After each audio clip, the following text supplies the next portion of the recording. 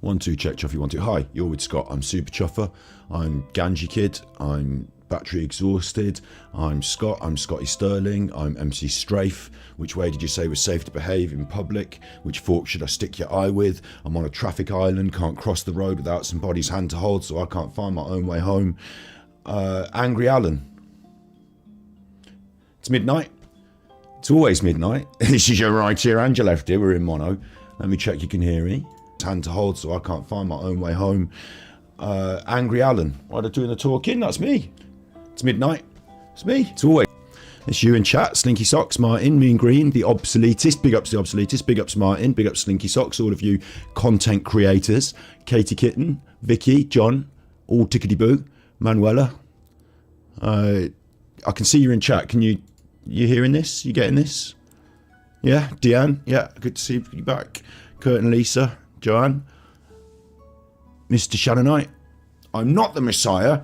I'm a very naughty boy. I'm a very naughtiest boy. Yeah, we're back. Yeah. We are going to launch the Angry Alan Art Competition. I'm going to make a video to launch it that will drop on Monday. Okay, so watch out for that. On Monday we'll start it. There'll probably be a 2-week period while we bring in the art. So if you're an artist and you think you can knock up a piece of Angry Alan based art, we've already got quite a bit on the Discord.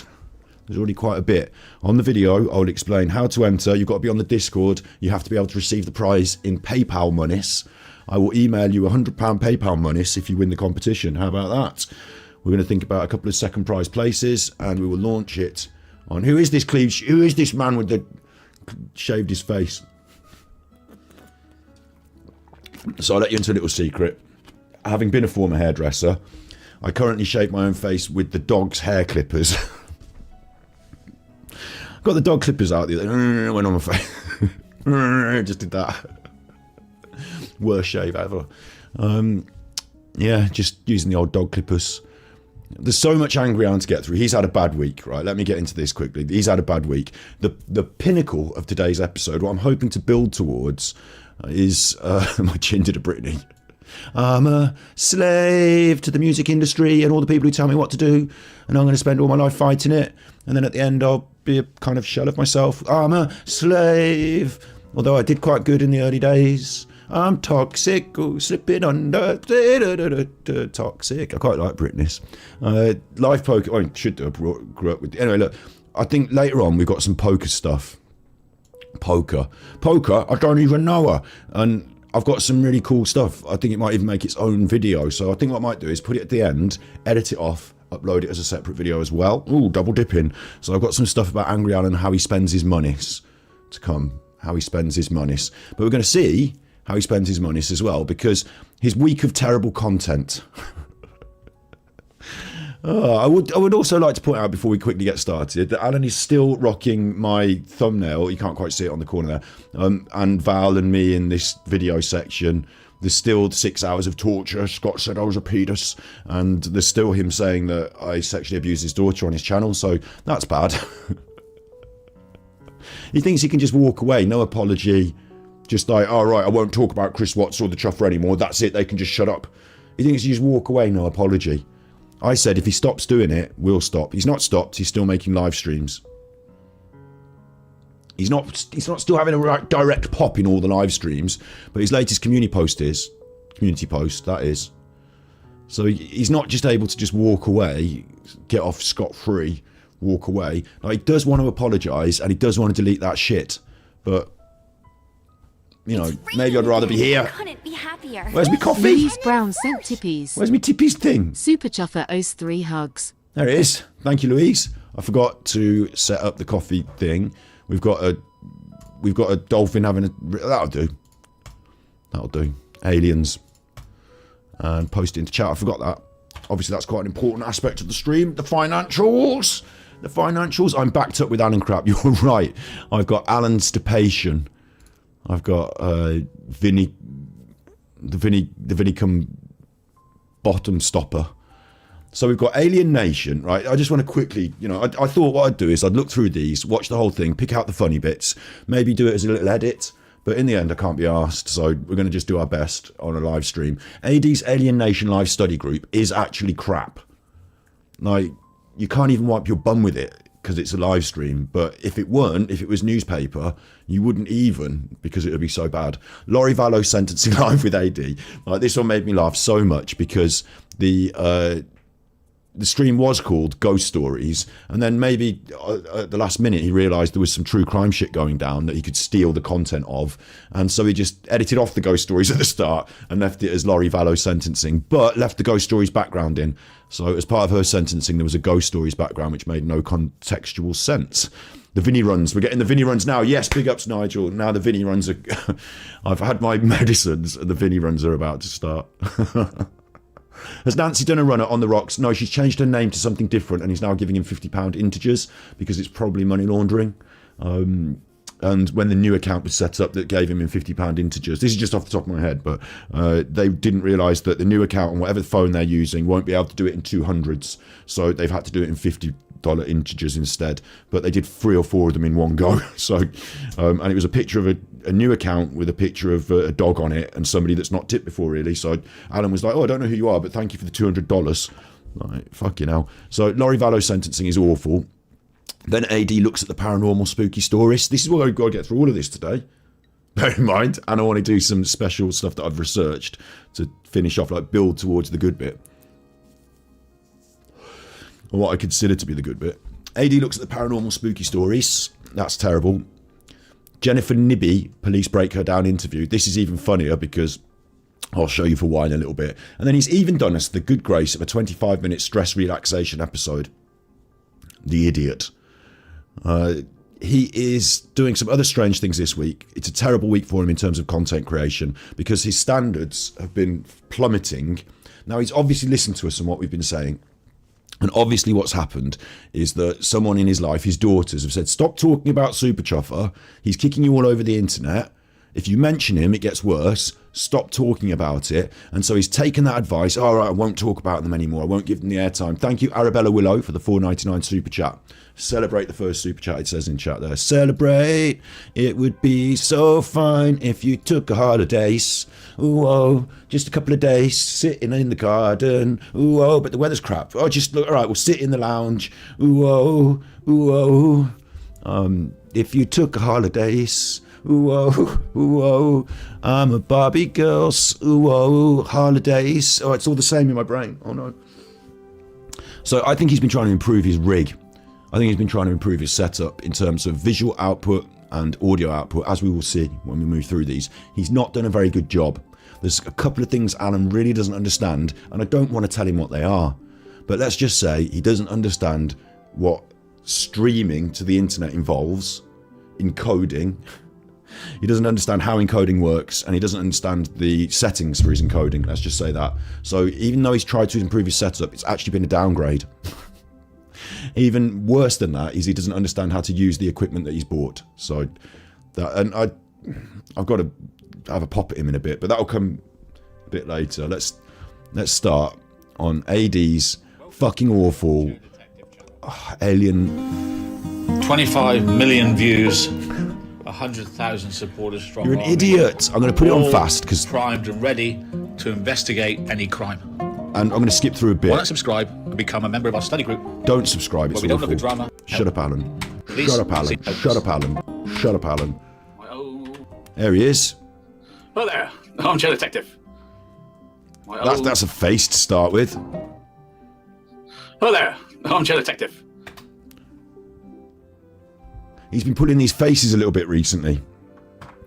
These are faces of anxiety and shock, panic. He doesn't really have anything. He's treading in new waters, and he doesn't really have anything. Yeah, you're right. It was paranormal interference, says the obsoletist. Big ups. I feel like maybe I should have your words on the screen, but they're in the chat and it recorded by YouTube. I think we're okay on this one. This is shock and anxiety because he's entering into new realms and he doesn't know if it's going to work and he's worried about it. Excuse me, I'm slightly sitting on my bollocks. Oh, God. Oh, I just need to rearrange. Oh, dear. Oh. Yeah, so I think tramadol gurning could be this, but I think there's this anxiety and stress, feeding through his work this week, and I've not been banging on him. I'm really pleased that the rest of you have. Thank you. But he must be worried as well. What's going to happen? What's the reaction going to be from the chuffer and these other people? Because this in itself is terrible content. Alan has never expressed an interest in aliens. From what he's going to reveal, he has no understanding of the wider concepts and is just simply trying to create a new avenue for grift. It didn't work. He's decided to bin it off, but let's have a look. My old alien nation. It's raining again. I couldn't be happier. Thanks, Sid. Grandmaster Sid Sophos sent tippies. We're Dolphin back. smoking a reefer. It's midnight. It's always flipping midnight. We live, Scott. It is. Yes, we're live. Super It's Chuffer midnight. owes It's 3 always hugs. midnight. We are live. They out there. Actually, yeah, I should say thank you to anyone who tippied in the last, because we did a couple of broadcasts that were premieres and people tippied during those. So thank you, everyone. I did try and keep in chat and alert everyone that the tippies were coming in. Thank you for these people that have tippied during the off when it was a live, but it was a premiere and stuff like that. Thank you to all these people. Sid's in that list. Claire there. Thank you to all those people as well. Thank you. I can't just do murder anymore because if you speculate You can't do murder anyway. You're not supposed to do any murders. That would be being a murderer. after the case is closed, then you might be in deep trouble. You might be, because people are suing you for libel. Now, the case I did do was the McCanns. And even that, I gave up in the end because nobody wanted to prove the truth. So I gave up. Chris Watts' case, I figured that someone was in the house within that night, and I still figure that. I can't prove it, so I've had to give up. There comes a time You can't prove it. You didn't need to. The police did their job and he went to prison. Do carry on. when you have to let go. Oh, you mean the other person. So even in this episode, there, he's alluding to the Ruseks and all that business and saying that he thought there was someone else in the house. He's still doing it. And then people say, well, you're not getting many viewers now, AD, are you? It is a Nintendo soundtrack, yeah. I could get 1,000 a night if I talked about the bully case. I'm not stupid. I'm not going down here. You can't get 1,000 views a night anymore, Alan. You've ruined your channel. I'm not losing it. I'm not rubbish. I just You are. refuse You are. to do the cases that bring the money in because they're over. You refused to do the cases that bring the money in. So it was about monies for you, was it? I thought it was about solving these cases and domestic violence and stuff like that. But now you're telling me that you're refusing to do the big money cases and instead you're going to do aliens. It's going well then, yeah? No, because I refuse to do the cases that bring money in, they say I'm finished, I'm no good anymore, I'm washed up. If I do the cases I know bring money in, they say, oh, you're harming the family. So where can I ever win? Don't do things that harm families. Don't Alan's problem there is what he's telling you is that he can either do, he believes controversial content makes views, and he can either do controversial content and people are angry at him, but he gets views, or he can do good quality content, but people don't want to watch it. The problem is Alan's misguided. He can't do good quality content. He doesn't have it in him. So where is he now? He's in a rock and a hard place. Welcome to the alien nation. Wait, can I? My decision to stop Kylie Rodney. My decision to stop Nicola Bully. My decision to stop Chris Watts. Although you did have a lot of pressure on you, didn't you fucking idiot? My decision to stop. Big up Squirrel Sniper, Spliff Patrol. I've got to start on Martin Leaker again sometime soon. He's buoyed back up, isn't he? He's bounced back up. He's doing all right for himself. Selling pen drives for 80 quid. Don't tell me you brought one of them. Don't tell me you bought one of them. 80 quid for a fucking pen drive with some pictures off Google. It's very hard to run a sleuth rank on now because of all the trolls, all the accusations. And if they don't like you, they just do a smear campaign on you and try to ruin. No. I don't like Jizzy True Crime. I thought she was a bit off, but I don't do any smear campaign on her because she didn't steal my content and then have a pop at me. It's not that, Alan. You're misguided. In your life, real life. Denial, and your Jack life. Black. They will speculate. Denial. Denial. So far in denial, he's got a fucking pyramid named after him. Alan is so deep in denial. So deep in denial. We're going to be doing an episode about that on Monday. They tell me not to speculate about parents. And they speculate about my life, accusing me of being an SO. So I can't even slightly speculate on a crime case, but they can absolutely label me stuff with no proof. It's not speculation, Alan. There is circumstantial evidence to back it up. I don't know. He's a bit quiet, how isn't we he? can continue anymore. Anyway, what we're talking tonight is let's go back. Rothwell, 1947. Roswell. Yep, 1947. The famous picture of the alien autopsy. Which has been debunked years and years and years ago. I'm too scared to show that because what are you showing autopsy pictures for? What? You're too scared to show the alien autopsy photograph for Roswell. Good start. Good start. Roswell alien autopsy. It's not a child, okay? It's not anything bad. It's made up rubbish.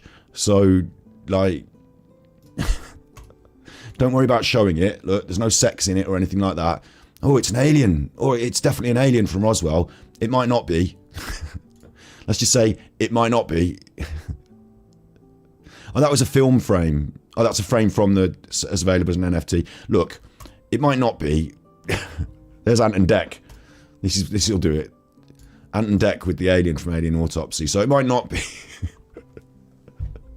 I don't know why Ant and Dec are there. I don't know why Ant and Dec are there. I don't know. I just brought it up. Like, found it. We have the picture of autopsy is a man with a strange head, a swollen tummy. A man. He's definitely a man. Alan's definitely got his misogynistic, sexist agenda in there early. A man. He's an alien. He's not a man or a... How do you know if it's a man? Were you there? Did you conduct the... Oh, it's got male genitalia. It must be a male. What do you know? It's an alien. So it doesn't have... It could be anything. Alien, we call it. Not of this world. It's a man. I don't even know if it's a mock-up or a trick, but it's supposedly come from Roswell. Thank you, YouTube lady. What? The live chat's gone off this video because he's edited some of it out at this stage. Live chat disappears if you edit it out. So, conspiracy theorists claim the US military had captured a crashed alien aircraft. The man maintained it had merely recovered debris from a top-secret surveillance balloon. That's the #1 conspiracy theory of all time. Is it? I don't think it is. That's not the run. He's just reading off the internet. He's probably got top 10 alien conspiracies open. He's reading off that. Of course, this is a long time ago. The Belgian wave in 1990. You might remember this picture. Let me show you. Please do, Alan. Let me present you the Belgian picture. I like this picture. You like it? If I can find it. If you can find it. Nice This is and the top prepared. 10 alien sightings of all time. It's number Oh, come off it. 2. I don't want to show you the alien because it's an autopsy picture. So I don't want to poo-poo for anyone who like believes in aliens and stuff. You know, one thing we should discuss before Alan continues to talk a load of rubbish is the Fermi paradox, for example. Like the Fermi paradox, just off the top of my head, would be there's these great filters, reasons why we might not see aliens, and there's some ideas that, you know, why wouldn't we see aliens if they're all... If the Fermi paradox is, if aliens are out there, they're fucking everywhere, aren't they? Because we've been going for millions of billions of years, and they can travel around and fly around and come to our planet. They're on all the different planets, they're out there. So why don't we see them? That's a paradox, isn't it? Like the Fermi paradox. And there's these great filters as to why you might not see them. For example, ancient aliens, they could have been already. They could have done all their flying around, and we've missed them. We evolved later. There could, like... I don't know, like, if you, I don't want to give Alan ideas here, but if you go onto a reputable channel like Isaac Arthur, and Isaac Arthur is probably the Don in this sort of stuff, and Alan can never approach this sort of content, like, can never even attempt it, and I search for Fermi paradox. Look at all these videos he's done. This is just the backstory before you start talking about actual aliens, because...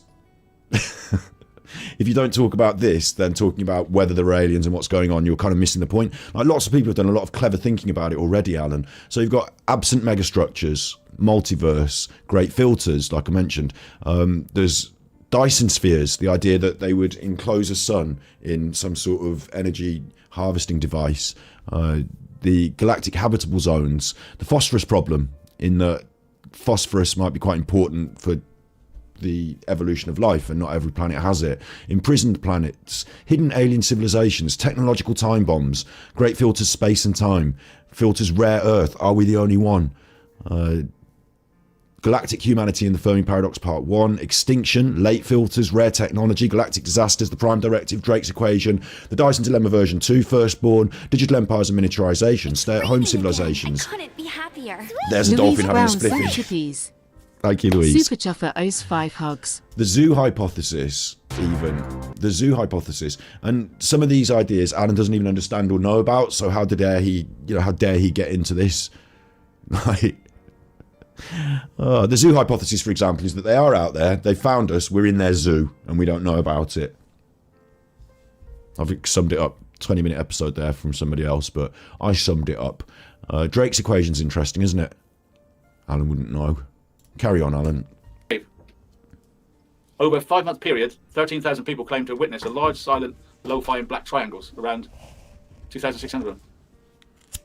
Science blame helicopters. Or a mass delusion. I can literally see from the typeface. I couldn't be happier. Big up, Sid. Grandmaster Sid Sophos sent tippies.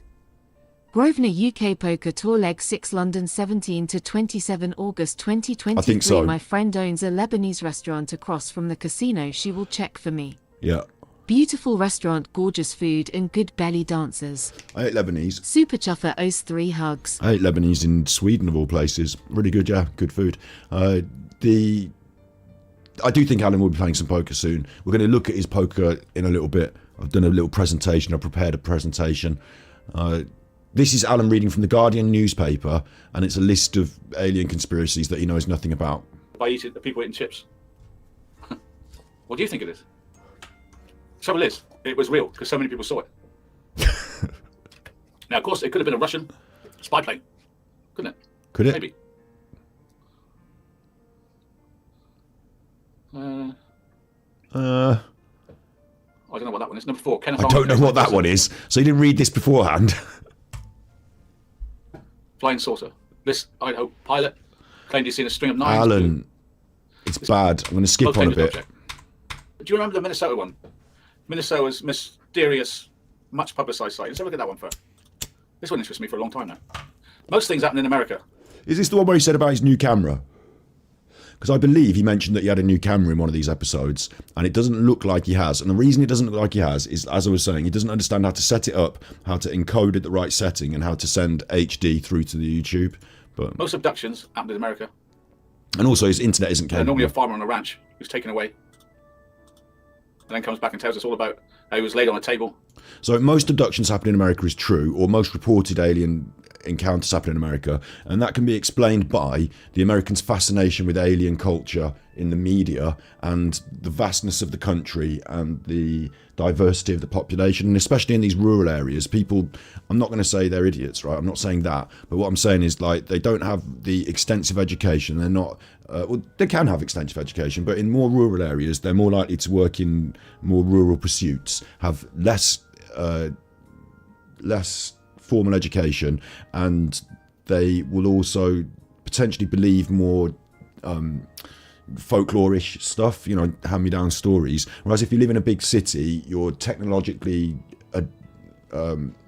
attuned, you're, you know, using more and more modern technology all the time, you're less likely to be going away with the fairies on moonshine nights, drinking. Like, you're in serious switched on state. So there's like a difference in the way that people behave in and out of rural areas and built up areas. And because aliens and America and the television and Roswell and, you know, all this stuff, you know, culturally has been talked about, people have these reportings of phenomenons more often in America, probably because of a cultural aspect.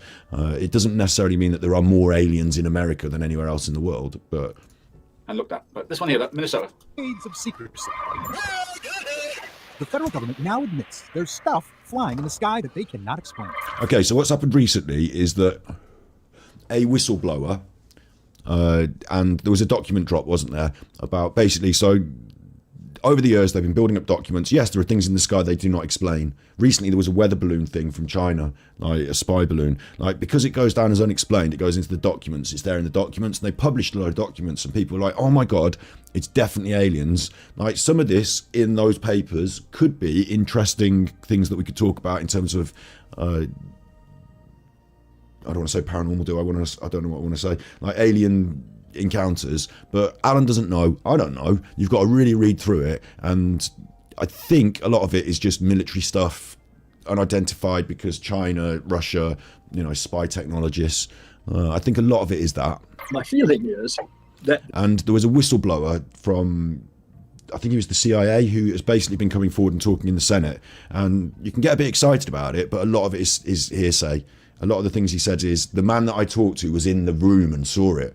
Okay, but the man that you talk to isn't the man that's talking to me now, and you didn't go in the room and see it. So a lot of it is, and quite often he will say, this is too classified for me to say it to the Senate.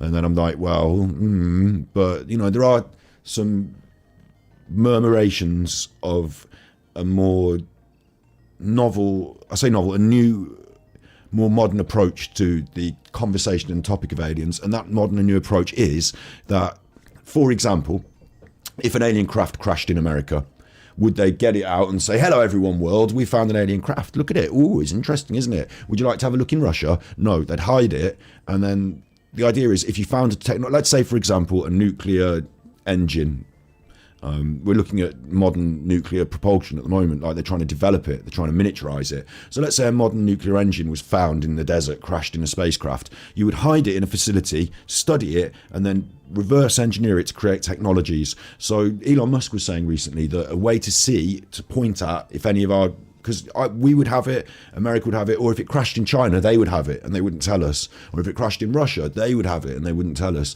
And what we've got to do is look around the world at the emerging technologies and decide, are these technologies that could have been come to through our own step-by-step scientific process, or do they need to have been catalyzed by something else? And maybe the most modern nuclear airspace engines fall slightly into the category of, could they have been prompted by a discovery? So that's the more modern conversation of it. And the whistleblower from the CIA, you have to make up your own mind. And the documents that were dropped by NASA don't in themselves include any proof of aliens. It's a lot more historical conjecture that could be explained away through modern, like, I mean, now we've got all sorts of stuff, haven't we? Like drones and missiles and all sorts flopping around in the sky, satellites, and, you know, trying to keep track of it all is quite difficult. So some unexplained flying objects will exist. There is Big up Stover clearly Dolly's mom, Wolf something Wolf Boom. there. Sightings of unidentified aerial phenomena clustered around U.S. training grounds that So maneuver. this is the famous video that was dropped as well from American.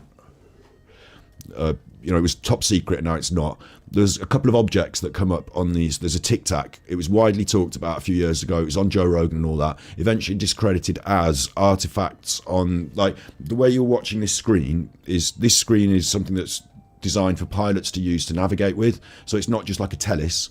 And the way things move on it, because you've got different cameras that are tracking different things, and they're on themselves are attached to a flying machine itself, so they have their own gyroscope to keep them stable. Like, there is an aspect where your movement, whatever the thing is that's come up on the camera and the way the cameras interface, it can cause strange looking movement and potentially make a quite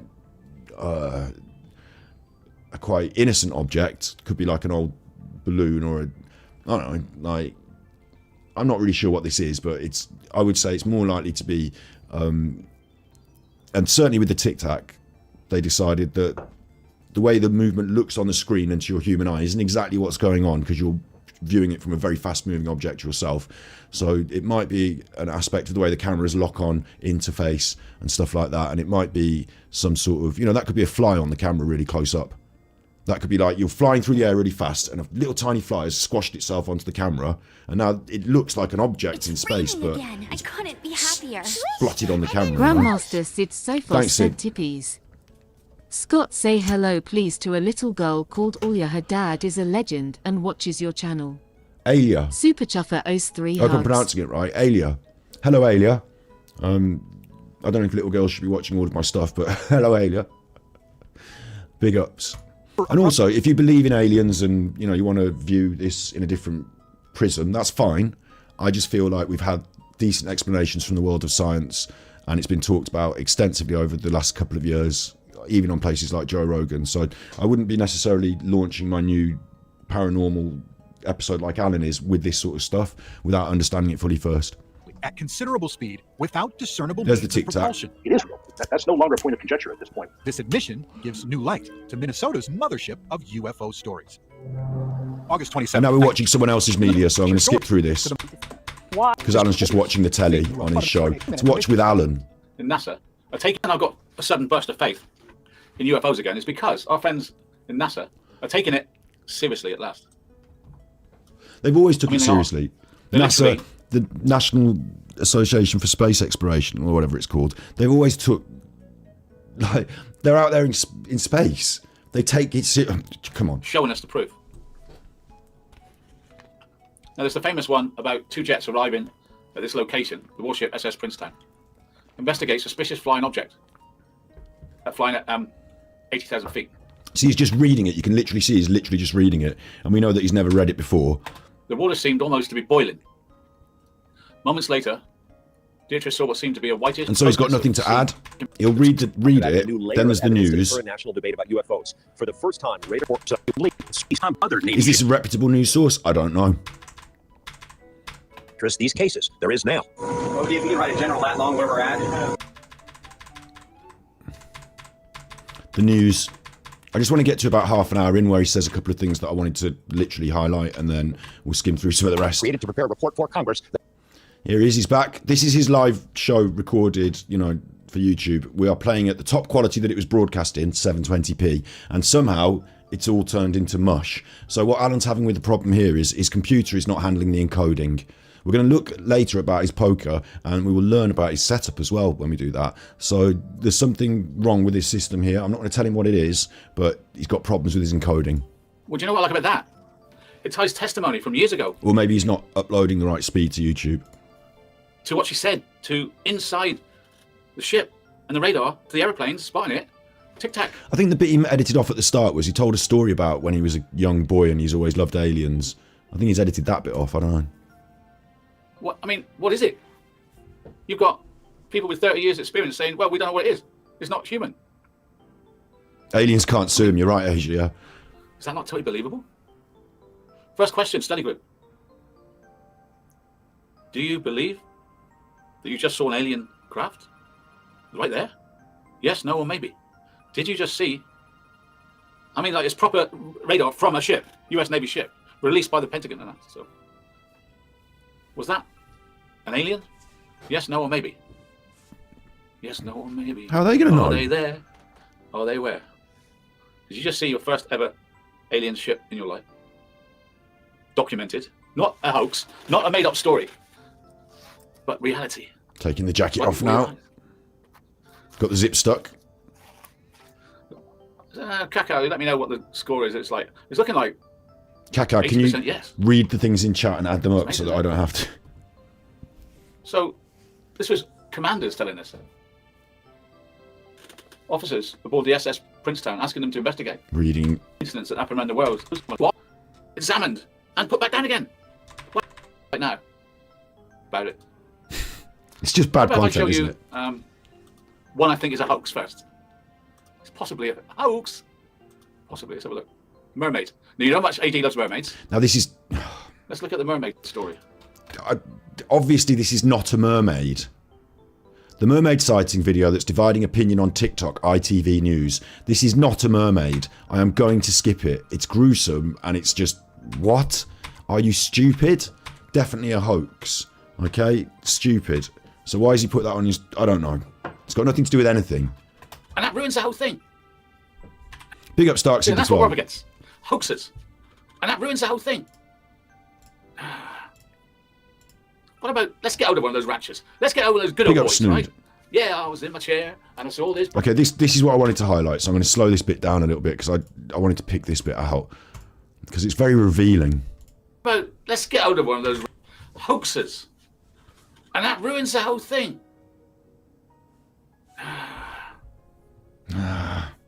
What about, let's get out of one of those ranches. Let's get out of those good old boys, right? Yeah, I was in my chair and I saw this bright light and it come down at me and this man was there, 10'6". Good impression. He looks a bit weird doing this. Obviously, doesn't he? Leaning back into the sky. He's gone very yellow when he does this. I'm thinking he's probably got a big light on in his room and it's quite yellow. And then when he leans forward, he gets the light from the screen and it's a bit more blue. I don't know, it's just strange. Looking down on me and he picked me up Is this racism? Probably not, but... and he put me in the beam of light and I went up.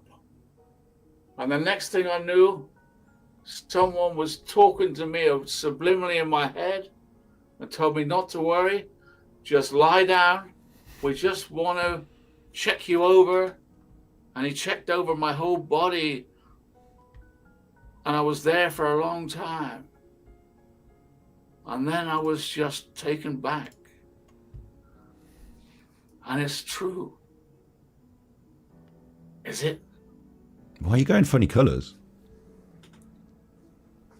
Okay, listen, I'm not bothered about troll channels talking about AD. I've been told. Now listen, I was doing my bit. This is pure dark side Phil for the DSP fans in the house. He did his bit and he was looking at the chat and how do I look and how am I being perceived? And the chat was then saying, oh, troll channels or something. And he's like, no, listen, I know you're doing my bit. I know you fucking talking about troll channels, taking the light off my bit. I'm doing my bit. They didn't fucking pay attention to my bit. Now I'm angry Alan. And to prove his anger, he goes out of focus somehow. Okay, listen, I'm not bothered about troll channels talking about AD. I've been told by the police not to mention. So in chat, don't bother mentioning them because we've washed our hands. It's in the hands of the police. It's not in the hands of the police. All of them. I'm not interested. For me, my spanners, and you, it's time to move on. It's time to move on to doing this. So let's have a look at one of these good old boys. This is no, it's not hilarious. Oh, it's not hilarious. Right, there you go. That was what I wanted to highlight from this alien thing. Let's have a look at one of these good old boys. This is hilarious. No, it's not hilarious. Some people in chat are obviously here because they want to listen to me tell them about aliens. And although I think it's a load of bollocks, I'm going to pretend that, it could be, and what do you think, and ask you questions, and accidentally reveal that I think the people who are giving their testimonies are hilarious. This is one of these good old boys. This is no, it's not hilarious. No, it's not hilarious. It's true to him, but is it true to you? Let's see what he's got to say for himself. Through the medium of Fox News on the you ready? internet, recorded in like literally potato quality now. Now we're moving down to potato quality. Alan's restreaming in potato quality, and it goes on for quite a while. So this starts at 30 minutes, and it's going on for a full 10 minutes. 8 minutes of this. So he's just at it again, isn't he? He's just at it again. He plays a video for 10 minutes, and then he's back to talk some shit. And then he plays a video, and then he's back to talk some shit. Well, guys, here's the thing. If we could get one of those good old boys to get an abduction now in 2023 and beam up, why do they always beam up? And why do they always ever scan and then get put down again? It seems to be the ongoing theme. So this is going to sound really fucking weird, but victims of abuse when they're younger, they don't report exactly what happened sometimes, and sometimes they report like someone came in through their window, like strange things. They have like a confusion about it. And also, maybe these people, like I said earlier, have cottoned onto a similar story. I mean, maybe it is this group of aliens in backwoods America beaming people up and doing scans, or maybe it's a more cultural story that's entered into the psyche and comes out through different experiences. Maybe a particular combination of moonshine and methylated, what is it called? Meth. What's meth? Crystal meth. Maybe it's a combination of those things. I don't know, but there is no explanation really. I'm glad that Alan's here to set us straight. Aliens or experimenting with us to see what we're made of. It seems always that they go to a random town in America, mainly pick up someone, scan their body to see how we work, and then put us down again, almost like a... Also, you don't know what's going on in Kazakhstan regards to aliens, do you, Alan? Because you're not reading the Kazakhstani alien press, are you? Your focus and your collection of information has to come through English-speaking media, and they're more likely to report things that happen in their own countries. So, these... Yeah. There's lots of reasons, but Alan just forwards a question and then doesn't have any answers. Scientists, yeah? Almost like alien scientists. Alien Come all this way. scientists. They don't want to frighten us. They don't want to kill us all off. They want to know if we're dangerous to their society, right? They want to know if we're dangerous. How advanced are we? So they scan an old man. Are we a danger to their planet? And if we're not, it's just like us ambivalence, right?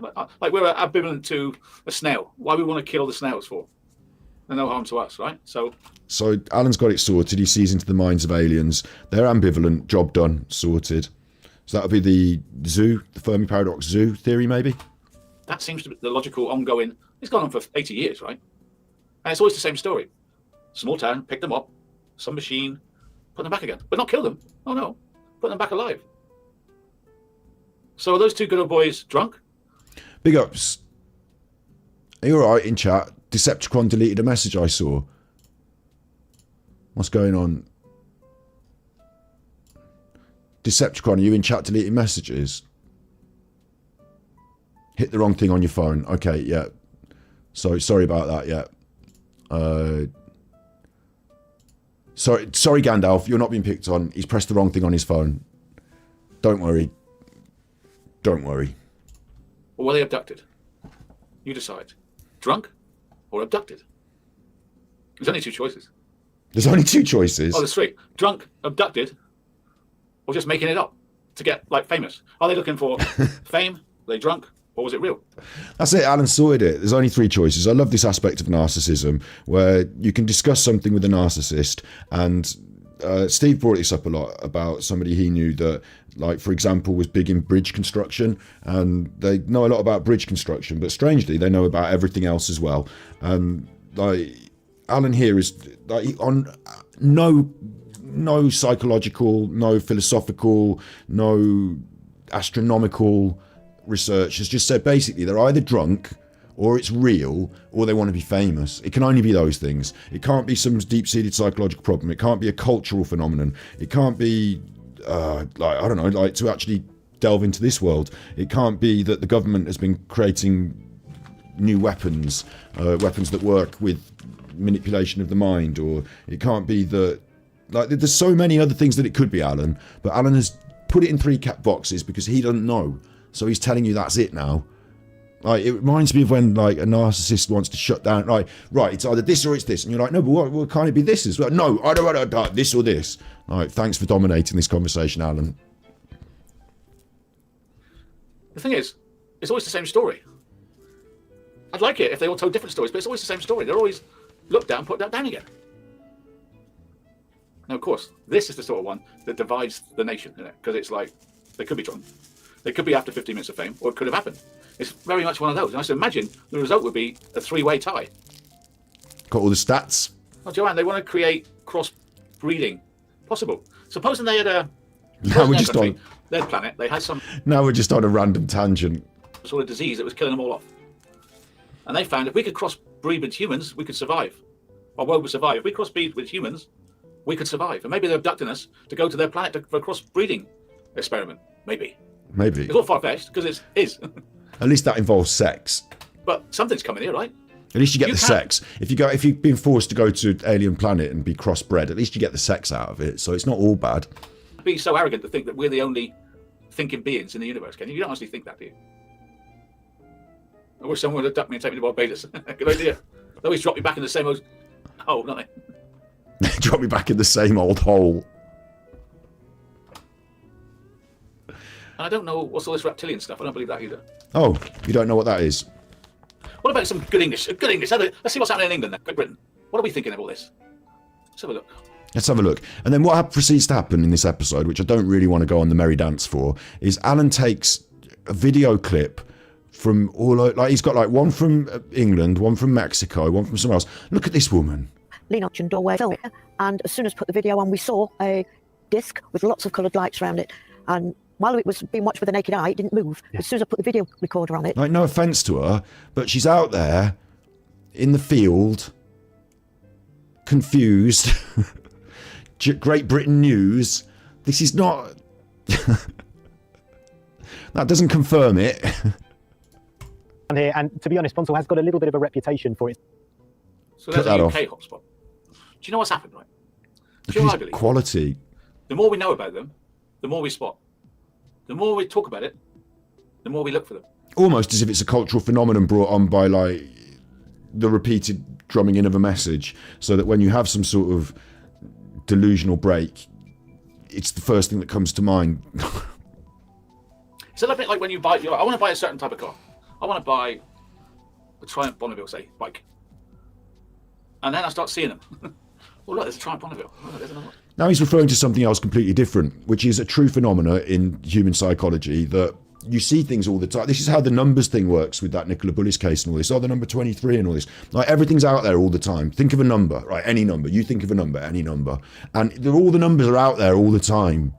Like right now, there's a car going past with that number on its license plate. There's a car going past without it as well. All the numbers are out there.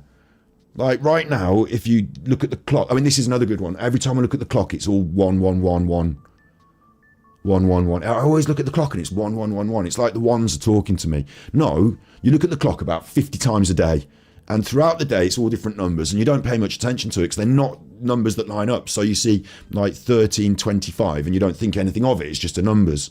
But then when it's 1111, it goes, oh look, it's all the ones. That'll register in my brain. And then you think, oh, I've registered all the ones. And then you walk past house 11 on your dog walk, as you walk past every other house in the street as well. But you pick up on house 11 because it's all the ones. That is a psychological phenomenon in humans, and it's a kind of fallacy in our brains that we sort of see patterns when they don't exist because we pick up on things that seem to group, and in life, through the chaos, things do. The more you think about things, the more you spot them. Let's take it's not, you got that wrong, you got it backwards. It's not the more you think about them, the more you spot them. You spot them all the time, but because you're thinking about them, you register them and log them more. Because they're on your mind. The COVID pandemic. When scientists looked at the number of numbers in chat, sightings, they found a major spike in local lockdowns where people were confined to their homes, right?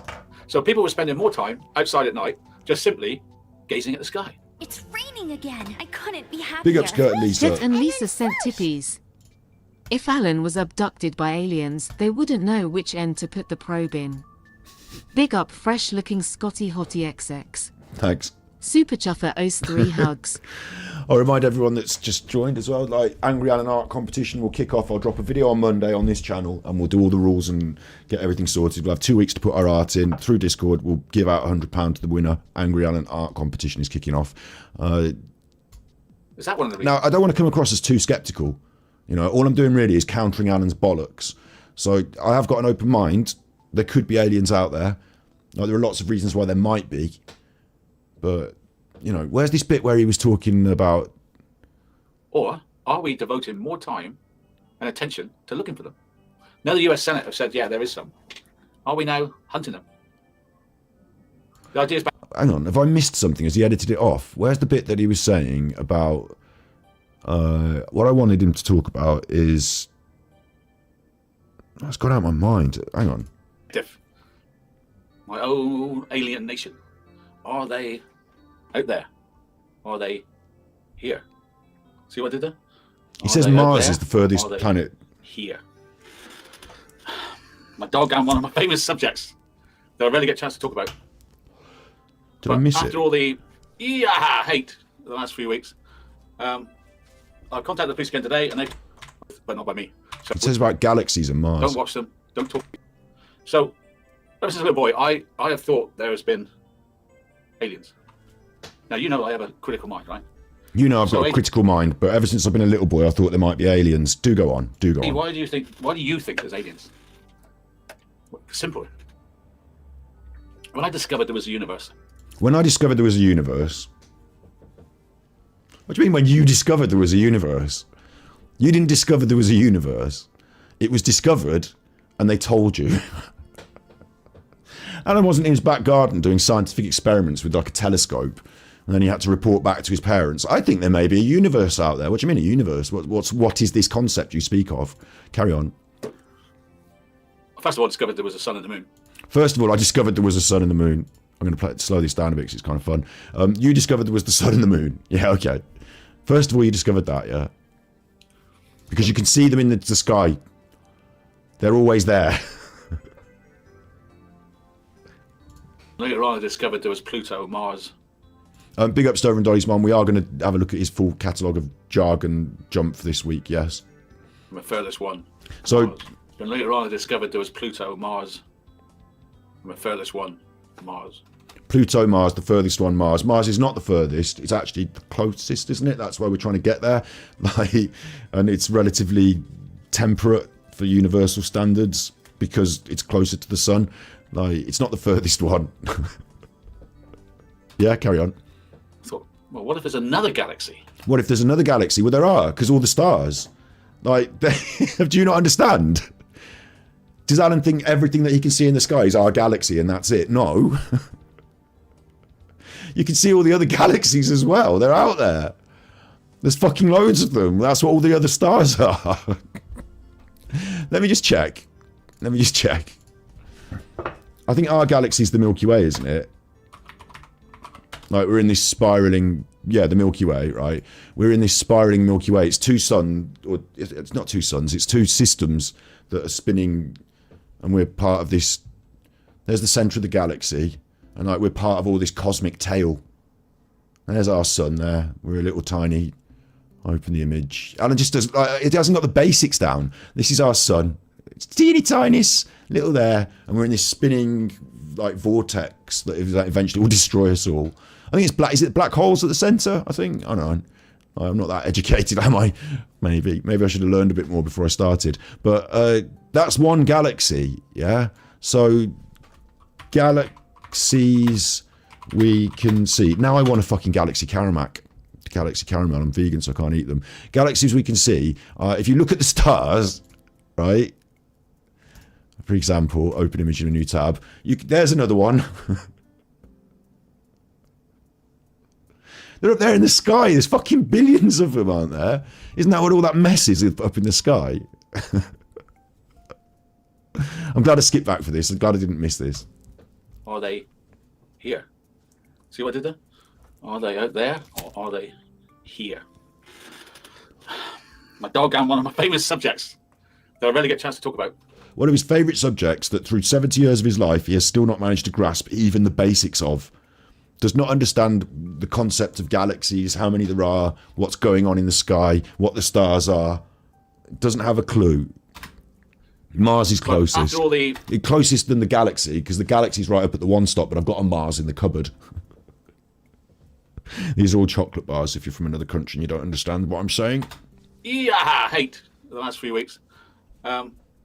I contacted the police again today and they've told me not to mention the... Okay, so then he goes on to that. Okay, so I'm glad I didn't miss that. That was the big bit that I wanted out of this.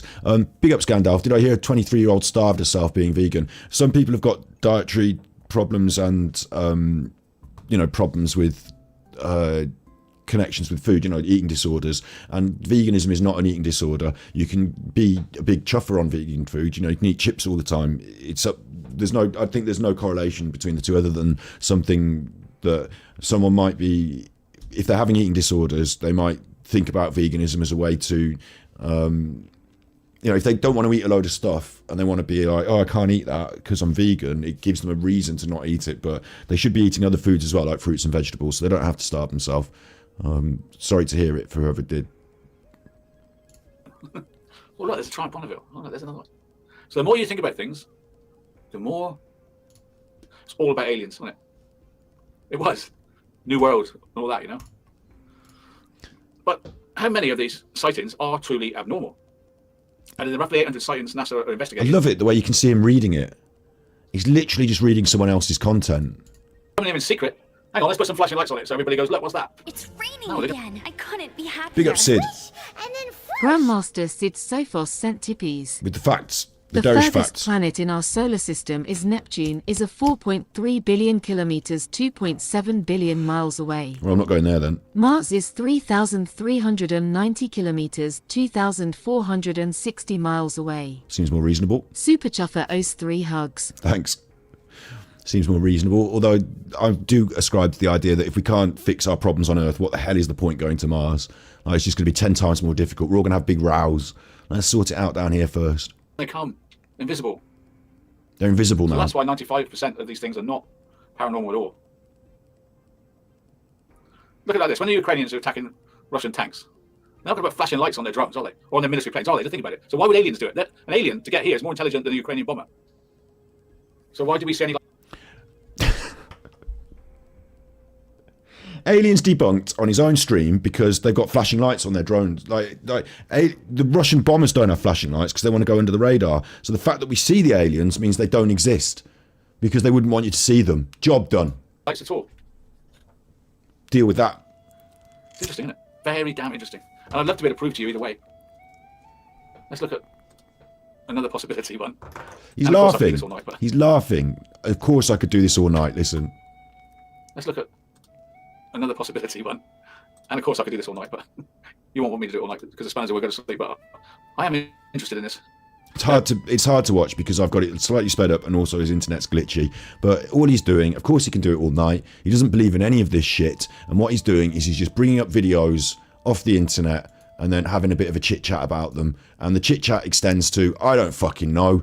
I've got no idea. And then we get on to the big one, which is the Senate. To my knowledge, plus the recoveries predate a lot of our I mentioned this earlier. This guy's a whistleblower. He's saying all sorts of stuff, but he hasn't got any direct contact with the stuff. Someone I know who works in the military, they saw an alien. Did they? Did you see the alien? No, I didn't. Someone I know did.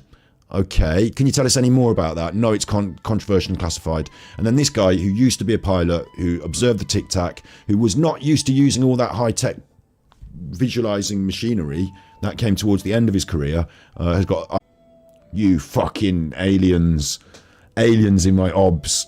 What's happening? It's aliens. Aliens got into it and broke it. Aliens didn't get into it and break it. It's not it. All that happened is OBS, the program I use to broadcast on the internet, has done an update recently, so you can expect it to occasionally freeze and just crash, because sometimes it does. I haven't been beamed up. Sorry, JJ Kane.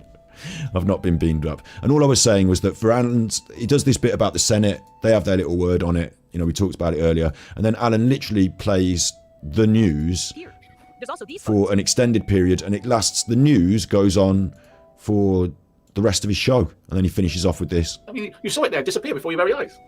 It's on the radar, and then it disappears. Well, what ships do that? What aircraft do just disappear? So what we can say is that's the nearest thing we've got to ever seeing something from another planet. But we can't say it's another planet. We can just say it's unknown. That's ridiculous. You can see all sorts of things from other planets by looking up in the sky at them. Like, you can literally see Mars through a telescope, and you can see what's on its surface. Not very well through a telescope, but you can see it. We've got a rover on Mars. It's going to bring back some rocks. Like, we can see what's on the other planets. We know what's on the other planets. Like, some of the planets are just gas. What's he talking about? And the how long they're going to investigate that, they will come up with the conclusion is an unidentified intelligence that we don't know. But it's certainly more intelligent than the claim we've got at the moment. It's got the technology is like, wow. So it may be that America's got some futuristic craft that they don't want to tell us. They can't tell us. So if that's the case, why are they making a big fuss of it then? You're right, Alan. A big fuss of it if they want to keep it secret. If it's a secret futuristic craft, why are they debating it in the Senate? Tic Tac in the Senate. UAP, unidentified aerial phenomena. That's what it is. You wrote that down. Unidentified aerial phenomena. Unidentified. And I could talk to you all night and it would still be unidentified. But it is a step forward. It's a step forward from Mate in the Desert saying I was taken by an alien and then dropped off. It's a far cry from that. Well, it's just a more modern take on it, isn't it? It's just a more modern conversation about it. But you didn't have that more modern conversation because you weren't equipped. You didn't know about reverse engineering of things. You didn't know about international politics, and you don't know about spycraft, and you don't know about drones. So you just don't know anything, do you, Alan? So big up, David. Beyond our understanding. So I'll leave it there, and I hope you enjoyed tonight's show where we looked at. Thanks, Alan. No, I didn't. It was awful. Of possible alien craft or not. Please never do it again. The phenomena of alien abduction or not. And do you know where we got? Nowhere. Nowhere. I hope to do the same. I like that. And also, I don't see from his live chat whether he got a lot of money during this, but do you know where we got? Nowhere. Tonight's show where we looked at the phenomena of possible alien craft or not. The phenomena of alien abduction or not. And do you know where we got? Nowhere. I hope to do the same with Ghosts tomorrow night. You hope to do the same with Ghosts? You hope to get nowhere with Ghosts as well? When AD comes back and investigates the paranormal. When AD comes back talking about yourself in the third person, strange. Tomorrow night we investigate the paranormal. As we try to stay in our own lane and not even talk about murder. Couldn't do that though, because the next episode is about murders. We try to children's murders. Calm everything down on YouTube True Crime. I know I'm the centerpiece. You're not the centerpiece for YouTube True Crime. You are in no way the centerpiece for YouTube True Crime. You're not on the YouTube radar when it comes to the centerpiece for YouTube True Crime. You're not Jim Can't Swim. You're not Red Tree Crime. You're not any of the big channels. You are not the centerpiece for YouTube True Crime. It's all about me. I don't want it to be. It's not all about you. I'll be here talking about stuff. That's all I want to do. I don't really want to be called an offender of any kind. I don't really want to be called a con man or well, then don't con people and sing with kids on Smule. Crook. It's just not true. And I'm I'll stay in my lane. Staying in your lane, which is aliens all of a sudden, which is not your lane, is it? It's completely outside your lane. It's so way off from your lane that you don't know anything that's going on. So I'm a bit surprised at that statement, to be honest. I thought that was a bit of a weird statement. I'm going to just stay in my lane, he says, with the alien background. Anything else they want to do to me, well, I will have to turn the other cheek while it's being investigated. You decided to pussy out. Thank you for joining the Armchair Detective. See you tomorrow. Batman. Good night. Good night, bye. And that pulled, it pulled 2,500 views, right? But that's because, obviously, a load of us watched it to see what the fuck was going on. I didn't restream it, and it was awful. So 2,500 views for that. Bearing in mind, he's just come off Grumpy Granny Exposes AD Minors, 4.7 thousand views. AD Shows the Delusion of Madness, 4.6 thousand views. All this stuff he took Superchuff for 7,000 views. All this other stuff he's doing now, we're down in the doldrums for Alan. For an 80,000 subscriber channel, we're down in the doldrums, and it really is starting to peter out for him, which is quite fun. So the next episode was Laurie Vallow sentencing live with AD. This was actually a look at the paranormal with Laurie Vallow tacked on. But he decided to edit off the first bit about the paranormal and just have it as Laurie Vallow. I'm a member of our study group. There he is. Light and Shade. Did he edit it off? Oh no, this is the bit about the camera. Brilliant. I fucking love this. He didn't edit it off. What a goon. What a goon. You're going to enjoy this. This is gold. This is comedy gold. Here he is. Oh, here he is. The Armchair Detective. I've been busy today. Yeah? Can you notice anything new? Can you notice anything new? From the last broadcast, which we were just looking at, to this, is there any perceivable difference? No, I don't expect you can. No. No, you can't notice anything new. Classic Dark Side Phil. This is now being broadcast in 1080p though. So maybe there is a difference. His shirt looks a little bit sharper, but his face, has he got, I tell you what, has he got one of those filters on? I'm asking questions now that I don't know the answers to. Has he got one of those TikTok filters on to make himself look younger? Because the shirt looks reasonably sharper. Like the shirt looks like it might be sharper, but his face looks all smudged. Like it looks like someone's got a Photoshop job and smudged it and just put the mid-tones up. Like it looks a bit soft focus on his face. What is going on? You can see light and shade on my face. I bought a new HD. And when he leans in, right, and this is important, he's bought a new HD camera. When he leans in, at the top of his hat here, hang on, at the top of his hat here, you see underneath the hat brow, wrinkles, spots, yeah? But as the hat brow and the shade from that, it just stops here. This part of his face, pure smooth. Around his cheeks, pure smooth. His eyes and all this, pure smooth. Almost like oily smooth, right? This is a filter, isn't it? Because it stops there. It doesn't register that his head goes all the way to the top. What's going on? What's he doing? If you've got an HD camera and it's new and it's sharp, why are you so soft focus when your hat is clearly sharper? You don't have to be an armchair detective to work that one out, do you? You're either using some sort of filter or the settings are so drastically fucked that they're fucking with your face. And what is this creepy face, Alan? What is this? The grunty, grinting, creepy face. What is this? Camera. He's checking his teeth. Did you have them whitened? Like, what are you doing, old... Oh, Alan. I was going to call him old man there, but I don't want to go into that space. You know. But what are you doing, old Alan? I was going to say, but I'll just say, oh, Alan. Wow. I might get a screenshot of this. Because this might be a better thumbnail. Wow. Has he got any sense? Has he got any self-awareness whatsoever? Camera. And now you can see me like you've never seen me before. With all my flaws and all my wrinkles. But you can't see any flaws or wrinkles. For a man of 70, you look surprisingly smooth-faced. What's going on? And light and shade.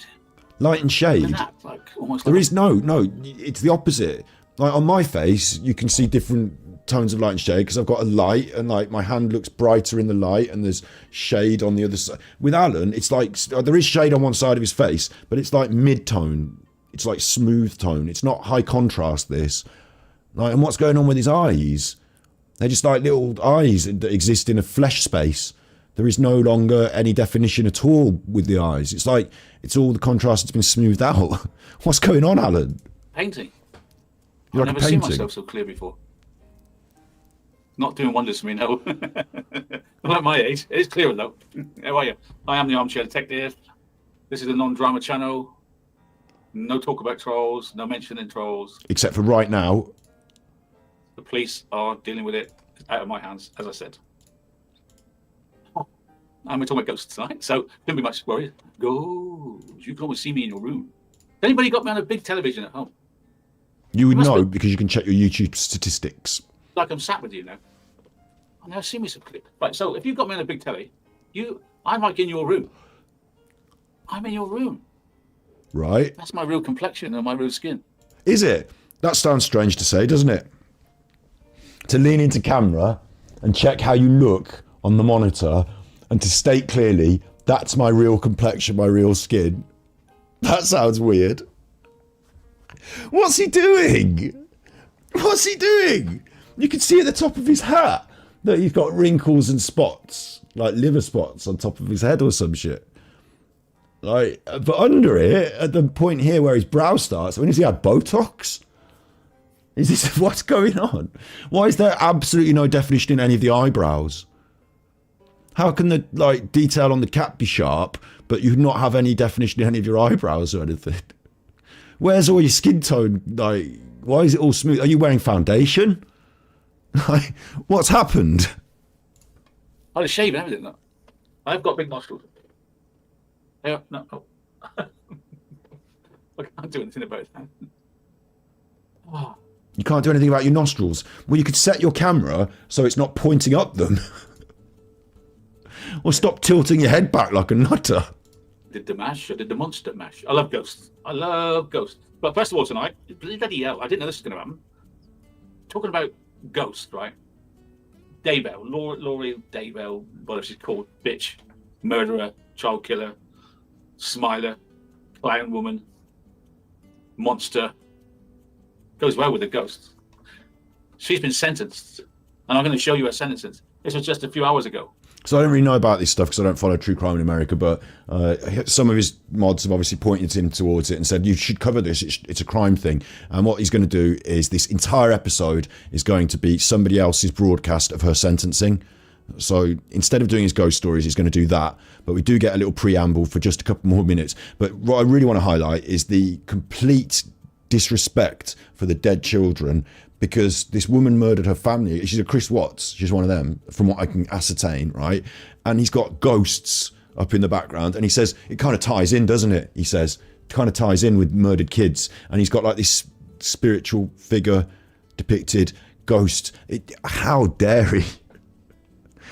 How does he not understand how disgustingly inappropriate that is? And I'm not going to tell you the result. I'll let you listen to it from me. Because he hasn't even watched it. And It's raining again. Let's, I couldn't be happier. Louise Brown sent Big ups, tippies. Louise. Thank you. Super Chuffer owes 3 hugs. The tippies are the liquidity of my business. Thank you. I really appreciate it. Thank you. I've got a new camera. I've got to work out how it works. He's got a new camera. You don't know how it works. Yeah, It doesn't change anything, Alan. It doesn't change anything. If you just replace your camera with a different camera, everything else about your setup still works the same.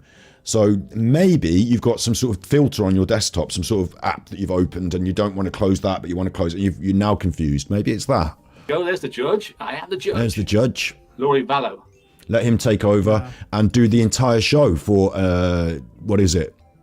This happens for, like, literally broadcasting someone else's channel. I think it's KTVB for, what, an hour and a half, an hour and 30 minutes, an hour and 30 minutes. So that's your show done. She's going to get fixed life forever 3 times with no possible parole. So she's never coming out. The judge has said that. She's never coming out. I thought you weren't going to talk about this stuff anymore, Alan. The Laurie, they took the death sentence off the table for her. Maybe And Cox just said, I can help it. He come at me with a baseball bat, so I killed him. Of course. Yeah, Charles used to beg people to listen to him, but nobody did. I want to do more ghost things. I want to go and look at ghost places. I want to do a bit of investigation into This ghosts. is better. Like that. I'll take you with me. I'll buy a body cam and I'll stay in some hotel overnight. And we're like, You'll buy a body cam and stay in hotel. What do you mean a body cam? Do you have any understanding about what goes on in the world of media production? You will buy a body cam and stay in a hotel. And hopefully your chuffers will pay for it then. And it'll be a haunted hotel and it'll have a nice dinner. Like, what are you talking about? What are you talking about? ghost. It's finally been sentenced. You can see that the grandfather's celebrating because it's 4 years. He's been in pain for 4 years to get the sentence. Great day for justice. So tomorrow I'll do the ghost stories. Okay. I do like ghost stories, do you? I don't know if I like what I like better, UFO or ghost. I don't know. Probably ghost, because I've got more proof of ghosts. You've got more proof of ghosts. I'll see what I can find for you tomorrow. What else can I tell you? I can't keep saying I'm pleased with my camera. Bye. He's pleased with his camera, isn't he? And he does the little laugh. He's such an obvious liar. Alan's so bad at lying. This is why he's so bad at poker. We're going to have a look at his poker as well in today's episode, which I'll probably do at the end and then cut and then put as a separate video because I think it deserves it, because it's evidence of his gambling habit and spending woes.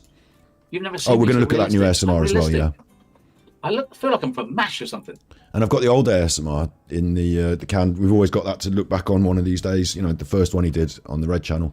He feels like he's in MASH, which is his reference to a television program that was on years and years ago. I don't know why MASH. I don't know why MASH is the choice, but he feels like he's on MASH. You've never seen me so realistic. I'm realistic. I feel like I'm from MASH or something. I feel like I'm from an episode of MASH. I don't know why. What? Hot Lips. She was good when she Hot Lips in MASH. What? Yeah, we got to go tomorrow. Proof of ghosts. Oh yeah, I got loads of proof of ghosts. I think I have. Because I've seen some in my own life. That's why I believe in ghosts. I've seen them. So because you've seen them, then that's proof. But that's not proof, is it, Alan? Because you needed to have photographed them or like evidenced it in some way. But do carry on. You're going to say, "Oh, you're deluded, AD." Yeah, but unless you see a ghost, you probably won't. But I never used to believe in ghosts till I saw one. Of course. Yeah, Charles used to beg people to listen to him, but nobody did.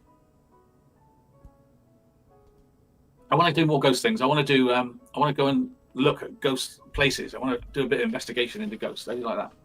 I'll take you with me. I'll buy a body cam and I'll stay in some hotel overnight and we're like try to find a ghost. Brilliant. I mean, you're an awful editor. You're an awful film producer. You're terrible at camera work. Your narration is terrible. You have no sense of research and script writing, so everything you do is bad, and I don't know why anyone would want to pay to watch you sleep in a hotel with a body cam on.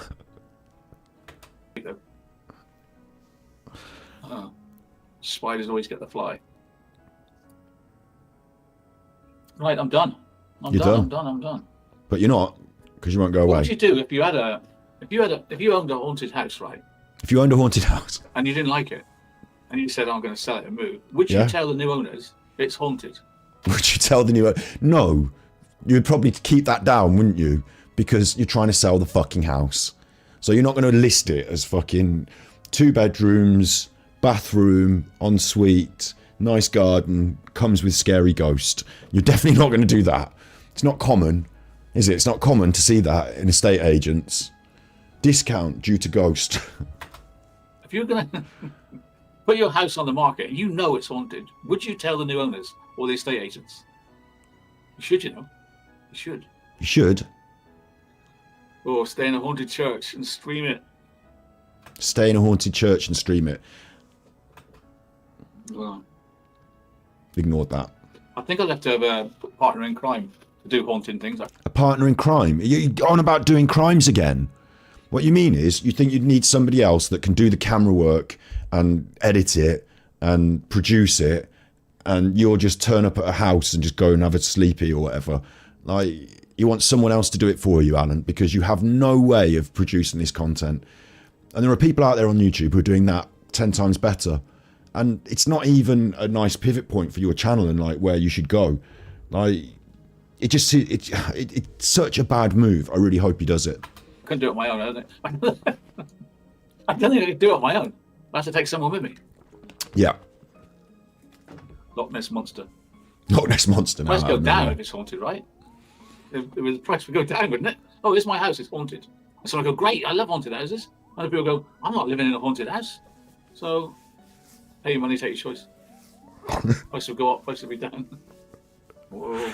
The housing market doesn't go up and down based on the number of spiritual occurrences in the area. Get to bed. It's only 11:15, early night, AD. I think I'm gonna take. So has Alan bought a new camera? Yes or no? I don't know. But is he broadcasting in slightly better quality? Yes. Does it appear to be better quality? No, because his face is all smoothed out with the filter, and his t-shirt is a bit sharper there. But it's no great shakes, is it, Alan? Welcome to 2023. A few days off soon. I've got a sort of permanent headache lately with all the goings-ons, all the shenanigans. I've developed a permanent headache. Planning a poker I need tour. A few days off. Planning a poker holiday. All right. Good night, everyone. Thank you for joining me. All right, that was terrible. That was terrible. That was the ghosts, but it was actually sentencing of Laurie Vallow. So now we get the ghosts. Where are these words coming from? This is also bad. Hello there. I want to say bad. I need that little bit of help. Where the victim needs a voice and deserve a voice. We want to refocus their eyes. You still got the same intro for this. Thank you for watching, which is actually the outro. Like, video, subscribe. Hello there. Hello. Ghosts. Ghosts. You ever seen one? Do you want to see one? My name's Alan, I'm the Armchair Detective. You're not creepy, are you? You're not creepy. With your virtual facelift. Like, you're not creepy. I mean, when I say not... I'm going to do a long show tonight, because I feel like it. It's so good to do... I'll tell you one thing, ghosts never troll me. I never get trolled by troll ghosts. I haven't got... Isn't that what ghosts do? Isn't that what haunting is? Like a form of trolling? I don't know. Anyway. Troll ghosts, so I'm safe with this subject. You're safe with this subject. I was listening to a podcast today. And it was about the social media. And this guy said something, I thought, that's a shaft of light. You know, every so often in life you get a shaft of light. A shaft. I just put my eyes into the light then, that really hurt. Don't look into the sun, my mum said. So he has got the big light on up there I then, looked yeah? into the sun, it's like blinded me. So anyway, this shaft of light is something you might not have ever thought. But he wears a cap and it shades his face. Social media is a wonderful thing. Like, that's not a good look. In the way you're being lit, Alan, is bad. It's also a terrible thing. Social media is brilliant but terrible. Okay. This is not a spliff, this is a pen. This annoys me as well because he's on social media doing this. He is social media. Think back to before social media. I call that like the truth area of truth. Now, social media. It's the truth era, I think you were trying to say, reading off your script, but you fucked it up. It's no longer the truth, is it? Social media now is where lies are facts. Right? That's your channel. That's your channel. It doesn't have to be that. You can tell the truth on social media. In fact, a lot of people do tell the truth on social media. The truth is actually the creator you're listening to. If you believe in the creator you're listening to, it's so weird coming from Alan. It's the new truth. But it's not the truth checked out by anyone. It's like anything. It's just like false facts, fake news, lies, agenda. And I thought, yeah, we're living in the era of false facts. You're a bit late on that, aren't you? Fake news. Like, you are fake news. Like, you've got a filter on your face to change it so you look younger. False facts about me, but how do you know they're true? Because someone tells you it's true. It's not true if it's a false fact. It's a dangerous time for the world. It really is. Evidence, Alan, evidence. You could launch an army, couldn't you? What? If you were a creator with 3 million members, 3,000, 3 million. Create your own model army of people. New model army, to do like your bidding. Cromwell. And out of 3 million people, you might get a few hundred that would do anything you said. No, I don't think so. And that's the scary part. It's not scary. The gossip that's going around the streets of YouTube. The toxic gossip train. Being checked out, not fact checked, it's not legally checked, it's just their own truth, their own facts. Are you referring to So the it's not real trolls? facts anymore. It's like he's not allowed to talk about the trolling and the stuff because his daughters have had a right go at him, but now he's like trying to mystique and like, what's going on? What's he saying? It all applies to you, Alan. You talk a load of gumph and lies. Made up facts. Right, so the show. Made up facts. Right, now on to my episode about ghosts. Immortality. Immortality. Afterlife. Ghosts. Paranormal. Something we don't like to think about. I've got news for you. You're not going to live forever. And you get that That's feeling sinister. about the age of 12. Where's Grandad gone? Where's It's Grandad? gone up. It's gone Gone up to the to shops. the clouds. Gone up to the heavens. So about 12, when your granddad dies, they explain it to you by saying he's gone up to the heavens, the clouds. You start learning, and eventually we all go the same way. And then you get a bit older, and people you know, they go. This is morbid. And if you last long enough, most people you know go away. In the famous words of the song.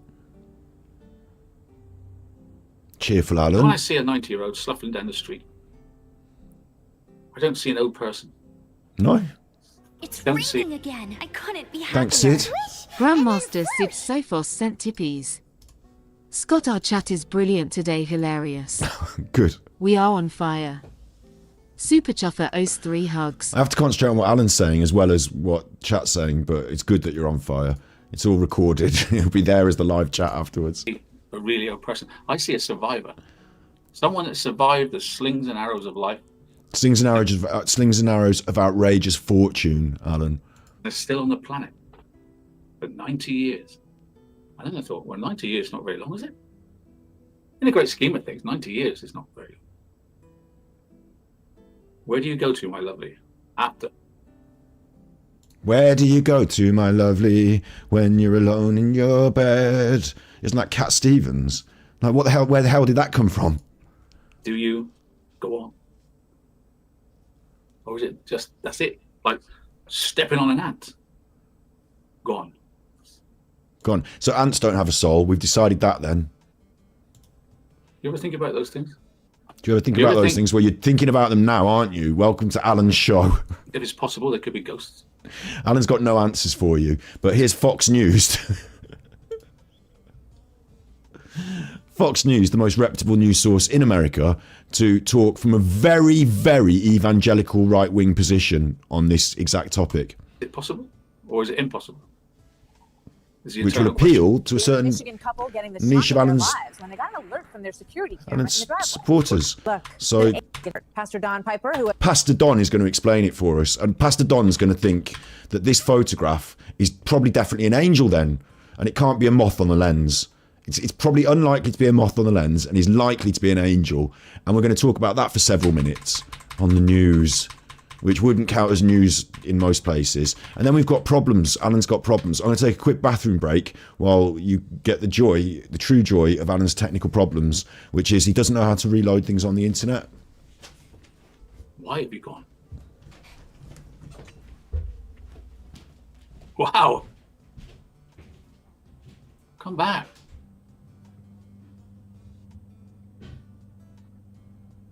Bloody hell.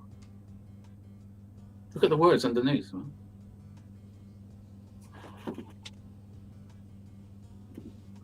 I'm going to leave this on because I'm finding it strange.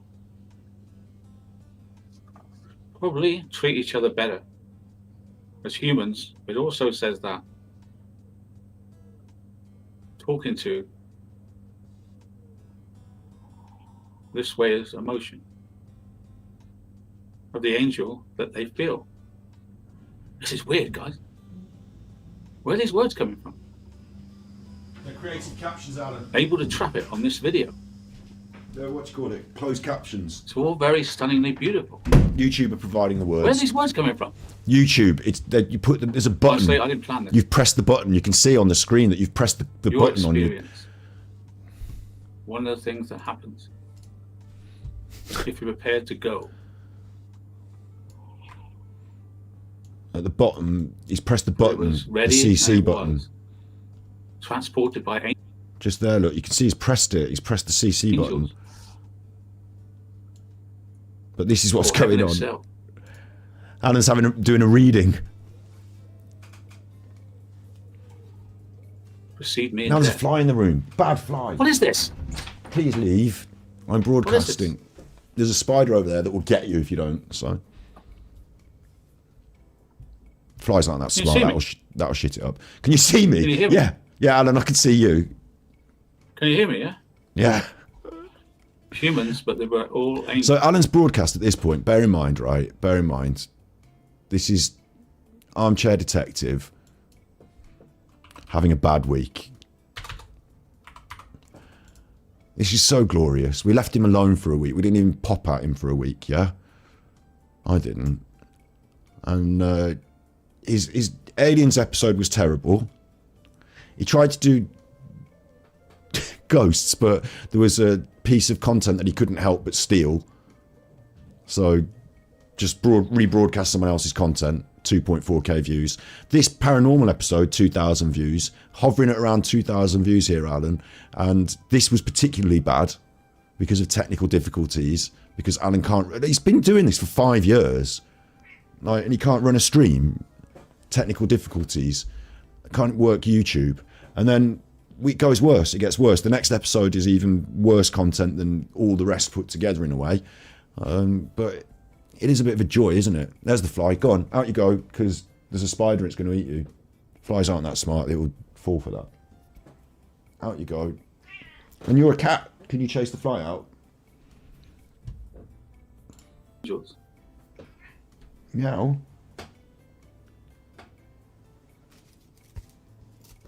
Most stunning and most visual. He's having a bad time.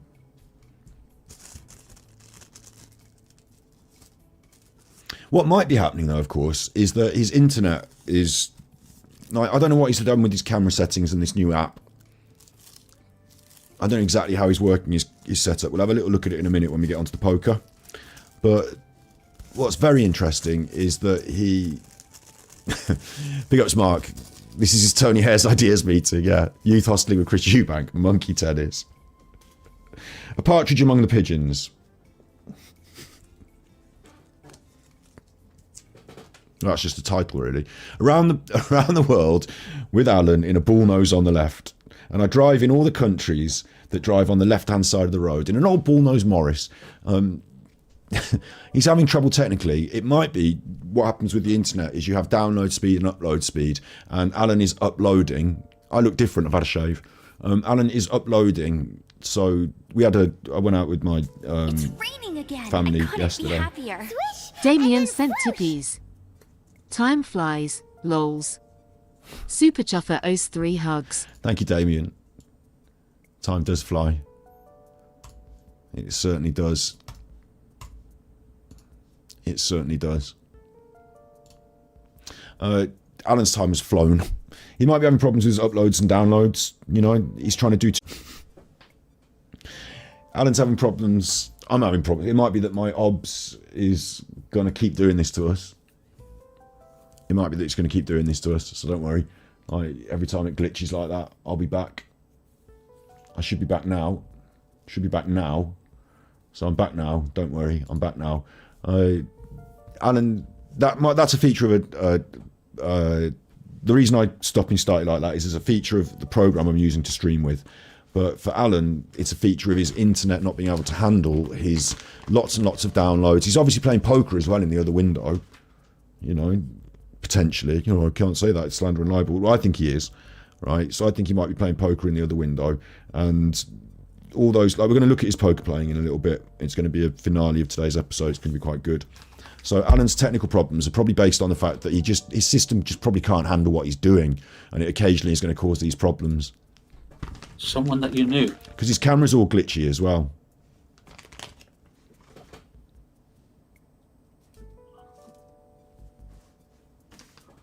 They do not come out to greet you.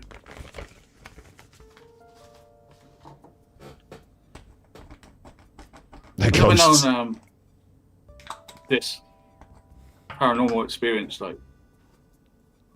It's not a paranormal experience. It's a technological fault. What do you think this is? Buffering. Buffering. You've not had buffering before. Right. Super weird. Super chuffer. I don't know what's happened, but I find it interesting. You find it interesting? It's not No. interesting, Alan. It's a terrible, terrible media product. He died and went to heaven Oh, they're back and on. came back. He is the author of People I Met at the Gates of Heaven. So that proves it. Heaven's real. I'm glad that Fox News has their political spin on that. Alan, do continue. Buffering now. I'm getting buffering now. Oh Also no. heaven. And we've got the fearsome side. Halloween, Frankenstein, vampires, werewolves. Frankenstein's Just as not a distant, ghost. just as impossible as heaven. Just impossible to see as heaven. Are these monsters?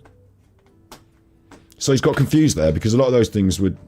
He said Frankenstein. Like a lot of the things he was talking about there were just like Frankenstein was invented by Mary Shelley in a dream she had, and then she wrote it as a novel. It's not like Frankenstein's not a paranormal phenomenon.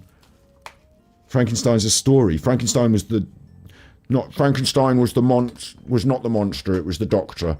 I need a tinfoil wig. Good point. I need a wig. It's too hot for a wig today again. Like when the weather's like this wig is just like a head warmer. But I'll pop it on for a little bit. Alan is totally confused again about like he's turned it into a strange. Because he talked about heaven, and that was a very right-wing religious perspective, American evangelical perspective on heaven. And now he's going to say, right, the other side of the coin is, no, wait, it's not that, Alan. It's not that. There's no two sides to this coin. Again, you're prescribing the facts onto us where you bully these ideas and don't really understand them. Like, what about other world religions? What about other perspectives on heaven and hell? What about the fact that like ghosts don't have to be necessarily emblematic of a power struggle between good and evil? Like, what about all those things? Different creatures, different cultures. Oh, creatures and And all cultures, in the okay. world, these creatures, monsters. Creatures. Now we're doing cryptids. And when we look for them around the world, and folk tales from around the world, in their own traditions, Folk tales now. we understand there's creatures stalking all over the world. Stalking. And it was interesting So because we recently had a guest on that explained that these sort of things could be, folk tales especially, are ways for people to record human history in the same way as we have Ring of Roses and it talks about the plague, you know, like the idea of the chupacabra, the chupacabra, the Mexican one, the idea that might come and eat you might be there just to sort of scare children and like keep them away from bad animals in the forest or some shit. Like it might not be. Oh, it doesn't. Don't get me started. Don't get me started, Alan. Asia, they will tell you there's monsters with their feet. They're The on worst thing is your face, Alan. Why it's all smooth In and Latin creamy. America, they will say there's vengeful demons in the hallway. Depends where you live, right? Honestly. It depends Monsters where you depend live. on where you live. What does that say For then? instance, the night demon of Tanzania Island of Papa. Oh, it in says that Indian you're going Ocean. to read off the internet to us. It can change shape. A bat, a human form, prefers to come out at night. Some say they see it in the day. Bat-winged Swahili. Now this thing is indiscriminate in its targets, Indiscriminate. but commonly in retelling, the spirit sexually assaults men. What? Nonce ghosts. Swahili. Now this thing is indiscriminate in its targets, but commonly in retelling, the spirit sexually assaults men. Are you researching this, This Alan, is or is in this the first time you've Tanzania. read this? They have a monster, not a yeti, but a monster that sexually assaults men. That sexually assaults And men. you would never hear that story in Gettysburg, would you? What? So I believe that these ghosts are actually folklore. No, Frankenstein. the ones that you just... Frankenstein's, he whispers again. The ones you just described are potentially folklore because you just read from a folklore bit. Doesn't even mean all ghosts are folklore, does it? You said earlier that yesterday you said you'd seen a ghost and you had evidence and it was true. And now all ghosts are folklore because there's a sexual assault monster in some part of the world. What's happening? Gettysburg Halloween, wouldn't understand, no. witches. Folklore. Folklore. Like the Obios. Now this one dates back from civil unrest of the assassination of the country's president. The popular thinking is it goes after a Powwow attack, victims must spread the word to others. God, this is on the bad Powwow. content. This is bad, Alan. Otherwise- I'm gonna have to skip on. If you don't tell everybody about the Powwow, then the Powwow will come back and assault you again. So that country very quickly. He has a dream and he's attacked by this Powwow. It's just terrible, isn't it? It's just fucking terrible. Story that propagates itself and reinvents itself. Fear, you see, fear's the thing. Some men are staying awake or sleeping in groups outside their homes. The BBC reported in He's reading it from the He's reading not from the BBC. He's reading it from something else that's reporting it from the BBC. It might be Wikipedia. Like, he's just reading it from something else. It's terrible third-hand information. This is because Alan hasn't even done the proper job. Well, I haven't done it today either. Actually, I should have watched this first and picked out the good bits. But Alan hasn't just done the proper job of fucking reading it first and deciding if it should go in the show, understanding it, and like he has not even read it. He does not even know the words that are coming out of his mouth here. It's the first time he's ever heard them put together like this. And then he's trying to ad-lib and on the fly say something about it. And his opinions range from yes and no. 2008. Others smear themselves in pig's oil, believing it will repel. There are no the good attacks. bits, you're right. A peasant farmer named Majeski Hamid claims he was I didn't know he was going to talk about, SA then, did I? He does get back onto the video in a minute. attacked by the Powwow in 1997. Couldn't see it. I could only feel it. But in some people in my house could see it as well. Those who got the spirits in their head could see it. Everybody was terrified. They ran outside screaming. It meant So if you get sexually assaulted, you don't have to say it was done by a bad sex person. You say it was done by the Powwow. Is that what we're saying? What's going on here? Have you ever wondered what would happen if you actually sat down and... I accidentally clicked the wrong button. where are these words coming from? Must be a ghost. Able to trap it on this video. The Civil War. And then we get this.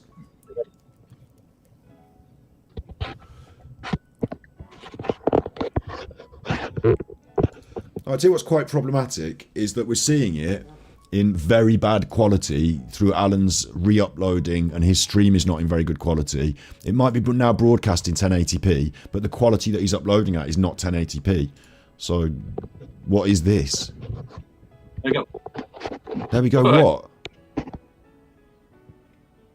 You can't. There's nothing there. Like, you're saying that this movement, and what happens is that something appears to move across the frame of the camera.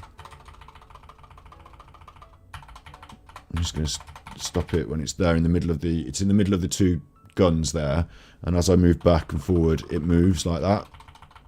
See it? Yeah. Like, is it someone running, or is it something on your windscreen?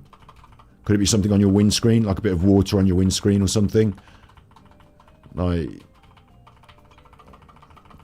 could it be to do with the camera's focal length and range? Could it just be an artifact? Like, it's not a ghost. There you go. All right. And because there's so much compression artifact and all these other problems on the image, it's hard to say you can prove anything from it at that level of detail.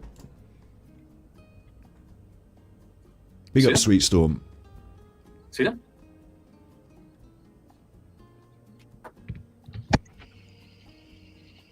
There you go, Daily Mail. So that proves it then, because the Daily Mail are a really reputable news source, Alan, aren't they? Like, suddenly, Alan, from the Nicola Bulley case, you can't trust the mainstream media, they're all telling you lies, to now, the mainstream media are proving ghosts. Like, what is going on? And then Alan will do this now for, like you said, it's a long one, it's an hour and 40. You live in.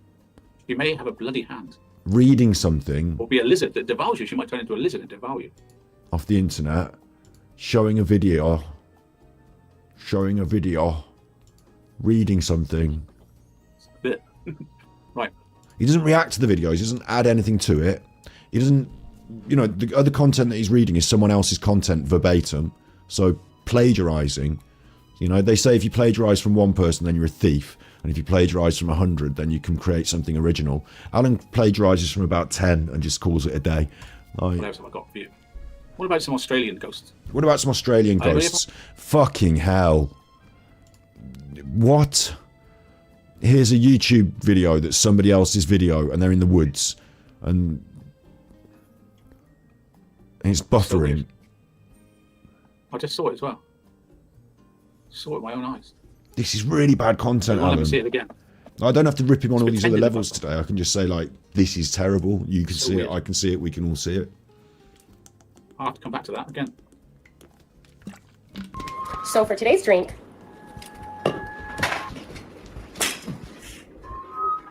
Ghosts proved.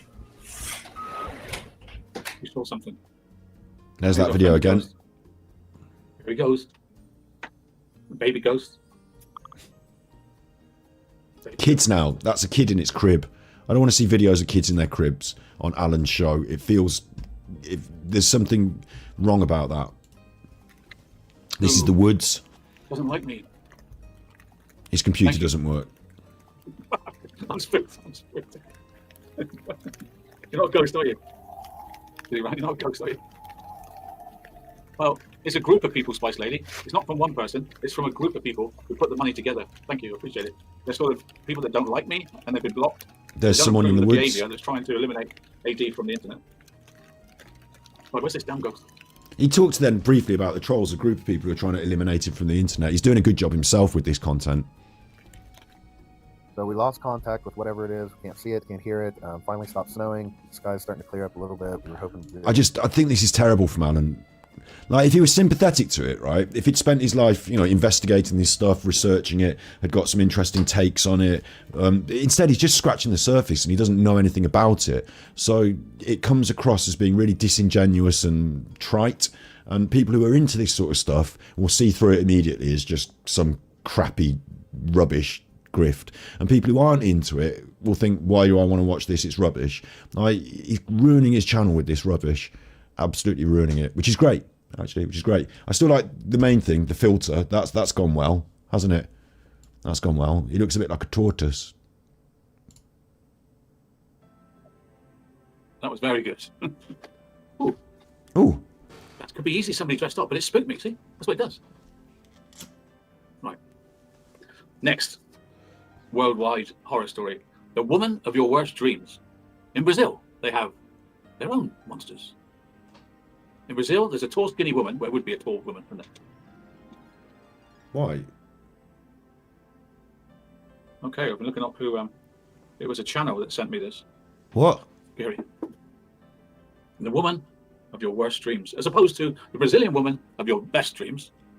Would it be a nightmare? Anyway, so, long yellow fingernails and red eyes. Creep. Brilliant. Reading something off the internet for a bit then, huh? And then the news. So then we've got the news and we've got Alan reading and they've got the news. And then there's this glorious bit. Fuck off, YouTube. I'm going to Fuck off. Where's these words coming from? Then there's this glorious bit. Contrast to the darkness of the night. I better wear white because it's Nancy. Oh, did Nancy turn up? Right, there's Nancy turned up. Nancy's so fine. Thanks, Nancy. You're not a ghost. $100. That's the real Nancy. Will the real Nancy please stand up? Thanks, Nancy. You scared, Nancy? Are you scared tonight? Have I scared you? I actually think, I'm not doing this job, right, but I actually think someone should. I'm scaring myself. Right, this is a Nancy. Like, we've got Nancy $100 on this broadcast here, yeah? This was 2 days ago, Nancy $100. So HMRC, Her Majesty's Revenue and Customs, there's Nancy $100. Where's that going? Like, should someone be reporting Alan's YouTube earnings? Should someone be recording these donations and then just checking with the HMRC? Because they'd want to know, is he receiving this money and putting it through the tax? Is this being registered? Like, we could make a register, a list, like someone could spreadsheet out all the Nancy donations. You're not going to get his YouTube earnings. You're not going to get his monetarization, you know, AdSense and all that. But you are going to get these because they come up on the fucking screen. So, like, that Nancy donation, like, Alan's YouTube, the thing I find so weird about it, Alan gets all excited about it, right? But he can't have that money until, I think it's like the 26th or the 27th or whatever it goes around at. So it's going into the kitty. So why is he, like, Alan's more day to day. He's more like, I need the money now. And, you know, that's going into the kitty. And then YouTube's paying him monthly into an account. And so that'll go in as a lump sum. and he'd have to announce it to the HMRC, wouldn't he? He'd have to tell them about this lump sum he gets from YouTube every month. But we can track it. We can track the Nancys. I just think there's something going on there. I think that HMRC would probably get to the bottom of it if you just give them like a bit of a detailed list of the money he's receiving on a monthly basis. Are you scared tonight? Have I scared you? Oh, God, I'm scared myself, here. I'm scared myself. Right, this is a reconstruction. It's not a real ghost. Yeah. A reconstruction. He's frozen. Rubbish. She's so close to him that he noticed. So real and so terrifying. And then maybe this, AD the this ghost happens. hunter. What do you reckon? This is brilliant. Quite normal. Okay, so the better they are, the worse. It's better when I tell you stories anyway, innit? The You video like it when I stops. tell you stories, don't you, girls? And 95% of you are girls. Can you be a girl when you're 57? Yeah, you can be a girl at 57.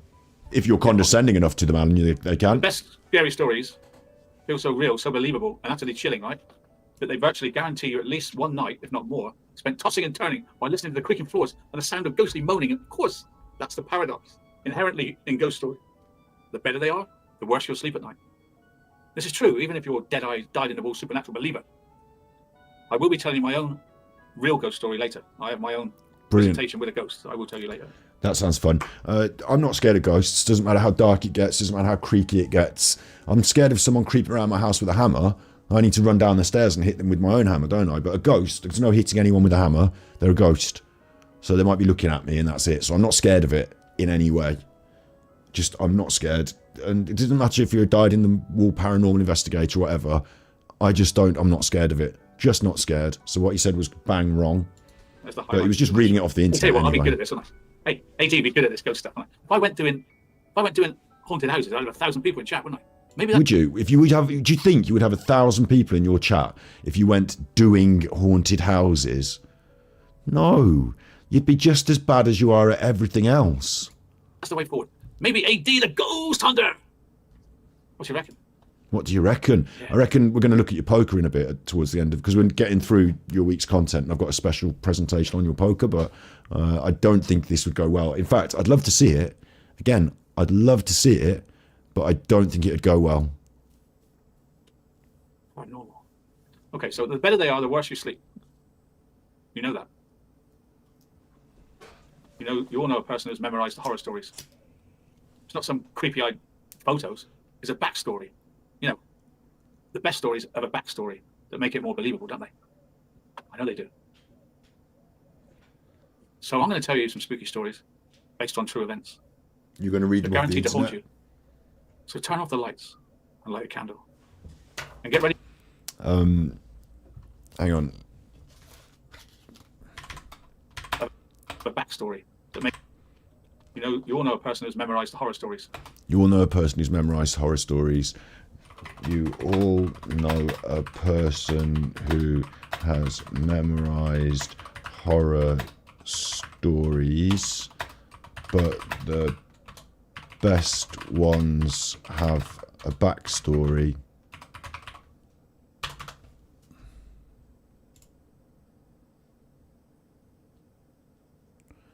Reader's Digest, 10 real ghost stories that will send shivers down your spine. I mean, one of these is going to have the words, and it's going to be the thing he was reading. You'll be able to find it on the internet by typing into Google what he's saying. Is it this? Yeah. The best ghost story and scary stories feel so real, so believable and so utterly chilling that they virtually guarantee you at least one night, if not more, spent tossing and turning whilst listening for creaky floors and the sound of ghostly moaning. Of course, that's the paradox inherent in ghost stories. The better they are, the worse you'll sleep at night. This is true even if you're a dyed-in-the-wool supernatural believer.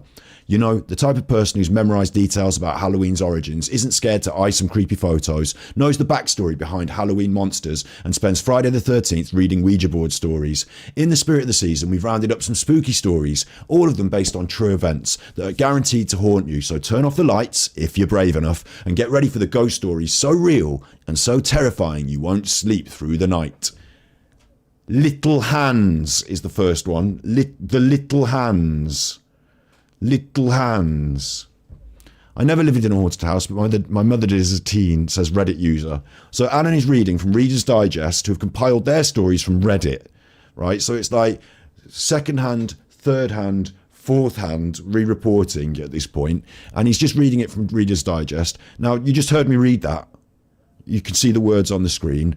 Let's just quickly review Alan's capability at this simple thing that I just did. Ghostly moaning, of course. Yeah, you can be a go at 57. We're getting hot here. Simple thing. Can you do it as well, Best Alan? Scary stories feel so real, so believable, and utterly chilling, right? That they virtually guarantee you at least one night, if not more, spent tossing and turning while listening to the creaking floors and the sound of ghostly moaning. Of course, that's the paradox inherently in ghost story. The better they are, the worse you'll sleep at night. This is true even if you're dead-eyed, dyed-in-the-wool supernatural believer. I will be telling you my own real ghost story later. Broke I off have from the my script own there. Visitation with a ghost. I will tell you later. That's the highlight of tonight. He's not very good, is he? Even when reading Reader's Digest. Simply, I mean, but I'm dyslexic, so I'm bad at reading. Okay. Why rely on it as the core component of your fucking stream then? This is Reader's Digest. You've just read it out loud on the internet, Alan. That's not your content. That's somebody else's content. You haven't taken the ideas, read through them, reprocessed them in your mind, added a bit of your own thoughts, and, you know, here's a jumping off point, a Reader's Digest story. And what do we think about this? No, I'll tell you what, for my stream tonight, I will read the Reader's Digest on the internet. It's not content, and it is copyright as well. It is. I mean, they're probably not going to come after you in this level, but if you read a current novel, like a new book, like if I were to get, I did mindfulness. There was a book about mindfulness, and I was doing it on the ASMR channel, just reading chapter by chapter, these chapters about mindfulness. But I was naive back in the day, and I didn't stop it and talk about it and do whatever. I just wanted to teach people mindfulness from this book. So I read the book, and then the publisher of the book actually copyrighted my videos. They said this is, I was like, okay, fair enough, you're right. Actually, I didn't think about it. You can't just read someone else's stuff. They've done it. You're reading it. It's not on. And if you do, you should at least say this is from Reader's Digest. www. If you want to go and visit them. Like, Alan is just thieving the content from somewhere else, and they got it from Reddit. So, sure. I tell you what, I'll be good at this, wouldn't I? No, you wouldn't be good at it. AT be good at this ghost stuff, wouldn't I? If I went doing, you're not good at it. you know that. You all know a person who's memorized horror stories. It's not some creepy-eyed photos. It's a backstory. You know, the best stories have a backstory that make it more believable, don't they? He's winging it as well because he hasn't read it properly. So I'm going to tell you some spooky stories. Yeah. Based on true events. They're not based on true events. It doesn't say that. It doesn't say these are based on true events. They're just made up for Reader's Digest off Reddit. It doesn't say they're based on true events.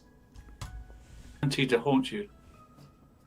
So turn off the lights and light a candle. And get ready for ghost stories that are so real and so terrifying that you'll never sleep through the night. What's happening to me? I feel like I'm being possessed. Possessed? I'm being possessed. The greed monster. Can you see me okay? I can see you fine.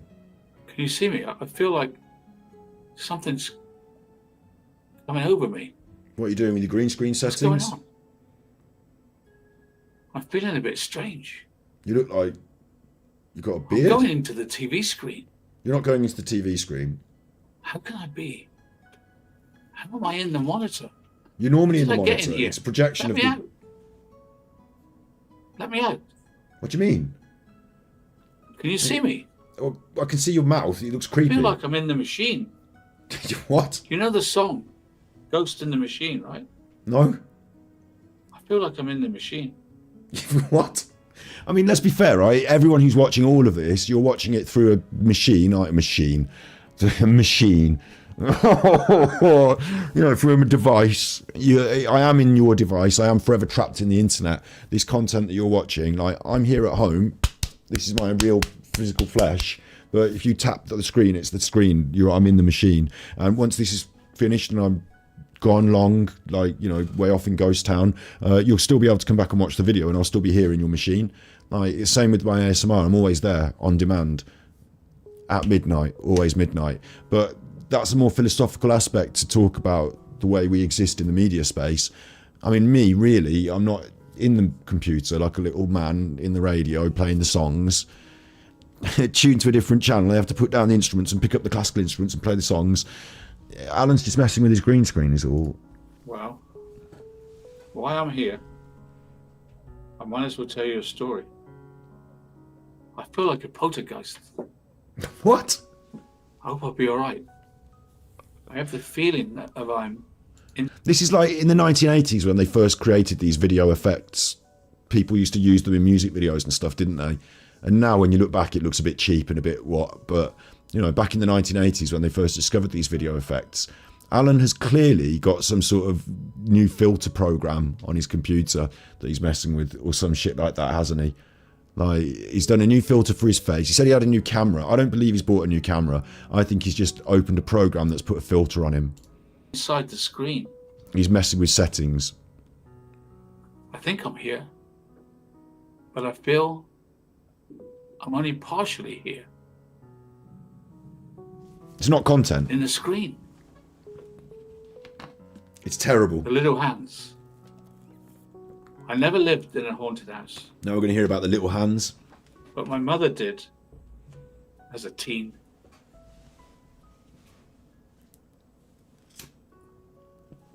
Another house on the street has strange things going on as well as my mother's house. Bear in mind as well, we're doing this, I've got background music on, I always put background music on, it helps me to relax. Alan hasn't bothered. There's even stranger things going on. I would suggest relaxing sounds. Now, you can't do this, Alan, because you didn't write to Relaxing Sounds and ask them, but I did, and they've given me permission. Thank you very much. I love Relaxing Sounds. They're one of my favourites. So I haven't got a clock. They haven't got a clock. All right, fuck them.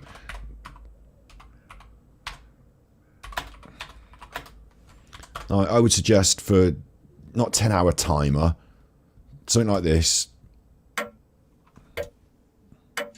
might recognise this from some of my ASMR work because even though it's not binaural this, I play it in the room and it creates a sort of sound that I record binaurally sometimes. But you won't recognise it because it's just a ticking clock and you can't recognise that from many other ticking clocks. But there's a ticking clock, and we could also go for haunting wind, horror ambience. Let's just pick the top one, horror ambience. Or you don't might not like the clock, you might prefer a fire. I'll turn the clock down. Right, let's get Alan back. See, I'm producing his media for him now. A few homes away from where her family lived. One night, the daughter went to bed with a bad headache. I couldn't be happier. Swish and then whoosh. Sarah Thanks very sent much, tippies. Sarah. Hi Scott, great live streams. Would you be interested in doing a live react to Confessions of an Alien Abductee? It's a British TV doc. It's mad and cringe at the same time. Bubble Brew, this is the doc I was talking about. Cool. Super Chuffer owes 3 hugs. I was about to write it into the fucking thing, but I've forgotten what it was. Confessions of an Alien Abductee. Is it this? It's 8 minutes here. We will definitely have a little look at this. It's on Channel 4, so I'll have a look at it. Can't guarantee it's going to get me copyright binned off, but I'll tell you what we'll do. I'm going to be playing on Twitch later after this broadcast. I'm going to be on Twitch, and we can do a bit of freeform on Twitch. I'll probably react to it on Twitch where they don't just bin you off for copyright immediately, and then upload it to YouTube, and if it gets copyright problems, then we're alright with it. So yeah, that's on the back burner. Thank you for the suggestion. Let's just catch back up with Alan, who's telling a spooky story, now backed by the correct spooky. I wouldn't have had this ghosts Auries on the screen like that. I'd have used a different background, but then I don't steal backgrounds from just off Google, do I? So Alan's gone for that. He's done his face like it is, but I've improved it with the background sound. Let's carry on. You've all done that, haven't you? Bad headache. The next day, she was dead. She passed away through aneurysm. Aneurysm.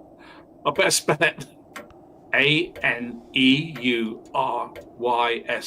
Aneurysm. So laughing and gurgling and meandering his way through, laughing at his own performance, is not actually the best tone for this, Alan. So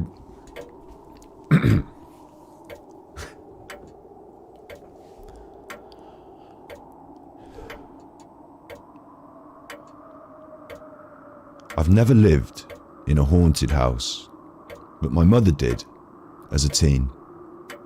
Writes Reddit user Patented Spacehook, recounting a true event. Other houses on her street had strange things going on too.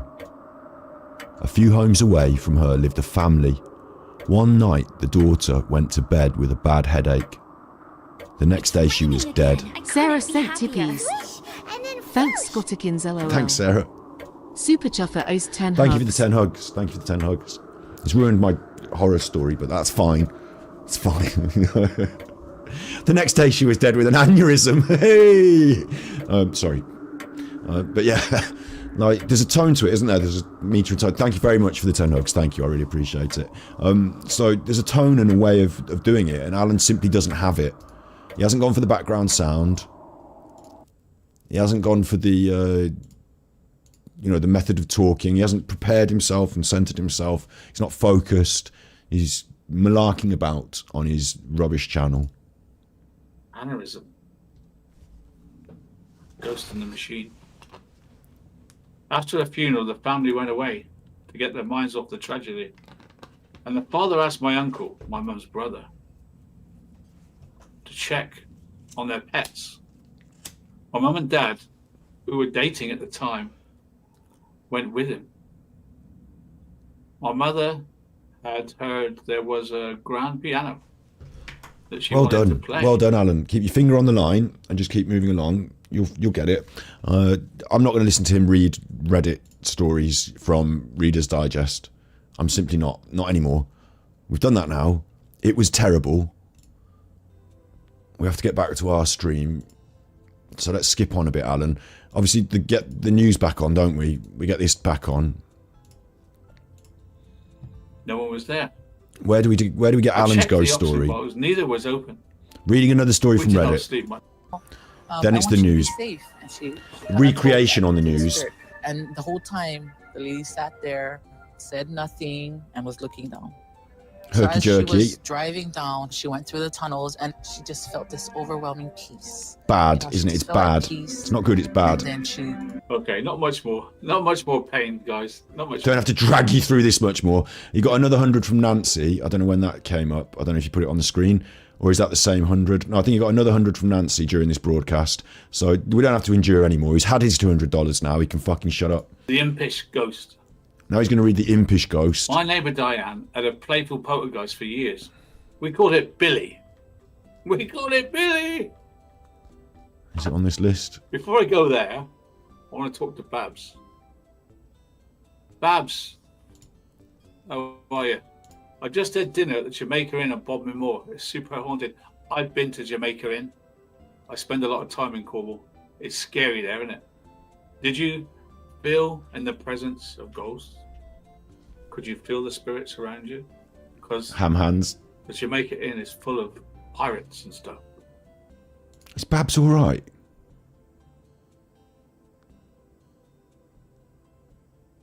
Is Babs all right? Is Babs one of you? Like, I got to ask this, right? Is Jamaica Man? Yeah, big ups Free Guy Nation Police and Sid in chat as well. The Jamaica Inn, gridlocked. Is Babs all right? Right. I'm assuming that's a picture of her actual face, is it? And she's staying, or she's just had dinner at the Jamaica Inn on Bodmin Moor. See, like in the near recent. Like, I'm a bit confused. Is this one of his spanners? Is this up there? Is she up there with one of his spanners? Because she's doxing herself on the internet, not doxing properly, not properly, but her own picture telling us where she is. What's going on? Don't do that.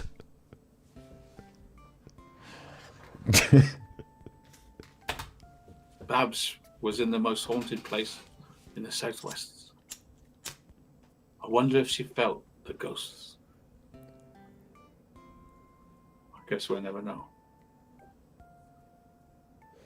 Jamaica, Alan? Yes, I had to force her. Babs. The impish ghost. So you got this playful poltergeist. Okay, I don't want to know about the impish ghost that you read off the internet. I want to know your ghost story, Alan. What's happening here? What's happening here? Hang on. What's happening here, Alan? We did enough. I would point to Diana's home and yell. I mean, listen, it's an hour and a half into this, so nobody's watching an hour and a half of this rubbish. Like, they've all gone away, so it doesn't matter that this happens towards the end, but it is funny that it happens. See, Diana, leave me alone, Billy. You know what? Within 5 minutes, I get... Meow. He's cocked out. My stream did it a couple of times when Obs went down, so, you know, can't complain, can I? But get it fixed quite quick, don't I? Alan, now, this happens, but what's quite interesting, okay, is this happens, so I'm to assume his stream has stopped uploading and encoding. However, unlike when it happens to me, you're not getting the buffering. This is not buffering. Like, this is recorded like this. It's like a freeze frame. And then it switches to this, which will be Alan at his end fucking about, won't it? So something's gone wrong. He doesn't know how to fix it. He's still streaming. It's still live. He can change off the camera. So the camera has glitched. Maybe his sound as well. And it's like this. So again, it's not the buffering. His stream is not finished. Like, he's still sending the encoding. But it's like this for a while. Maybe he's decided to do something else for a little bit. There he is. And I'm back. You're back. Hopefully you can see me. This is all to do with the ghosts. It's not to do with the ghosts. It's not to do with the ghosts. It's to do with your system. You're uploading your internet. All to do with the ghosts. It's your computer. I'm back. Well, hang on. What's going on with your hands? That might be ghosts, because one of them is really big and the other one's dramatically smaller. That might be ghosts. I always wonder, are they both Alan's hands? Is the one hand Alan's hand, and is this other hand somebody else's being held up into the frame? Why are they such dramatically different sizes? Can you see me? I can see you. I'm back. Am I back? Yeah. I had to reboot. Oh, did you? Yeah. Sorry about that, guys. Let me put on... See if another video works or takes me down again. Wow. Or takes me down again. See if another video works or takes me down again, he said. So I don't know. You know, technologically, I'm not that advanced to be able to state for sure whether his changing from camera to the eyes, whether that would stay up or whatever. But I tell you what I do know is if you use copyright material on YouTube and you're broadcasting live like we are, then sometimes it comes up on the thing and it says, you are broadcasting copyright material. If you do not stop, we will remove your stream. And it can give you like a temporary timeout on your stream, like live, and say this is copyright. So it could be that, because he said we'll have to use a different video and see if that works. Or is he just talking about the fact the videos don't work? Maybe he tried to open a video and it crashed his computer. He seems not to understand what's going on. And that feeling is coming out across the airwaves to me as well. So this is Alan's week of terrible content. We didn't have to push him to this.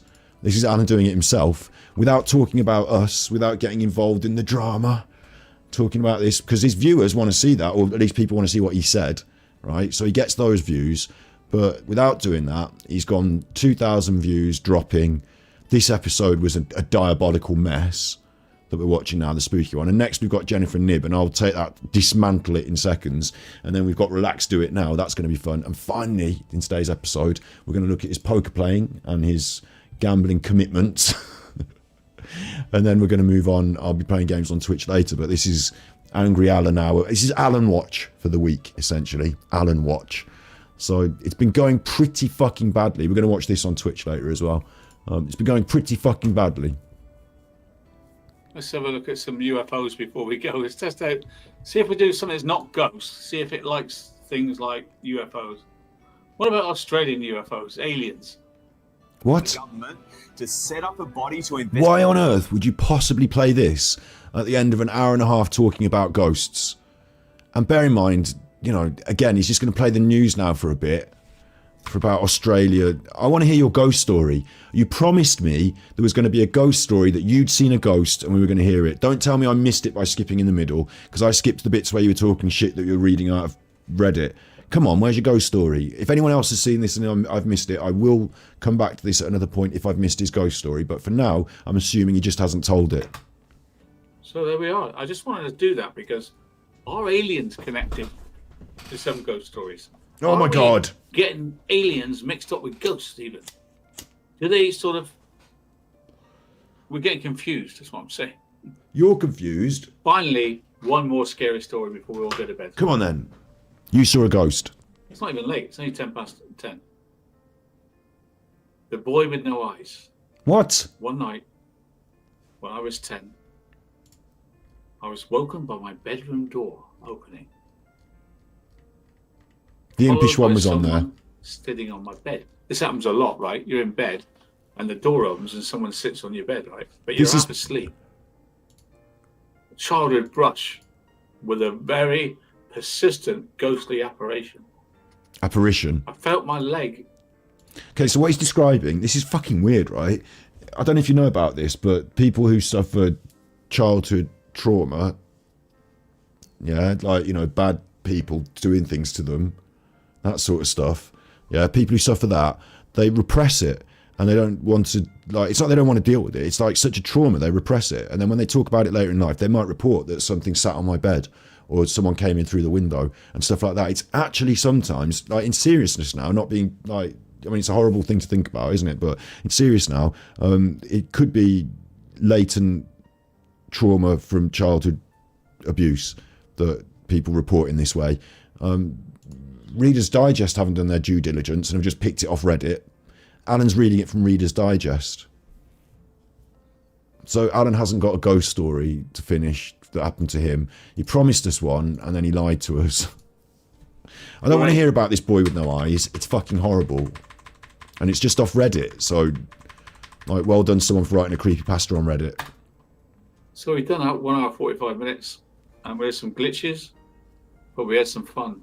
You didn't have any fun? And AD was smiling again. It's good to Silly smile. skirt. And like I said about the internet, it's changed now. It's no longer the truth, it's someone's version of their truth. Remember that next time you watch people that tell you things that aren't true. Don't believe everything you hear on the internet. Well, we're going to believe some stuff that we found on the internet today, I believe, because I've got a little report on his poker that we're going to believe, because a lot of it is him. A lot of it is him. But things that go bump in the night. Yeah, like the Exeter pusher. Good night, everyone. Thank you for watching me. I appreciate it, especially the donations tonight. Very good. Very, very impressed with the. I don't know, the $50 from the other side. I had money from the other side. I had money from a ghost. Think about it. Good night. He got $250, so he's happy. Good one, Alan. Well done, son. And then this episode annoyed the piss out of me. So this is called Jennifer Nibby, Police Break Down Her Interview. This annoyed the living piss out of me, actually, to be honest. All being well, just waiting for the go-ahead that you can all see and hear me. Hopefully you can. Right, so it's the worst... I lived a long time. The worst July I got my new studio. This is bad. Hello, my name's Alan. I am the Armchair Detective. Hope you're okay. I hope you can hear me and see me, because I have got my new studio. You have not got a new studio. You're sat in exactly the same seat with exactly the same setup. But this part of the screen that you can't see very well here because of the background, there's a microphone in shot. There's now a microphone in shot. Now, God, my brain. The Dark Side Phil viewers, this is a Dark Side Phil moment. He's got a microphone, but he's not set it up properly, has he? Can anyone tell me what's wrong with the microphone? Can anyone in chat spot what's wrong with the microphone? I'm not going to say because I don't want to give Alan any tips, but can anyone possibly work out what's wrong with his use of the microphone? My Yeti mic and that, you know, so I'm hoping you can see me well, you can hear me well.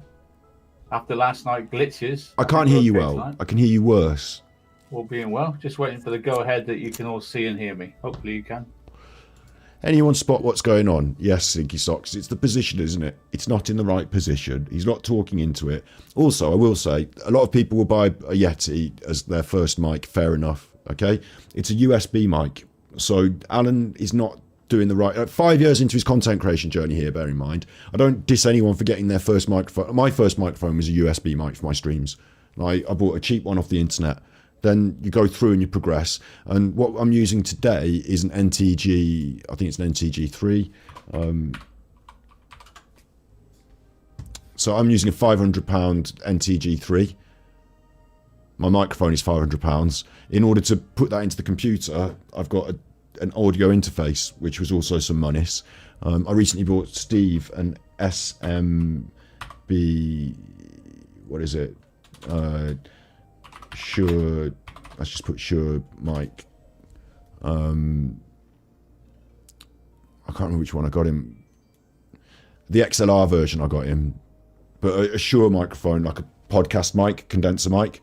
Like you take a step up and you get better kit, and you need an audio interface in order to work it. Alan might have naively bought himself a Blue Yeti 5 years into his content creation journey. He doesn't know how to set it up even. It makes his content worse, not better, and he doesn't know that.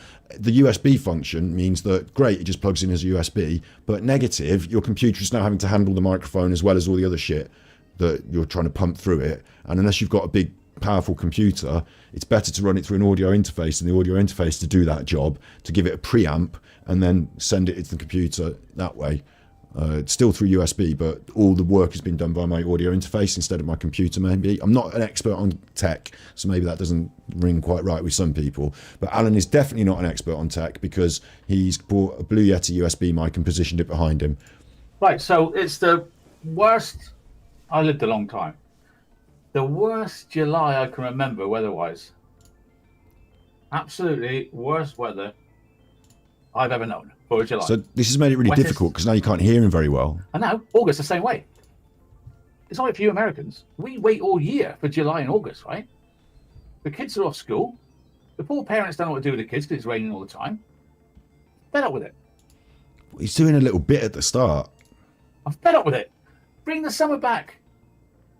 You're right, Fitzykaza. Yeah, there's quite a lot of good YouTube channels that will give you step-by-step guides. I believe Alan's just naively I think because ASMR Journey, a lot of people on the ASMR Journey recommended the Blue Yeti naively. I think it's a bit of a feature of if you just quickly browse the internet for the first thing that you see, which is what Alan does for all his stuff, you get this naive answer instead of a more detailed and nuanced answer. So he's probably just bought the first thing he saw. And also, he doesn't want to spend loads of money, does he? Not on his streams, that's for sure. So, like, he thinks it's a step forward, but actually it's a step back. Like, he'll end up putting it right in front of him and realising, and then he'll have this thing in front of him all the time, and it won't be the ideal solution. Like, it just naive. We're all going on a summer holiday, man. Anyway, let's get on with the show. Tonight's going to be very interesting. Now, I love this when you get a smart aleck who thinks that they can outthink the police. Oh, you're a suspect in a murder. It's going to be very interesting. Now, I love this when you get a smart aleck pointing to himself who thinks he can avoid the police, pointing to himself. Aleck who thinks that they can outthink the police. Oh, you're a suspect in a murder case. In this case, the murder of your husband. Oh, I can beat these cops easy, she thinks, right? And then you got the good cop, bad cop. And we've got the interview room. I love the interview room. Now, unfortunately, this is 2010 again. So the picture quality is not great. But your picture quality is not great, Alan, in 2023. We have an interview. And we're going to break this woman down. We're going to break this woman down. I love his expression here. And we're going to break this woman down. We're going to break this woman down. And look at his face. Look at his face. So I just think to myself, hang on. Alan's going to do some psychological analysis. Alan's going to do some criminology on stream. He's going to break this woman down in this interview.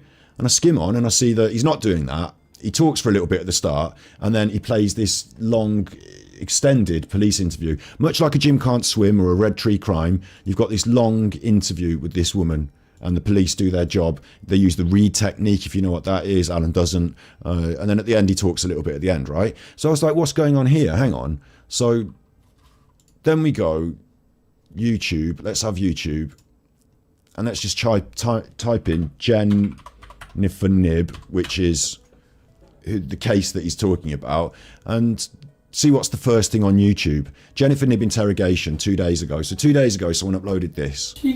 And this is the video that Alan has stolen and put on his channel wholesale, an hour. You can tell it is, because right here on the frame is a big block out. This is Alan's stream. This is the video. This is Alan's stream. This is the video. It's the same one, yeah?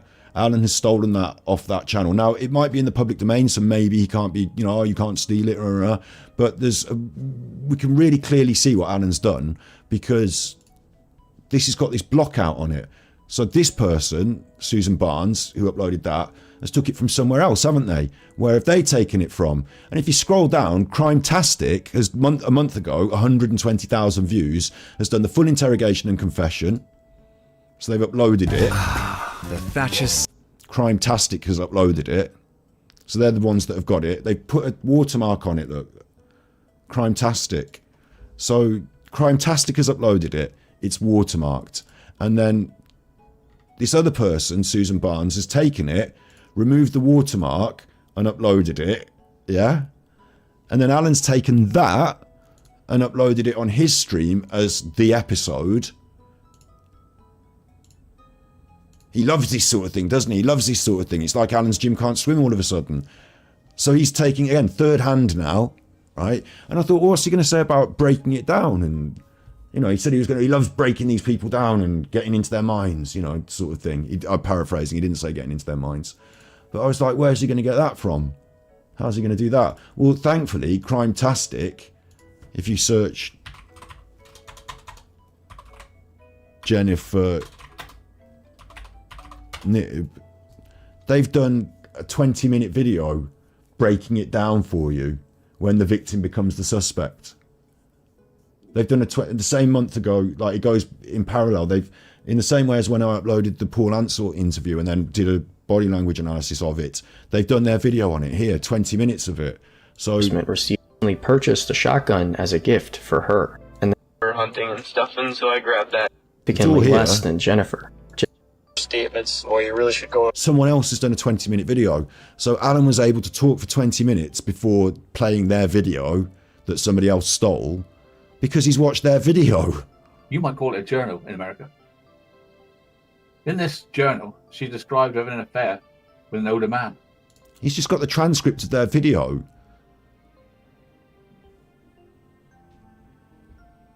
Like, how bad do you want your content to be? It's their content. Their content's good. You're re-reporting it third hand without the good bits like that they've done, all the pictures, all the editing. A content thief again. This goes right in a big circle. The very first episode we did about Alan on my stream was Angry Alan has a pop at Super Chuffer, and then Angry Alan is a content thief and grifter.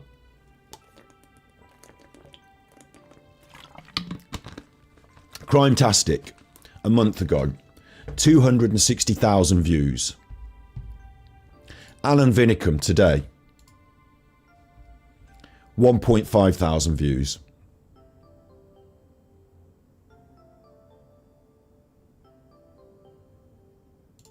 It's that bad. this video, somebody else uploaded and Alan ripped off somebody else. They uploaded it after ripping it off Crimetastic. It's that bad.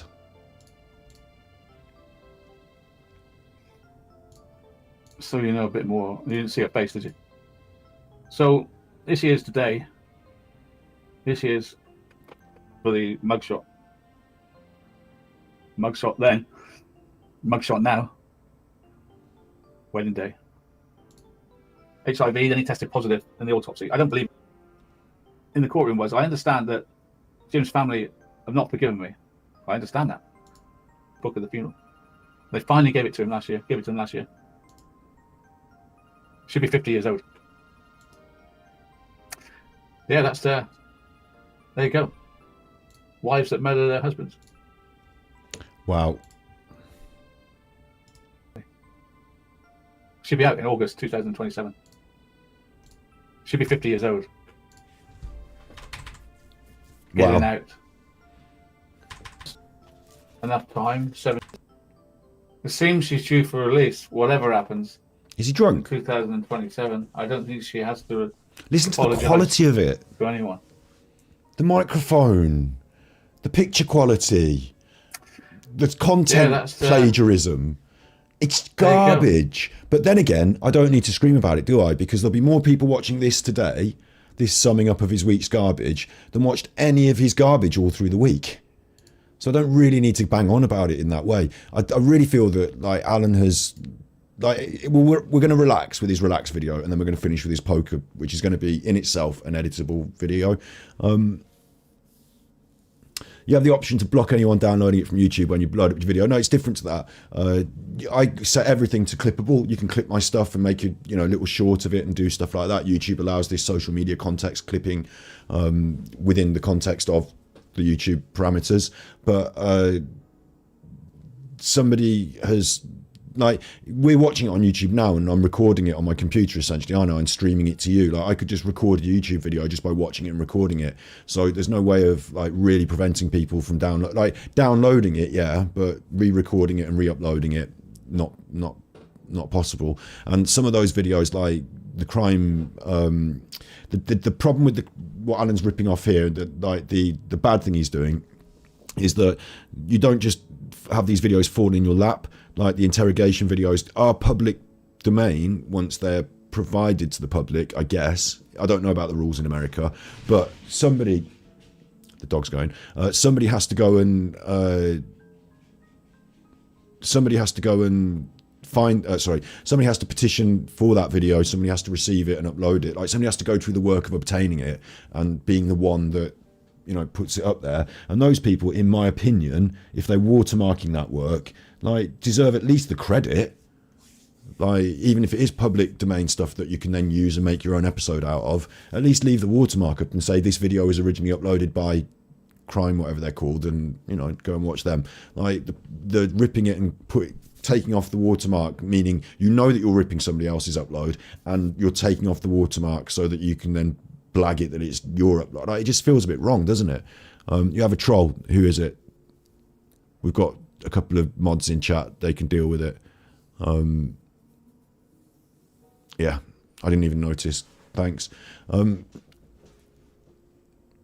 Yeah, so Alan's doing the worst thing of plagiarizing work. Like, somebody else has put in the work a month ago, but lo and behold, they've got the hundreds of thousands of views because they've put in the work, and Alan hasn't, and so doesn't. Soon. His voice is like, even the why do I keep doing that picture in picture? I need to take a quick bathroom break while Alan signs off with his terrible microphone. Painful story. Did she serve enough time? 17 years. He hasn't showed any remorse or said sorry to the parents to this day.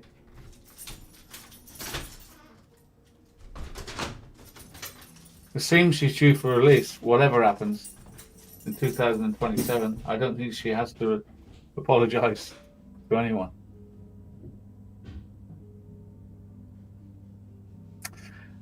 Yeah, that's there you go. Wives that murder their husbands. Happens a lot. But it's always the same thing, isn't it? Money, affair, bored with your husband, bored with your wife, money, problems, affair, got to get out. And they take this way out. How does she hope to get away with this? How does she even expect to get away with this? It's raining. Well, thank you for all joining the Armchair. Swish, and then whoosh. Thanks, someone. Someone sent tippies. Sneaking a quick one on under the radar. Dash. Super Chuffer owes 3 hugs. Thank you. It does say somebody as well. So thank you, someone. Thank you, somebody. One of the things that Alan said here that's pretty bad, right, is he said, and I don't know this case. I didn't look at this case particularly. I haven't watched that video that I was just reflecting on, or that Alan was ripping off. But he basically said that the reason wives murder their husbands is because they're either bored or they want money. But Alan, could it not be that they're narcissistic bullies who push them around and they get driven to this? Like, is there not a third option? Are there not more options, Alan? Alan views the world in the transactional format of a narcissist and reveals it in his summing up of this case. It seems she's due for release, whatever happens, in 2027. I don't think she has to apologise to anyone.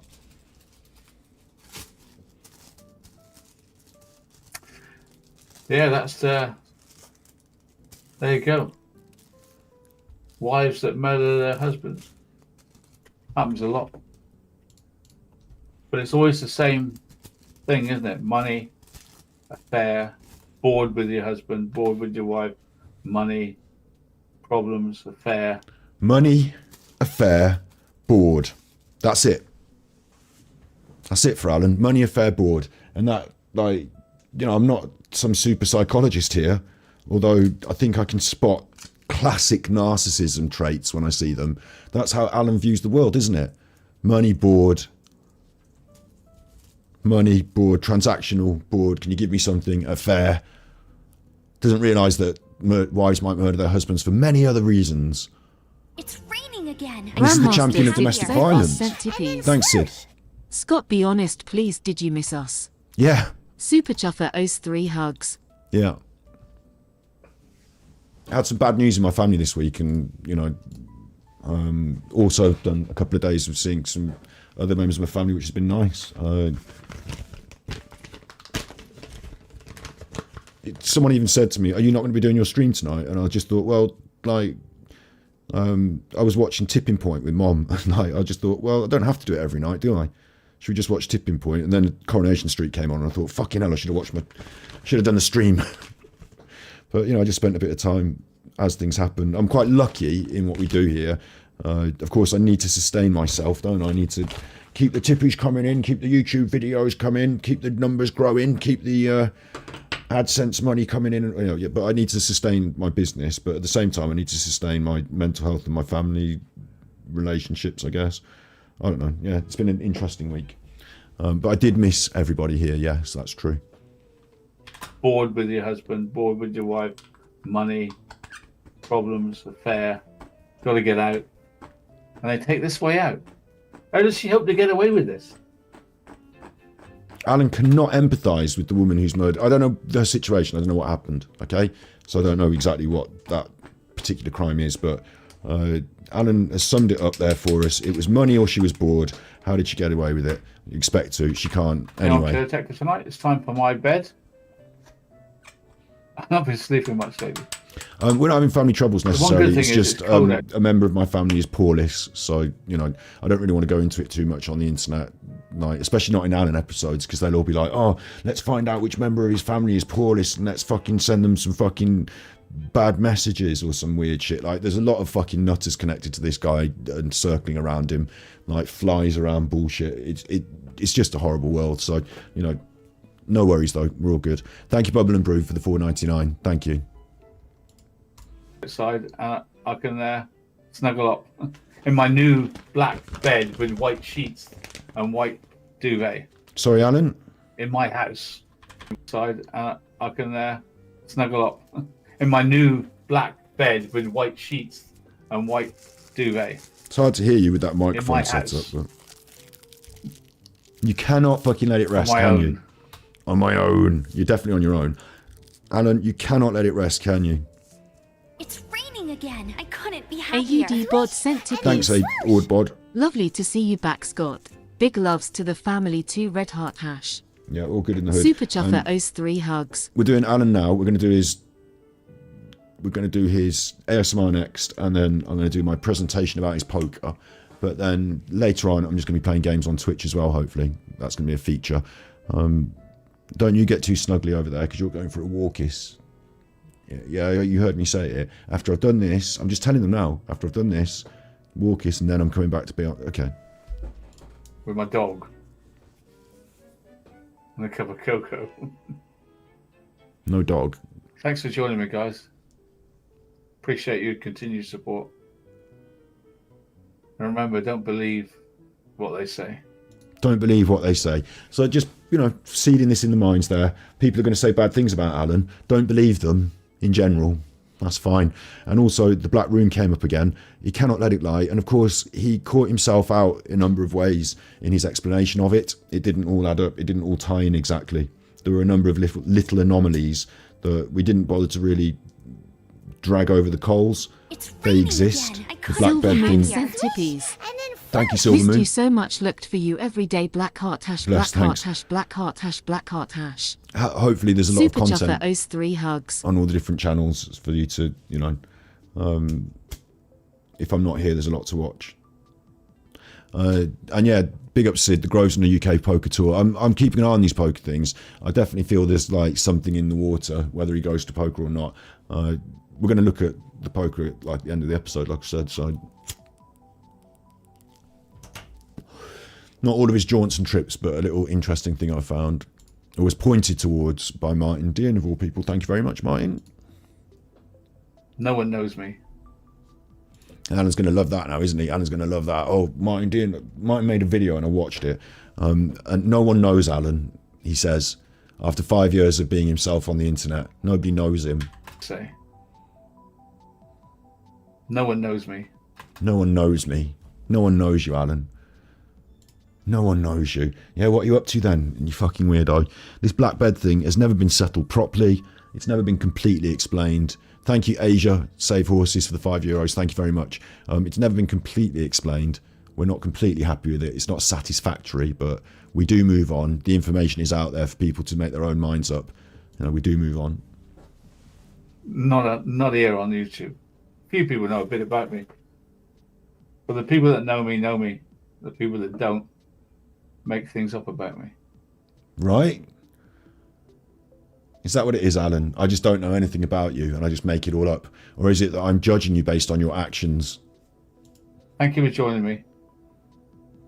See you tomorrow. God willing, eh? Good night. Good night, you fucking nutter. So that nearly ended a terrible week of streaming for Alan, where his views are at an all-time low. I mean, if they drop below the thousands into the hundreds, which obviously the ASMR one has, then he really, that really marks the end, doesn't it? But I'm scrolling down, I'm looking through. I don't see any, obviously all the Nicola Bully stuff. I mean, when did he hit under this number in the Amber past? sent tippies. Thank you, Amber. Sexy shaved Scotty oi oi. I've missed you, been working a lot lately, so here, take some monies, you legend. Monies. Super Chuffer owes 10 hugs. Thank you very much for the 10 hugs. I really appreciate it. Thank you. There's some monies. It's raining again. I couldn't Body Thank you, Body Sculpture Sculpture. sent tippies. So I can see the word nonsense His there. glasses are really getting on my nerves now. They're twisted like him. The reason why he has big hands is because them hands are made for noncing. Super Chuffer owes 5 hugs. Thank you. He restreamed King Charles's address to Parliament. That didn't get many views. But Alan really, usually farms a lot more views than this, doesn't he? And he is. Thank you very much for those tippies, everyone. Thank you. Yeah, he really is, going down the pan here. So ASMR, relax, stress reduction, 25 minutes of this, and then we'll do the poker presentation. Oh my God. Hello, this is just a test for our forthcoming series where we're going to help you get through stress. Hello, Armchair Detective. So it might just be a test, but I'm hoping he's going to understand that his demeanour needs to change and that if he's going to coach us through stress, he's going to need to be more relaxing and capable. Where's my... why can I never have something to blow my nose in this room? Why did they take it away from me? Why did you take it away from me? Because it's kitchen roll. It doesn't belong in the fucking... in your room. It's a kitchen roll. It's fucking going in my room, taking a kitchen roll. Gonna blow my nose now. Like Jimmy Savile. And my other guys are stress relief. So hopefully you can see me and hear me. Anyone there? Am I on my own? You usually are, Alan. Hello. What's going on with the mic placement? Anybody there? Oh yeah, 3 of you. Marvelous. Okay, so basically I've set it up now. So Broadcasting in 720p. I want to know first of all, can you hear music? Well, they can because of my music. Hang on.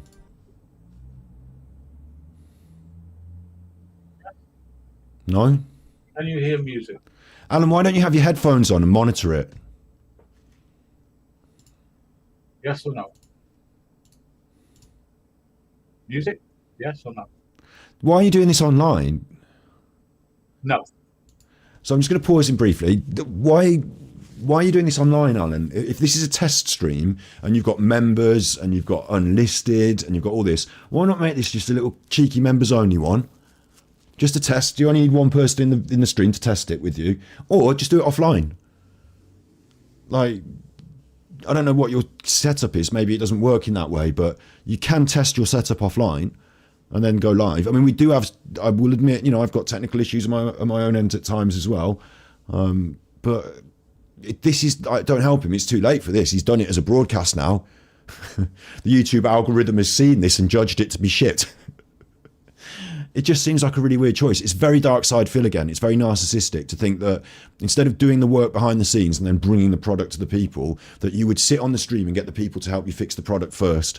You know, like, if it doesn't work, what's Nancy or, like, you know, Jam Jar going to say about it and help me out? You know what I mean? Like, Jam Jar. I don't know why I picked Jam Jar. Is there anyone called Jam Jar in his crew? I just made it up, did I?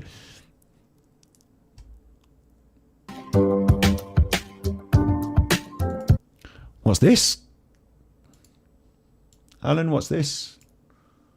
It looks to me like the YouTube free, like, YouTube has a system of non-copyright music that you can use. So it looks to me like you've got the YouTube, like, after 5 years on the platform, you've discovered the non-copyright music that YouTube allows you to use. Again, not a massive positive. If you're doing an ASMR stream, having the YouTube music that's free to use. There's quite a lot of good ones on there these days. There's quite a lot of variety, yes, but, like, you want to do something yourself, don't you? Like, the bog standard, out the box, free off YouTube, 10 other channels will have used it for different pieces. You'll hear it here and there. Elevator music, probably not the best idea, is it? But yeah, step forward, I suppose. Hey.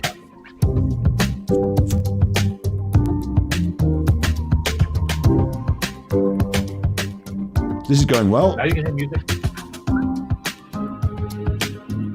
Of course, you've always had the facility to play all kinds of music on your stream, Alan, in the same way as you watch videos. Like, don't you think?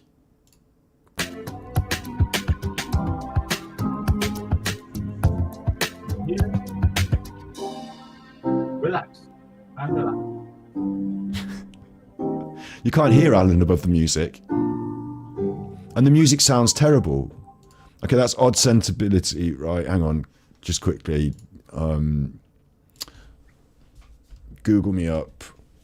Odd sensibility. YouTube free. Fuck it, this will do.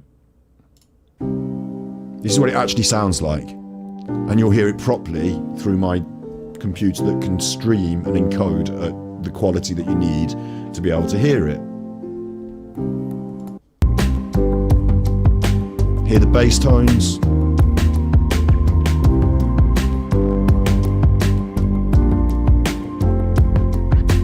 Okay, that's that. And then Alan's version. Alan's version, where has he gone? Too many windows. More windows than Buckingham Palace, mate. Close that. Alan's version. Notice it's got none of the bass tones. It sounds like it's being filtered in some way. Relax and relax.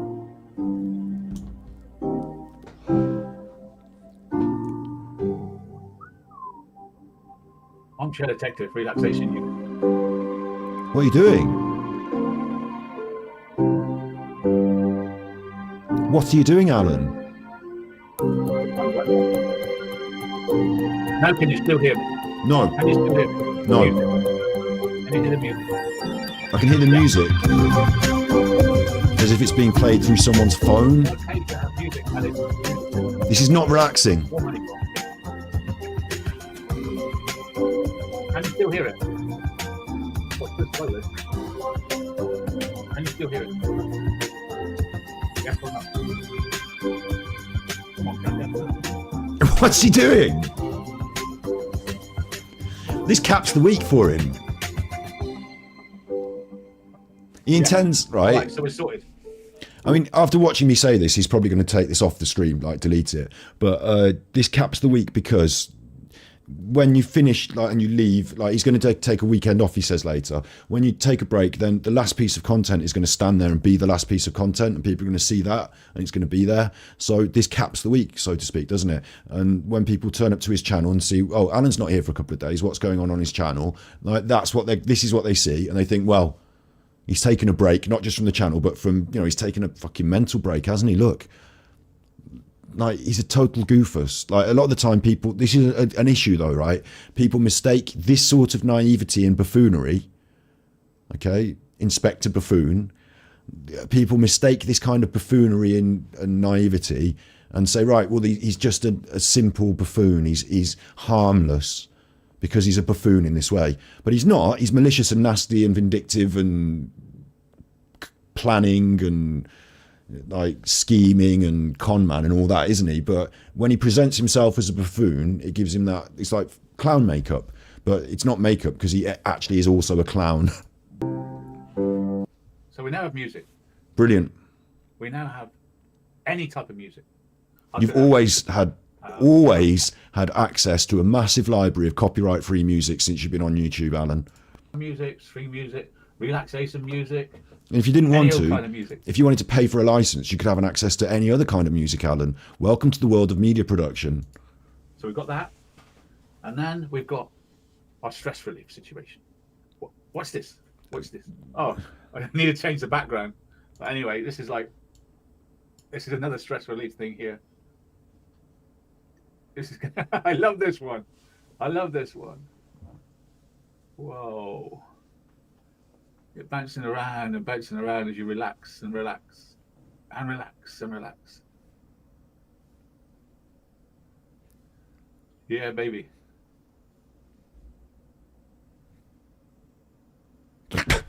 That's one thing. Or we could do this. Yeah? We could do this. Please don't. Relax. To my new little matelet. Out of focus, yeah? Blueberry. This is where your money's going then, yeah? Blueberry. Stress relief. Relax. Relax. You all right, Alan? Oh, that's good, isn't it? That's good. Relaxing with AD. Whoa. Whoa. Whoa.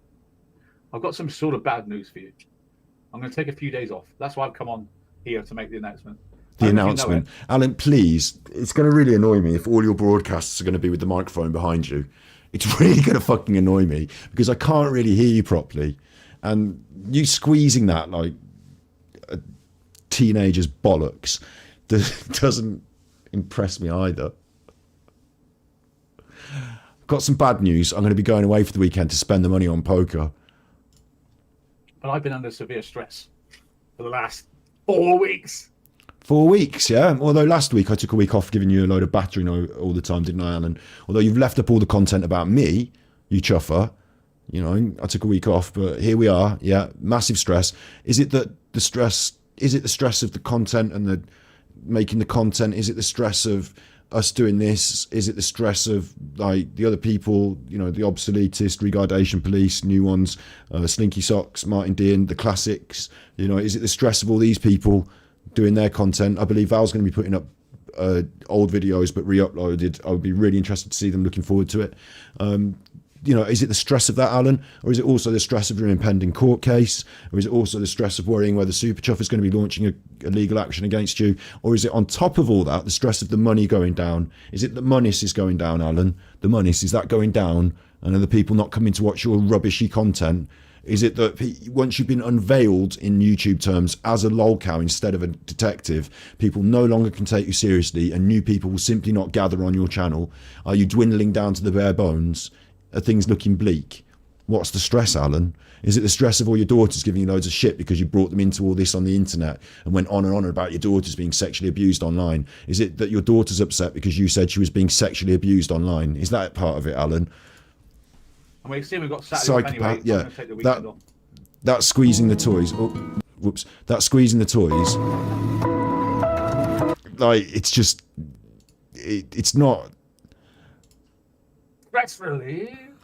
It's not right, is it? Like, this isn't ASMR. This is something else.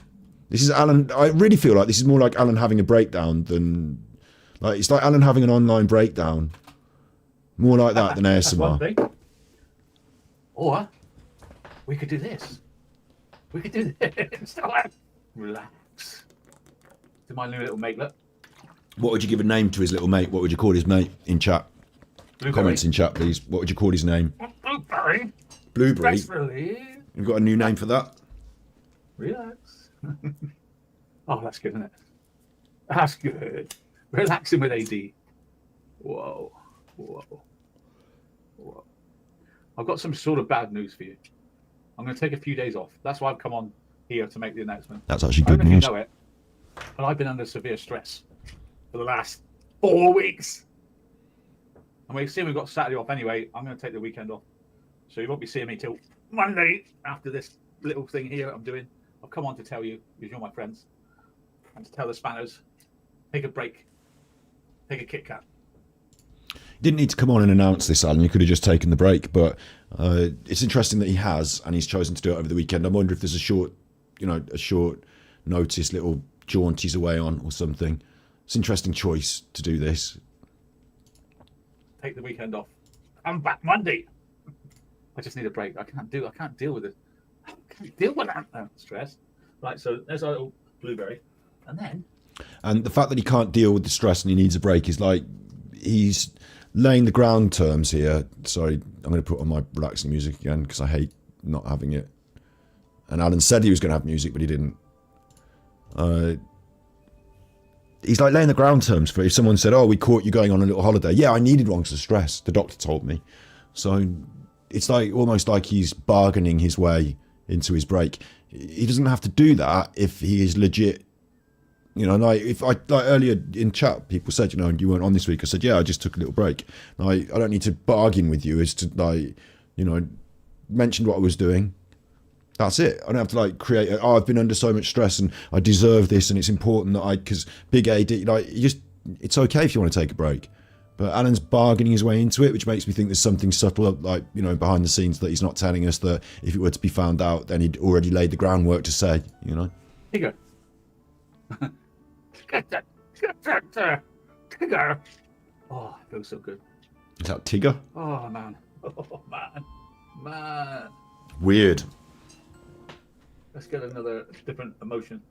Aggressively squeezing children's toys. Try this. Music. All right. Same one, isn't it? Walking in a dream. I'm going to get some.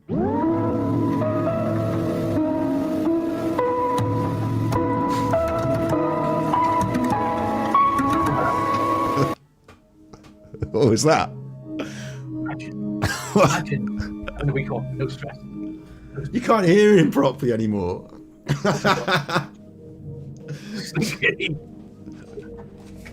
Relax.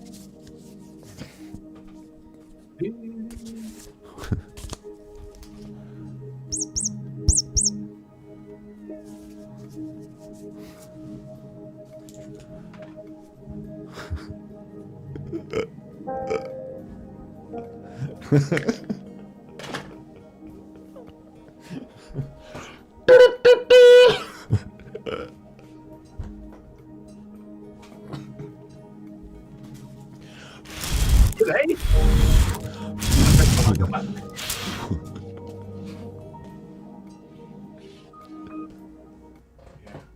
And I got this. Listen to this.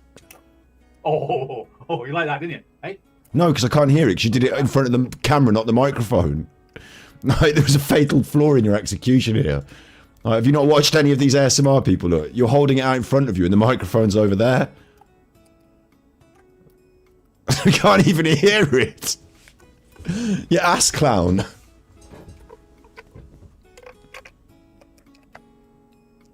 I can hear it a little bit. There.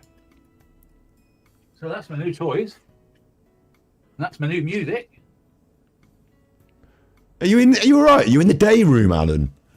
Are you in the day room now? What's going on? They're my new toys, that's my new music.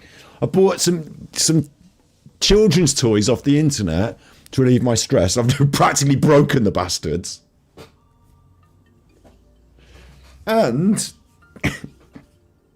I've learned how to use the copyright-free music system on YouTube. And at random, I'll be playing pieces of music that I've never heard before. So that's a step forward. I brought a microphone and put it behind me. Kirsty, come and saw your dad. Big ups, JJ Kane. Kirsty is in mother care and with the toys. Not with the toys again. Kirsty, come on. He's saying he's doing his stress relief. He'll break them. Dad, that's for kids. It's not for stress relief. It's mine now, Kirsty. I'm going to squeeze it until it breaks. Play the music. What music?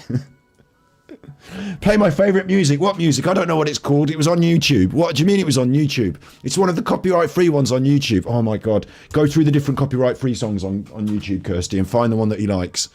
Otherwise, we'll be here all day. And that's what we'll be doing next week.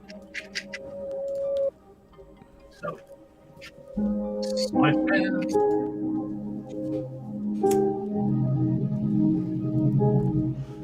What's this?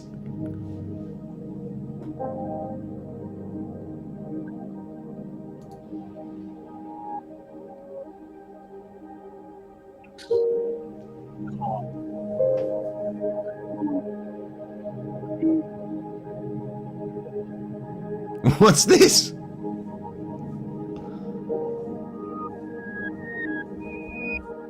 Filters, yeah, gels.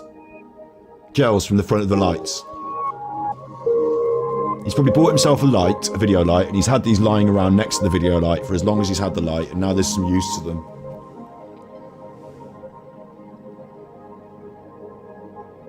Look, his tongue coming out. Oh, listen, boys.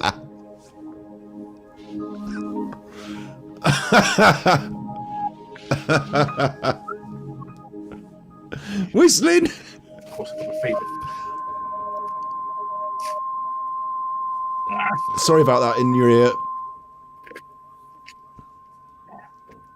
Alan's not wearing headphones, right? One of the critical points, if you ever watch any ASMR artist and they're not wearing headphones, bin them off immediately. They might think they're great, they might think they're brilliant. They don't know what they're doing. Unless they're doing it accidentally, they don't know what they're doing because they can't hear it in their headphones. So it's like somebody playing, like, you know, when the singers are on the stage and they've got that earpiece in, you know, whatever, I don't know. It's like some people, like, they're not listening to their own sound, so how can they reflect it back? Do you know what I mean? Like, Alan's not doing that. He's got no idea what that sounded like to the audience, has he? Going with the music on. It's just awful. Kirsty, this is a code red. Of course we have poems.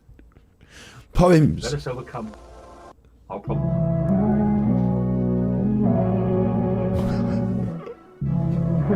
DJ Alan. This is his Smule account as a live performance.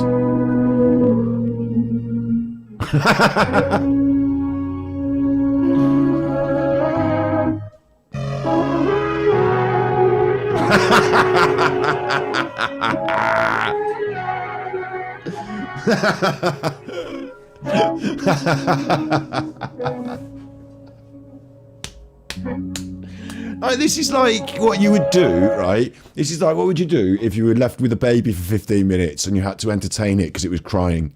Or something like that, isn't it? You know, you'd pick up an object and you'd wave it in front of their face and go, oh, what about this? Oh, and I'll put on the music you like. What is this? And again, there was a reflection in that item of the video screen.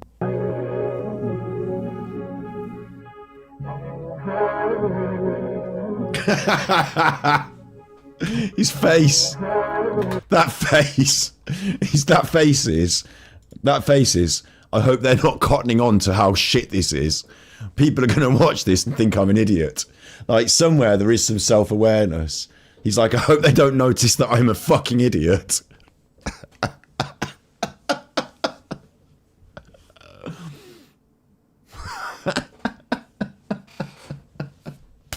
At least you got the filter going, Alan. At least you got the filter on. There's no filter for your BS, though, is there?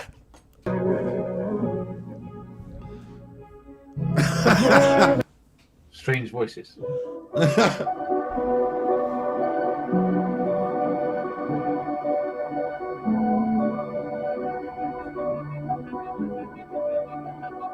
And what?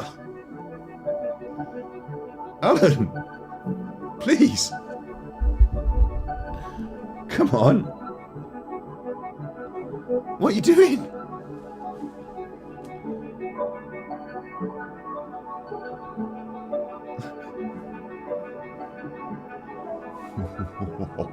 What are we doing, Alan? You haven't said anything for a little bit now. Are you okay? Hang on, right. Can he hear that? If he can hear that, then surely his microphone is picking it up in the room. And like, he's broadcasting the sound of his speakers in the room, and that's why you're hearing it. Maybe that's it. Maybe we're not. Like, you know, he was saying, can you hear the music? Like, when I play a piece of music to you from a different source, like, like you're hearing Alan, like any source, like this. This is not playing through my speakers in the room and then picked up on my microphone. I'm rebroadcasting it through my OBS, like through my system, yeah?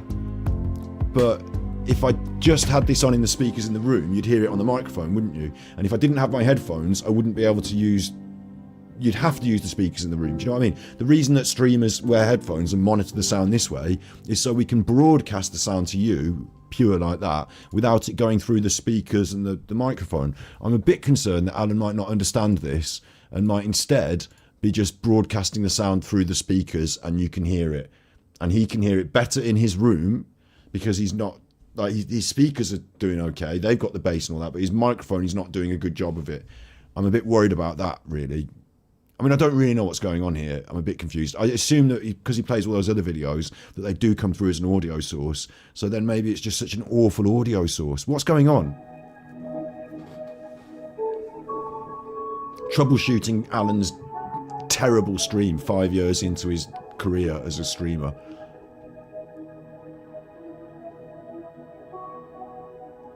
What are you doing? You having a think?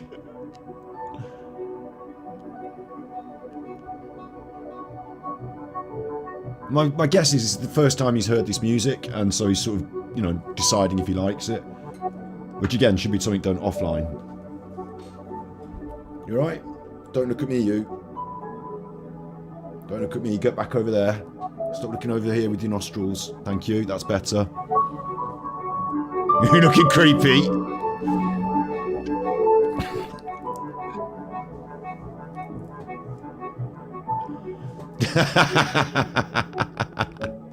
Do you know what this is? This is like on the Fast Show when Jazz Club did that avant-garde cinema. I probably can't show it because of copyright, but it's very much like Fast Show avant-garde cinema Jazz Club. Was it like, am I going to get it?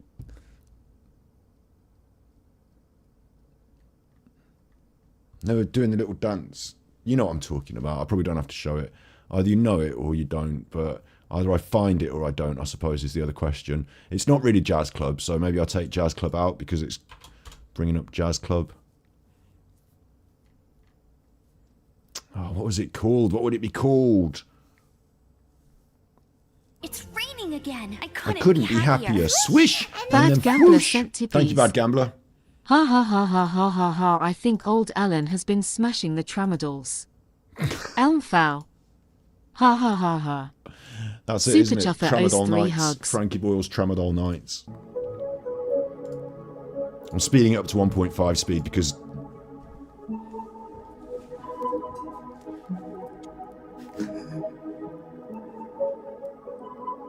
Get that in your face and relax. I mean, it's almost creating like misophobia, like that thing where you don't like lots of little holes. I'm going to read you a poem now. Gonna read you a poem. A line storm song. But we can't hear it, Alan. The line storm clouds fly tattered and swift. The road is forlorn all day. When a myriad of snowy quartz stones lift, and the hoof prints vanish away. The roadside flowers too wet for the bee. They spend their bloom in vain. I'm gonna have to do a separate episode on poetry reading because I can't sit here and listen to him just read someone else's poem extended amount of time on the internet. It will actually do my head. So we'll move on from that. Because he's not good at reading stuff. Relax. And also, if you're going to read a poem on the internet, it's better if you've probably read it once before and you've got a feel for it and an understanding and know when to put the stress and inflection on. Like, Alan doesn't do any of that, so it's just bad. Relax. Here's some more music. It's great.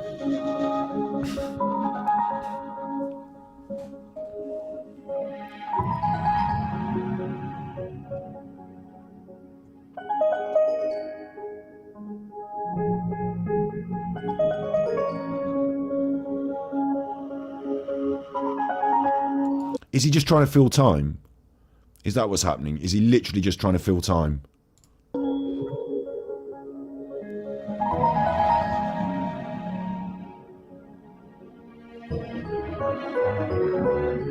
It's raining again. I couldn't Jules be sent happier. tippies.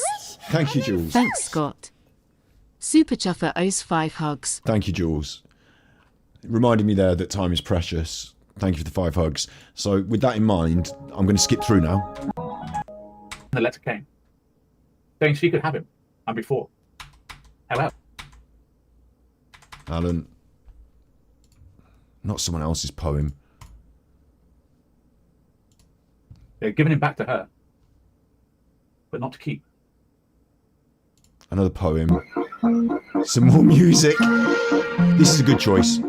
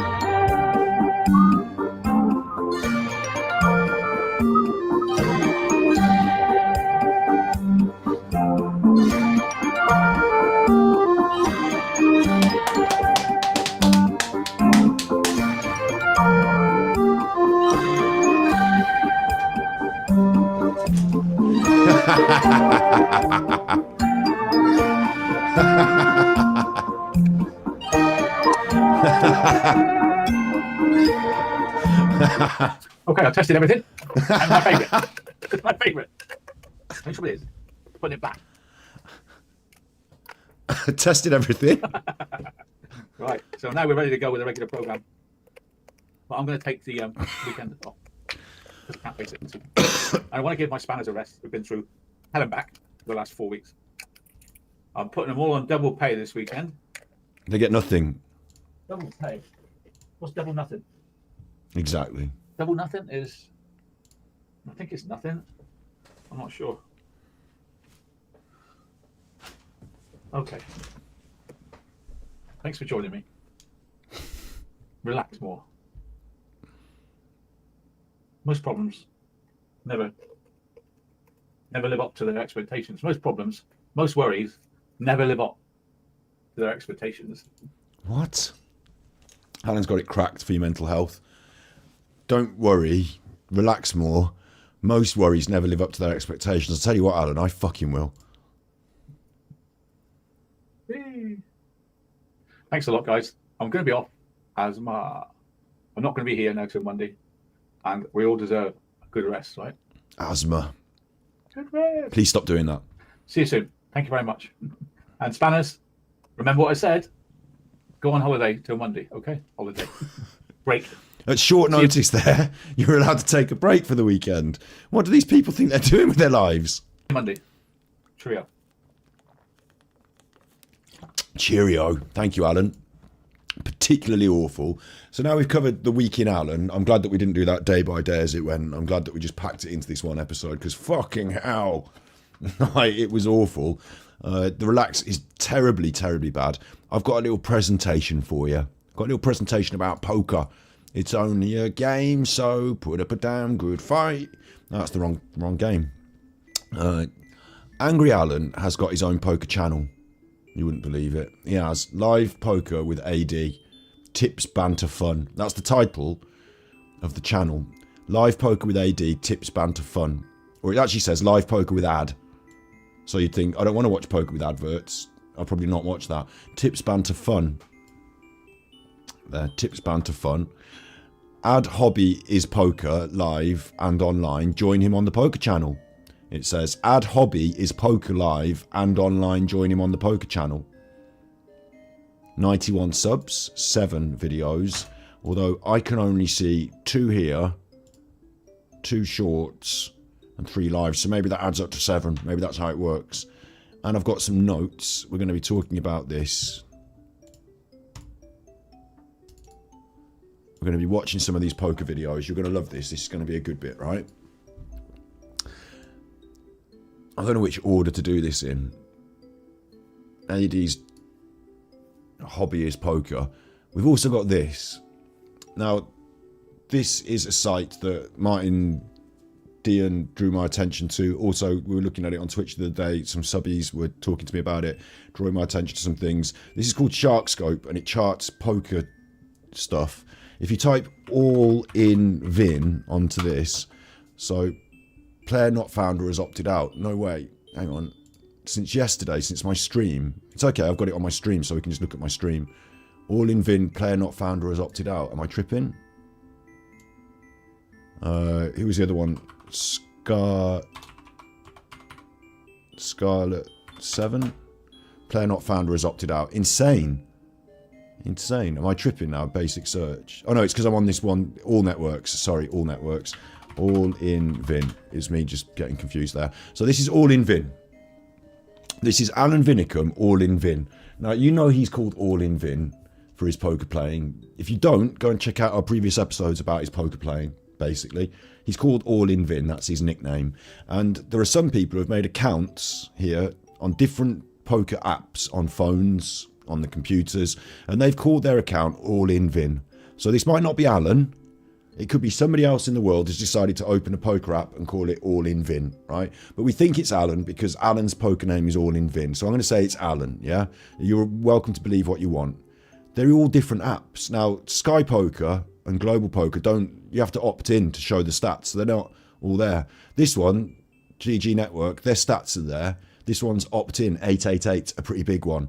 But you see how he's in all these different ones, all in Vin, right?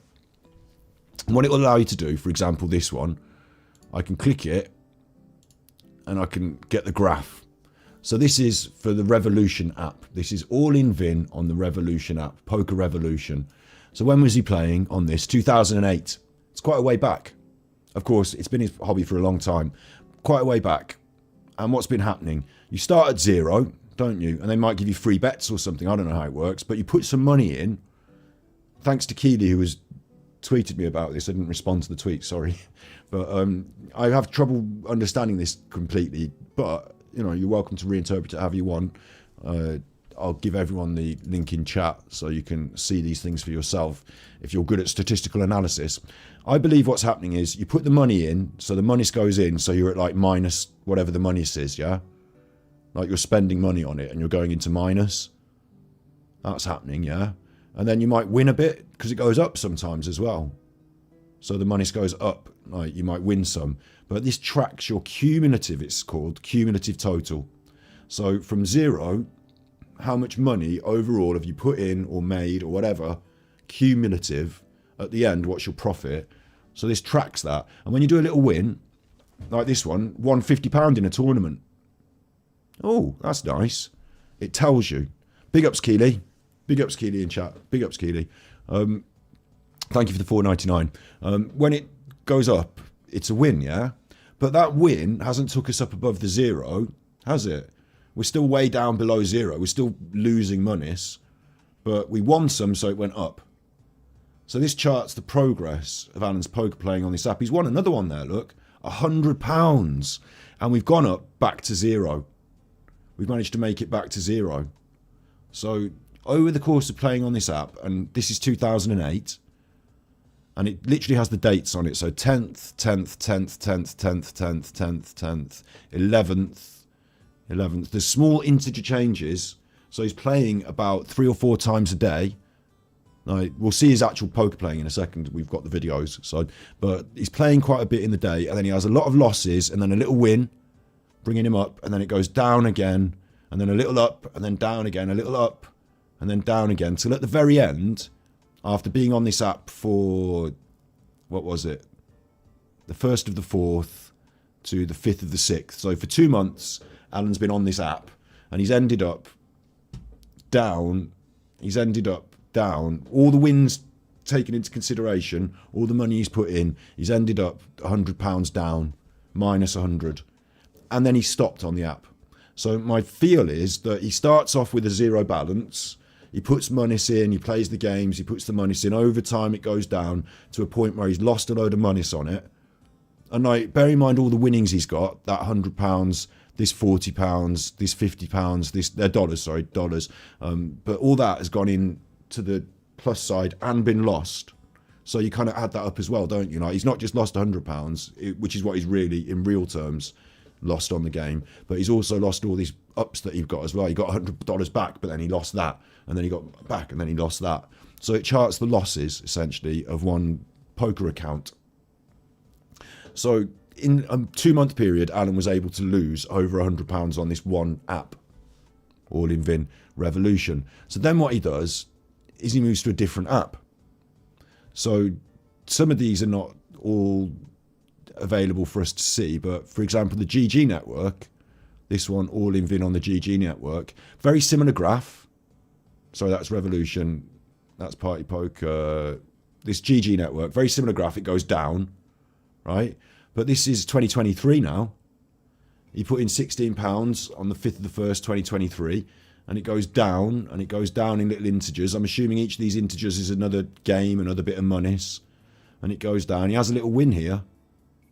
He won £6, and then it goes down, and this is 2023, and at the end we're at minus 165.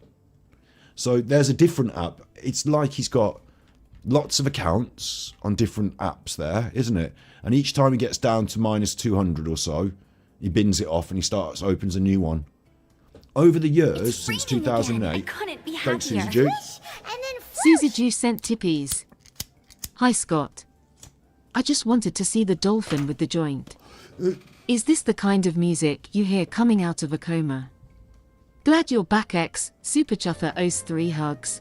Talking to music, I'm going to raise the background music because it's very quiet in the background and it's quite nice Marios music while I do my talking about the poker. And thank you for the tippies. And I've never been in a coma, so I don't know what the music would be like, but we can see that Alan, actually that's too loud now. Mario, calm down. Too loud now. I can never get the right balance.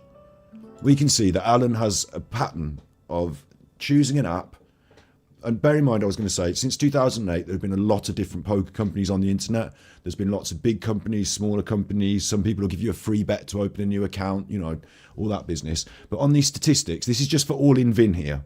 Okay, these ones, ignore the bottom one. There's one at the top that looks like it's done quite well. In total, he won £100 or so in that one. Crypto, whatever it was, crypto poker. You can also see these statistics, the count, how many times he's been gambling.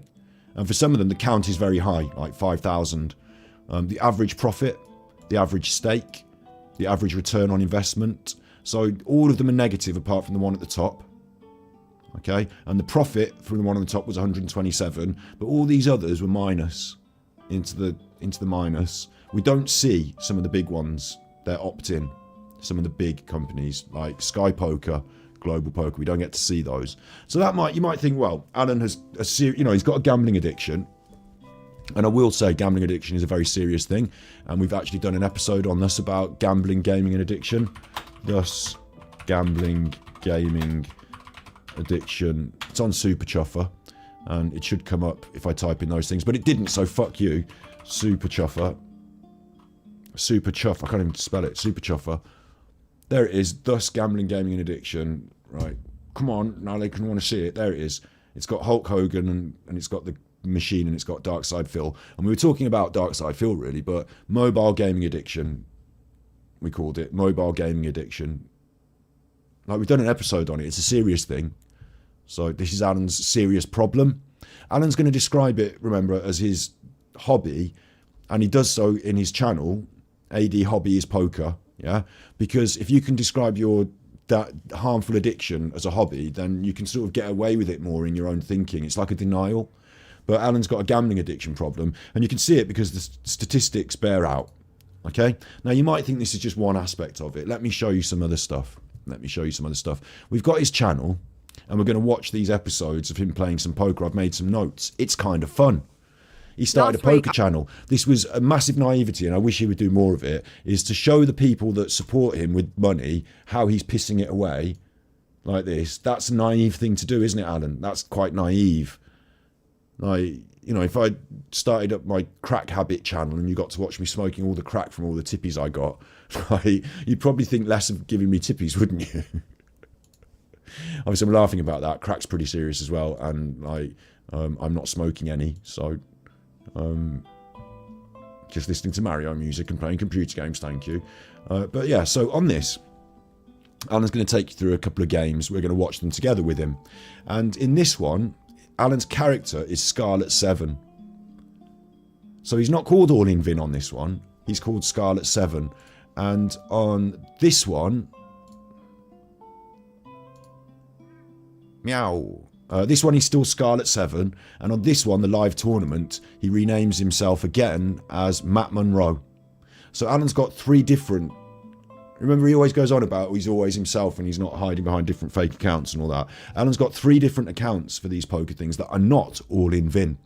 So when you go back to Shark Poker and you add these in as well, so Scarlet 7, assuming there's probably just one account with... Oh no, hang on, wait. So you've got all the all in Vin stuff, and now we've also got 1, 2, 3, 4, 5 Scarlet 7s, and they show a very similar pattern of increasing losses, some of them to the point of 300 minus. Profit history minus 300. Like, this one's pretty bad as well, but it's in smaller integers. But, I mean, this one's a good example. Scarlet 7 on Crypto Logic. This was the same one that he won £100 off. On a different account, he's been losing and losing all the way down to £600. So you have these problems, and they get worse when you have multiple accounts. I'm just going to quickly let the cat in. Can anyone spot on this graph as well what I'm going to pull out? You might be able to spot what I'm going to pull out about this graph. There's something special about it that's very similar to the other graphs as well. You're right, cat. It's just me in the house, so I'm doing it. I'm trying my best. In you come.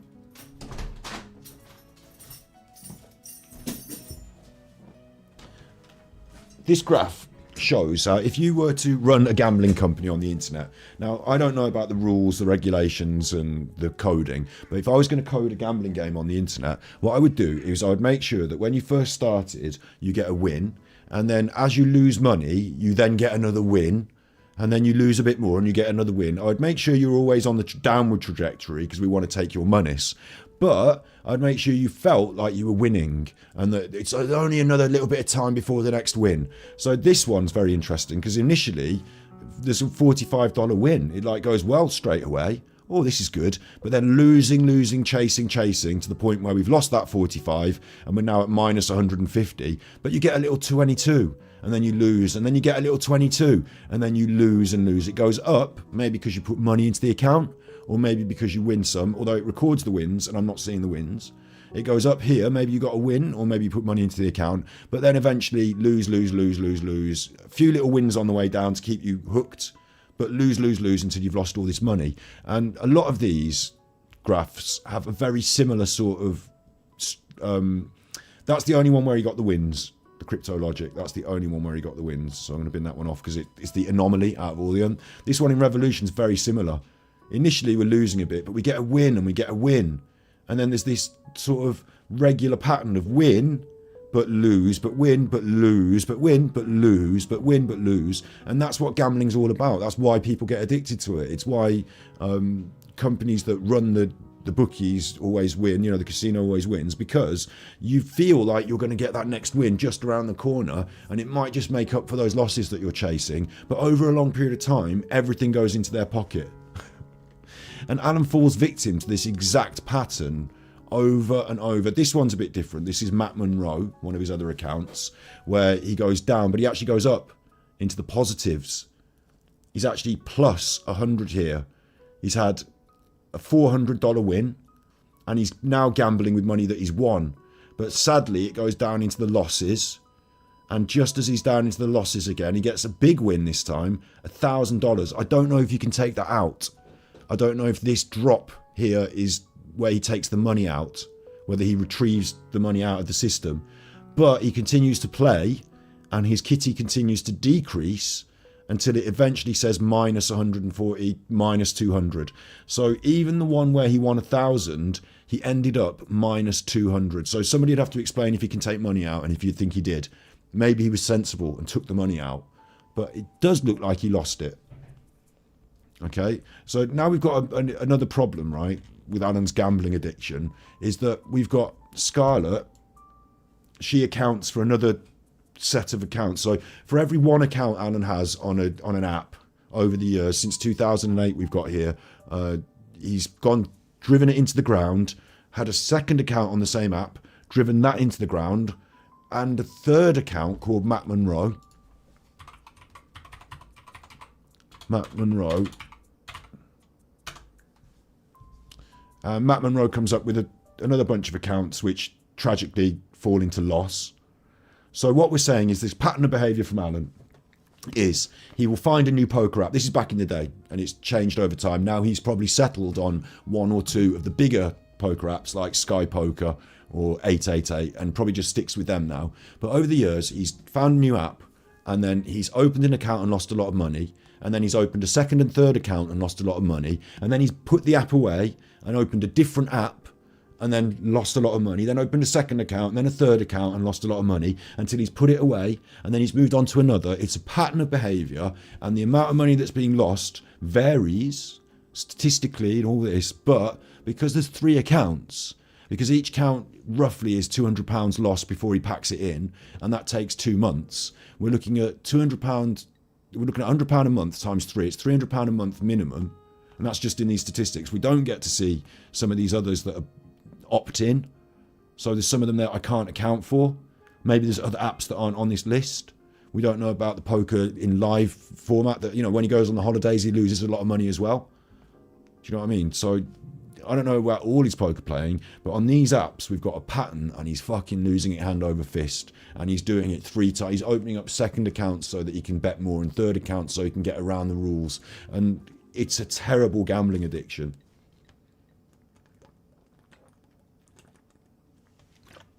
Are you all right in chat?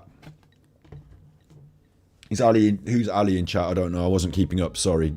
Keep an eye on it. Be nice to each other. So nobody's ever done anything wrong. Ali, it's not that, right? Judge lest ye be judged, are you saying? Okay, I'll take it on the chin. It's not that, Ali. I'm not grifting people for money on the internet. I'm not a malicious actor. So Alan's a bad person doing bad things. So it's not just that he's doing them himself and he's making mistakes and everyone makes mistakes. It's that Alan is a con man and a crook. So we're calling him out for his criminal, like almost, I would say nearly criminal behaviour. Like to take this money from these people and to, you know, grift them in this way and then to pour it into a gambling addiction is fucking awful. Like he should come out and talk about this in public before people give him money. That he's basically defrauding them in some way, I feel. And we have done things that are wrong. We admit to them, we'll own up to them, whereas Alan won't.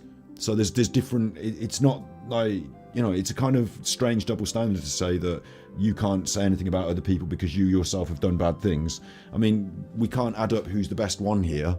Like that's never going to happen. I do think that I live a good life though, and I'm like honest and moral. And I do think, I mean, I don't know, something like veganism. We could debate whether because you kill and murder animals and eat them, like you're such a good chuffer, but we're not. Okay, I'm not holding anyone to account for that. I'm just make my own choices and do things my way. But in this, I will hold the people to account. Like this is bad. Like. In fact, in other ways with the veganism, you know, I just dropped that subtle message there, didn't I? But I don't know what I'm saying, really. I'm just saying that I think it's fine that I can talk about this and bring it into the light. I think it's fine that I can do that. And I don't think that because I've done something wrong in the past once. Like, in fact, I don't think over my life I've done bad things like this. This is pretty bad. Like, this is the culmination of Alan's legacy on the internet. Is he's pouring the money away in this way. Pouring it away. To this day. You know, this weekend, hundreds of pounds. Nancy pays it in, he pisses it away. Like, it's a terrible, terrible shame that should be exposed, really. And there's all the evidence. Multiple accounts. We've seen it. Let's have a watch of some of these games then, because this is more fun than that mean aspect of it, holding him to account for his horrible ills. Gambling addiction is something that should be treated. I'd said before, let's treat it seriously as well. I said we've done an episode on it. So I'm not saying like, you know, haha, fuck you, you're an addict. I'm saying this is a serious problem that Alan's got and he needs it sorted. You know, this weekend he'd be better off going to rehab for Christ's sake. So let's have a look at some of his poker play. We've got Alan's poker night. He thought in all his naivety that it'd be a good idea to start a channel to reveal his degeneracy. Because he's going to be sitting there playing poker anyway. Why doesn't he get paid for it? Why isn't he such a big chuffer? And then he realised after about 3 episodes that what he would be doing is showing how he pisses away hundreds and hundreds of pounds. And he thought better of it. But initially, this was his idea. Okay, welcome to the first ever second of the Armchair Detective live poker. If there's anybody here, it doesn't matter because I'm playing anyway. It's Thanksgiving and Americans don't want me today. It's Thanksgiving in America, so he hadn't got a show on because no one wanted to watch and they were all busy. So he thought he'd do his normal shit of pissing the money away, but he thought he'd do it live on the internet and start a channel with it. And he started, again, in classic Alan style, of bad quality. I don't know what it is that's bad. It will reveal itself. It will reveal itself, okay? So I thought I'd start a poker channel. Now, I'm one of these players. Scarlet 7 on the right hand side. I'm Scarlet 7. Scarlet 7? Comment if you want to. There's my cursor, the white thing. There's my chips, 2,000 chips. Oh, this is fun. I don't know if anybody's watching. If you are. So, first of all, what it strikes me as is using his daughter's name as his username on the thing, he's revealing it in this one. He hasn't gone for an all-in Vin account to do his stream with. And this, I don't know about these apps, but this doesn't look particularly good. Like, it looks like you might be playing against bots. Remember what I said earlier about how those graphs go, and you're online and you're not in a casino, so how do you know you're not playing against a bot, essentially? And if I was running this game on the internet and I was, you know, creating and coding, I might just code in a couple of rules that say this person has to win, that person needs a win, this time for this person to get fleeced. I love being vegan. Big ups, Kay. Super Chuffer owes 3 hugs. Thanks, vegan army. Vegan power. Yeah, so the I wasn't dissing anyone who's not vegan though. We all grow and, like, you know, go through different things. Ali, you're really welcome here. what we don't want to do is everyone to have an argument in chat about stuff. So people are allowed to say their opinions, and then like, we're not going to have a back and forth. So if anyone starts in a back and forth with Ali, or Ali starts with anyone, you'll both be under the spotlight for a little bit of a timeout. I would rather people could just spend some time, you know, soaking stuff up and thinking about stuff. So it's all good. It's all good. I see what's going on, and just chill, Ali, and people also chill, you know, back at her, like throw chill at her instead of being aggy, and we won't get eggy. Yeah. Make yourself known. Great if you are. If you're not, I'm playing anyway. So I think I'm live. Yep, I am live. So there's nobody watching. There's literally nobody watching, but doesn't mind. Why would anyone be watching, Alan? You started a new channel and it looks like this. It's awful. You haven't got your little face in it. You haven't done a stream. You're just playing poker on your computer. And the concept, like I said, like, how is it not? Like, how do you believe that this is a good game of poker, that it's legit? Because the computer is obviously going to skank you when it needs to, give you the cards when you need them, so that you feel addicted to the game, and you keep giving them money. Like, that's the principle here. So it's not a good idea to be wasting your money on this sort of poker game on the internet. My guess, even if you like poker, this is probably not the best place to get a legit game and to, you know, do well. My guess. Where only 3 players lose. At the moment, I'm 3rd out of 6. Which is okay, because once 3 eliminated, I double my money. I'm playing for $3, okay? Now I've got really bad hands. Now, you've got to bear in mind, Alan's playing for $3 here because he's live on the internet, but I would guess that as the night progresses in his normal, because this is how gambling works, is after you've lost a few sets of $3 and you're like $15 down, you might consider playing one game for $15 and trying to win that back. And gambling sort of increases. There's another aspect, it's how much, like, he's not going to show people he's doing $300 games and losing that, is he?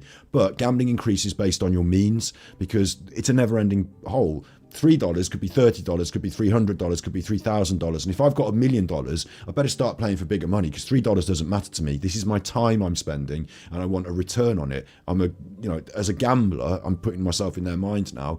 I would assume that it's based on the more money I can get, the better. Like, if, you know, it's based on how much money I've got, isn't it? So you can always stand to lose everything. Basically, it doesn't matter where you're at. You can always stand to lose everything. Jack 3 is rubbish. But it's improved, because now I just need a 9. If I get a 9, I have what's called a straight. And part of this is an illusion of control. I just need this. I just get that. If I just had this, and then I'm doing a little bit of maths in my mind, and really it's random. Really, it's just luck. Like, you might not get it, you might. You're not doing any sort of skill here. The skill, there is skill in poker, don't get me wrong, there is some skill, but it's not entirely a skill-based game. There is a lot of luck involved as well. And the skill in the long term, in a professional poker player sense, is playing at a high level long enough to make sure that you can drive home your advantages when you get them, and know when to yeah, like, you know the position and opportunities that come up and to take them. And some people are good at that as well. It's like a meta game as well, like, you know, like deciding when is a good time to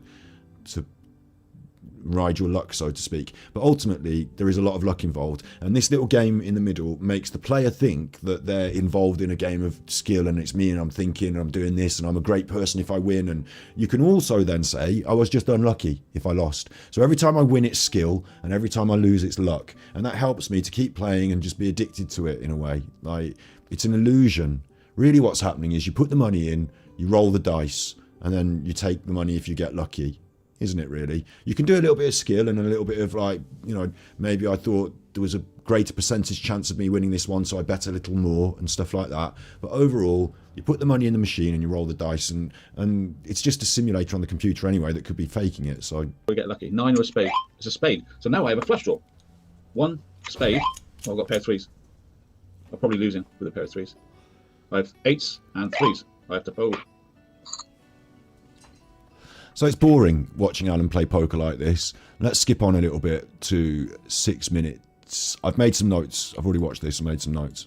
Where do you think you're going? An advert. Stay away. If you come any closer, we'll jump off from here. I really should get YouTube Prime. Come back. You're expecting the crime and you see poker. So I've had to start a new channel. 4-9.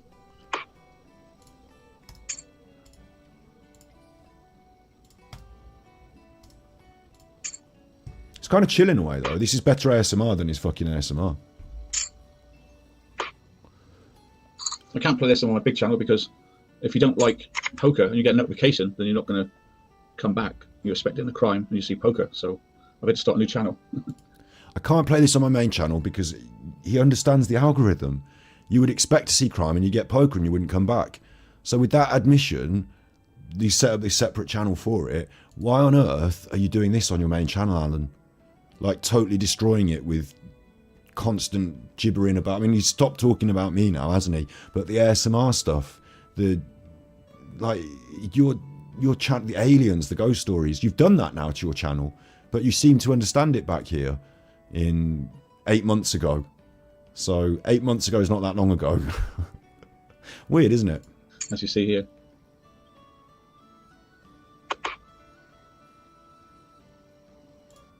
Why do I call myself Scarlet 7? Well, it's always good to pretend to be a female player, I think. I don't know why. I always choose female names. So he called himself Scarlet because he likes to pretend to be a girl. He said he likes to pretend to be a female, and he's chosen his own daughter to pretend to be. It's always good to pretend to be a female, he says. I don't know if he feels that's a manipulation tactic, that other players would see a female and then behave differently.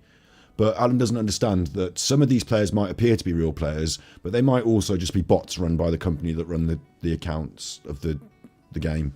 Like, Alan might be playing against nobody real and just the computer.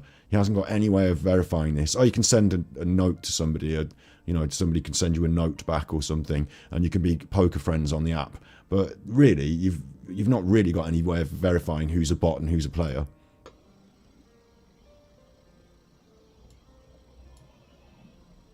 Got some real highlights. Straight. Now we're talking. We have a straight. I mean, it's boring watching him play poker. Yeah, he's going to win some and eventually lose straight. It. He might even win. I think in this, overall he does win this straight. one. They're all folded on his first one, which is not not ironic, is it? That on the first one of your channel you win one, and then later on you chase it. But yeah, let's move on a bit. Now we're talking. We've got the top pair. Queen is the best. Oh, so it's core. Now we have two pairs. Now we're winning, I think. We have two queens and two eights. I'm confident in this hand. Yes, he folds. That's a good win for us. Please note also that he's playing on a game here where there's a time limit on each turn. So it pushes you into making a fast decision. And that's not good when you're talking about gambling. You know, being pushed into a fast decision is not a good position to be in. But he's playing this and, it's coming off for him. Now we're in second place. I want to stay in second place. This is good. Now, again, two twos. And another two would make a set. So we're looking for a two. Nope, missed again. Damn. I'm going to pretend to have the ace by betting 75. I haven't got the ace, so I'm pretending to. And they both fold. Well done, us. Well done, Alan, for the bluff. He might have just been bluffing a computer, but, Alan also plays in a very mechanical way where he decides that, and this is how poker does work in some ways, I've got this, therefore I should do this. I might bluff, but otherwise, I've got this, therefore I should do this. So at some point, the skill is lost in the mechanical operation of just doing what you're supposed to do off the fucking list. And then sometimes he bluffs, but he won this bluff. That's called bluffing.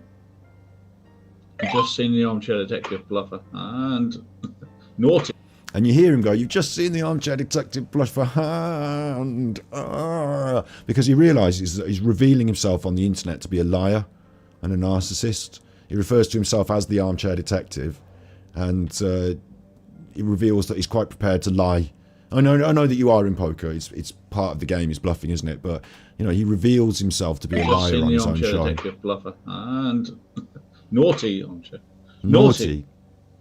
And calling yourself naughty is reprimanding himself for something that he knows to be wrong, a lie. But also, he says naughty because when narcissists try and pass off their bad behaviour to the people around them, they diminish it by saying things like, oh, I'm naughty, aren't I? Aren't I naughty? Instead of saying, like, that was wrong of me to be a liar. Don't know if you can hear where's my relaxing music? Why has it gone quiet? Don't know if you can hear someone mowing the grass. I've got the window open. I'm not going to close it. You'll just hear them mowing the grass.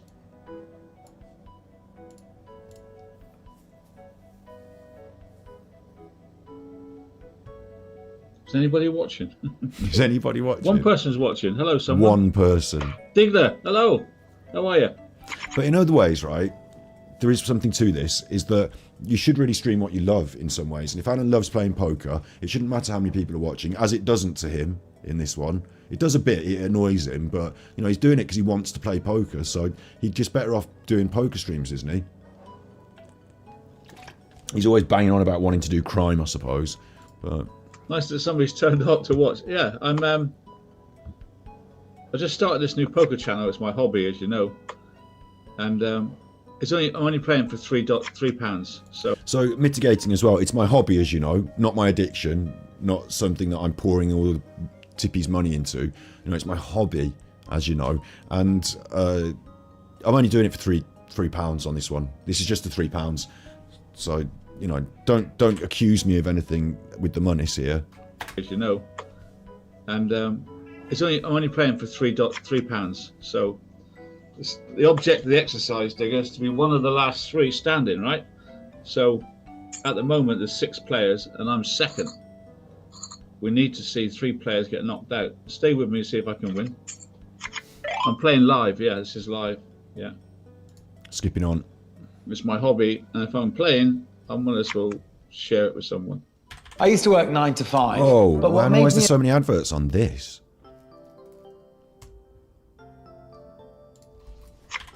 Be lazy to put it on the blue channel, where we're going, what's he doing playing poker? I don't like poker. So it's here for a reason. It's my hobby, and if I'm playing, I might as well share it with someone.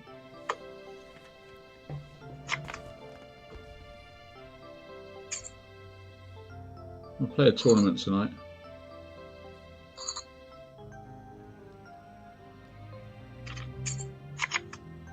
Not bad, ace-7. The blinds are getting bigger. It's now 100 just to play. So let's see. All right then. Come on. Got a heart draw. But I can't afford to spend money. Oh, yay. Right, let's see if he's got a See bigger how it happens heart. quickly and you don't really have time to think very Oh, carefully. come on, AD. Yes, AD goes to 2,500. Well done, AD. Yes. Why do I get so excited over $3? Because I love playing. That's why. Interesting, isn't it? Why'd you get so excited over $3? Because I love playing. So it's not because you're addicted to the thrill of the gamble then. It's and that people are addicted to gambling. Be happier. Damien sent Thank you, tippies. Damien. Alan is an archetype for the Dunning-Kruger effect. Dunning-Kruger. Please cover this sometime. Super Chuffer owes 3 hugs. The smarter you are, but the dumber you are, the smarter you think you are. Dunning-Kruger. It's actually a study. There's a bell curve. And people think they're pretty smart when they're not that smart. Alan's quite like that, yeah. He's a dilettante. He thinks he can just walk into something and just be good at it all the time. Hit the 10. But yeah, he admitted here to me that he's addicted to the thrill of the game, and it's just like that with gambling addicts. You know, you can take away the poker and you can take away the monies, and then they could end up betting you that they could race you home, or betting you that their Coke can's going to be the fizzy one, or whatever. You know, they just anything for a gamble. Let's put 50p on it. Let's put 50p on it. I don't want to put 50p on it. We're just having a game of Trivial Pursuits. Calm the fuck down. You know, we're just enjoying doing the quiz questions. No, let's put 20 quid on it. Let's put. I'll bet you 20 quid you can't, like, you know, fucking hell, your gambling addiction can go in the bin and we can just interact like humans, huh? But no, Alan, even with the £3 stake on this, you know, what I consider to be quite a drab computer interface, sat on his own at home, he's getting the thrill, getting the excitement. So that's not good. That's not a good look. See, I bet the 10 and the 10, I bet. If someone's got the queen, then I'm losing. So you'll soon see if anyone's got the queen, they'll raise. If someone raises me, I have to fold. I have to fold. So Alan's got this set of mechanical, it's almost like you would code a poker game to, you know, if this, then that. If this, then that. And it's how he's learned poker. But that's not all of it. You know, knowing the exact percentage would be nice, wouldn't it? So if someone's got the other queen and they raise, that means they've got the queen. That's how the bluffing works. They might be bluffing you. You do it all the time, Alan. You bluff. You know, that, oh yeah, but that's the game, isn't it? No, but knowing the percentage chance that they've hold the queen, knowing whether the previous hands get shuffled in or not, knowing that you've not got the queen, knowing there's one queen there, there's only 3 queens in the deck. So initially there's like, what, there's 2 cards there being dealt out of a deck of 52 cards, but we're minus 1, 2, 3, 4, 5 cards that we know about. So we're looking at 47 cards, aren't we? Oh no, wait, 52 minus 5 is 47, isn't it? And then so is 1 in 47 chance of each of those other cards being the queen, or the queen still being in the deck is like a 1 in 47 chance, isn't it? So there's 3 people, they've all got a 1 in 47 chance of having the queen, but oh wait, those are the ones that are folded, are they? So actually there's 1 person or 2 people I'm playing against, they've each got a 1 in 47, but they've got 2 chances at getting it. So halve that to being 47 doesn't go in half. 23, 1 in 23 chance that the queen is out there anywhere is a 1 in 23 chance. They've got, oh wait, sorry, it's a 1 in 47 chance it's in the, but there's 1 in 20, there's more chance of it being in the deck than it being in their hands, essentially, isn't it? You know, you've got to work these sort of things out and then judge based on a percentage chance of that being true, but also then you take into account their betting and their behaviour, don't you? Here you can't take into account their betting, their behaviour, because it could all just be a computer or people following mechanical rules like Alan. He's lost the soul and the spirit of the game, and he knows the mechanical rules, and it'll only take you so far. He's not a top pro level player. Now then, has he got the queen? No. We take that down as well. Now we're cooking. You don't know if they had the queen or not. They decided to fold. Cooking on gas. 2.8. 2,800 chips. And notice the way it says 2,800 chips. You're playing for £3, but you've got 2,800 chips. This is what gambling games on the internet will do to take you one step away from your money. So you're not thinking of it in money. You're thinking of it in terms of 2,800. And 2,800 sounds like loads. It's fun, but you're not thinking of actual money now. You're thinking about poker tokens or whatever. So you're removed from your money, and it allows you to spend more. He placed in 2nd place. Can't play that hand. A lot of you in chat know a bit about poker. Look, I can see you saying things. I'm not going to pretend to be a poker expert, but I know when Alan's reaching his level and his limit here, and I can see what it is. So if you were to watch on, he actually wins this. It's amazing. Fuck, man. Why are there so many adverts on this? It's not even monetized, is it? Hit the 7! Come on, the armchair detective. We knocked the player out. Wow!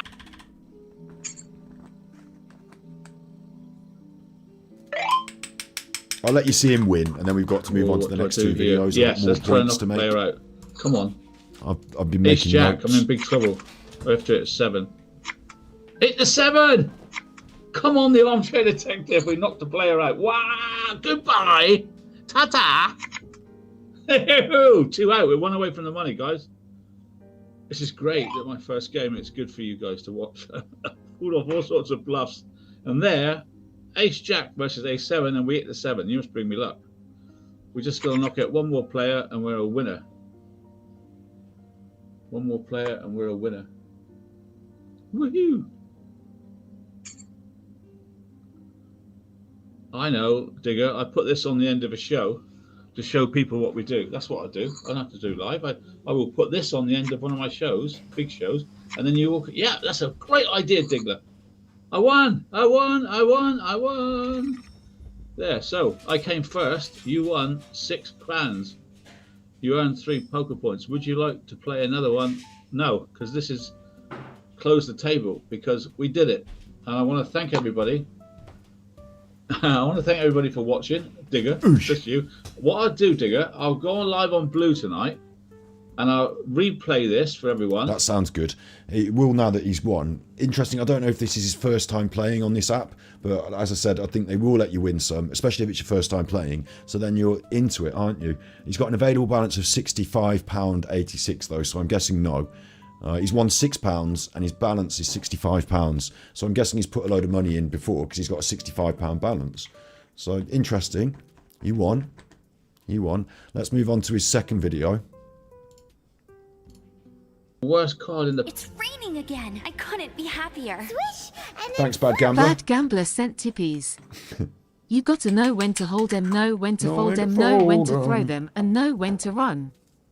Ha ha ha ha LMFAO Alan plays online games. Anyone knows bots are used in these games. Right, yeah. Super Chuffer owes 3 hugs. That's my guess, is it's all contrived so that you feel that you're having the experience, but actually it's all carefully controlled so that, like, you're like the Mark, aren't you? You walk into this online poker room, you feel like you're having great fun with real people, but even if they are real people at the other end of the machine, they could be real people that work for the poker company and, like, have a few buttons they can press to increase or decrease. Like, they could literally choose what card comes out for you.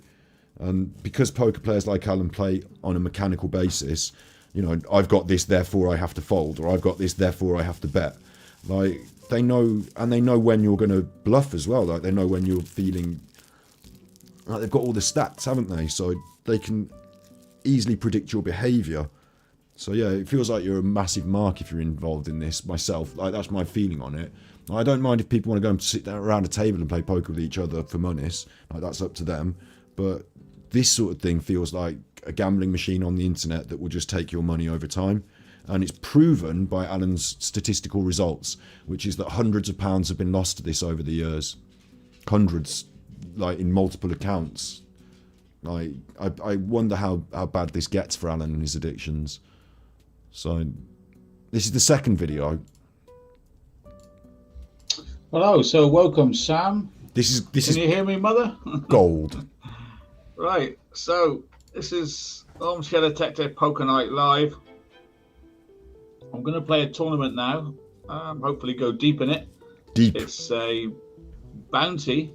Bounties. Which means you get a little bit of money every time you knock someone out. But don't worry, it's only $5 to enter. So I think we can afford that. Congratulations. I'm registered. Okay. He's registered. Registered. And you know what Alan's like with tech. He doesn't understand it. So I'll be coming up there in a minute.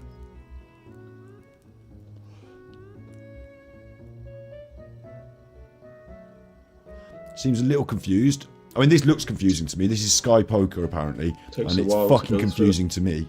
Like, I don't know about all this stuff, but there's loads of different ways to spend your money on it.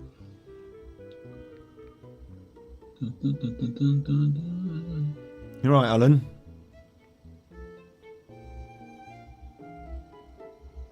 Welcome to the Armchair Detective Poker channel. Again, the quality's weird, isn't it? Why is the screen all funny? Why is it not like, you know, there's something wrong with the quality. It's going to reveal itself in this broadcast. And Anyone this here? is going to be gold, so. Nope.